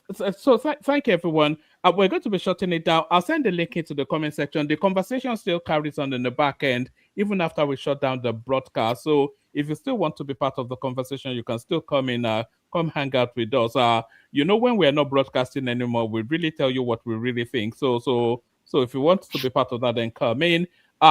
George Blue Shell and Jajon, the super chatters. So well done to the two of them. More people should be doing that. And more people should be subscribed. Please make sure you're subscribed. We do this every single day. So round about the time you're listening to us now is round about the time we come out. Sometimes we do afternoon sessions. I live in the UK, so if you can use that to gauge the time zone. But round about now, every single day we do this. So if this is somewhat your diet, then you can come and join us. We're 4 hours into it now. So if you go back 4 hours earlier, that's round about when we start. So make sure you're subscribed and you've turned on the bell notification so that anytime we do come out, you don't get to miss it. But if you do miss it, it still sits on the platform as a video, so you can listen to it in your car. So go for that long drive or whatever it is that you are doing. Just make sure you are. Sorry, before you go, I'm canvassing for subscribers now. I'm sorry. Okay, you canvass for subscribers. Tell them to subscribe. Oh yeah, subscribe. We'll deal with you spiritually. I know you, Luruka. Subscribe. One man, do you know? I like it. One man. Hold on. Do you know Tinubu spent a week secretly in the creeks with the people? Did you know that? I'm giving you a expo now. He was there with them in the creeks. It was not reported. I'm giving you these guys how he got them over. Is that what happened? Tinubu spent a week in those creeks with them in the Delta. In Baramachu. He was with them. It was not reported. I know. When? Ogoni, all those places. He was there. When? Babati, I know about that. It was last year. It wasn't this year. So the guy don't make move before all this. Mama, let's just move on, Jerry. All this. Let's just forget to tell me. Let's. So Mr. Dr. Mo fell there. It didn't even get. I think they said they got 15 out of, and the other guy beat him with like about 200 and something. No, that one is not serious. You're from Benue now. Look at Abuja. It's not even from that area. It's not an indigene. So I thought they have 5 local governments. Yes, but what Wike did was he went to those local governments and got. They ignored the city and went to the suburbs. They got pushed out from the indigenous. They got pushed out into the suburb. So he went to them like, okay, this is your brother. This is one of you. That's it. So tomorrow will be rigging again. But one man, I called the result by 10 when the pool closed. I sent you, I was laughing. Yes. No, that's nothing close. So I think APC won all the 6 local governments.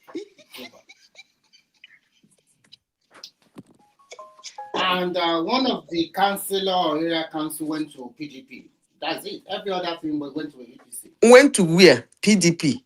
A PDP won. I don't know whether it's like a councillorship or whatever, but it's not up to local government. But the 6 local one man, you said that's a test of Obi. So what are you going to test Obi again now? ADC performed woefully there. Even Abga also get a lot of votes, more than Abga. I saw Abga. My cousin told me, said Abga got vote. One man, did you say that Obi is a test for Obi? Who said that? Is it not what you said, you and Baba? You said Abuja election is a test for Obi. Maybe Madam Zita, maybe they are following the way Obi went there and campaign for. No. They said it's Obi for him to show his capability to garner vote so that he can become ADC candidate or whatever. One man and Baba was saying here that FTC election is to test his. I said, but I don't know. He has been tested from Edo State to his hometown, to his polling unit. And the woman said, yes, Abuja now, that he's now in ADC. So Abuja now, they will use it to know how much influence he has. Okay. One man. That was a mistake. Now everybody saw that. It was even very funny. You know, a day to that election, Obi and Atiku, they also went there campaigning for one, two or three candidates there. Both of them. Okay, all right. I'm just downloading something. I want to play you something that somebody sent in before, and then we use that to cap it Ola off. is here, right? Ola is here, but I'm not sure. Is Ola logged in as because Ola's account usually. He has his real name. He has his real name on. No, I think it's just coming for the background, not for the after. I want to play you something that somebody sent in. I think this is something that somebody sent in. So thank everyone. See you tomorrow. Let's use this to play it out.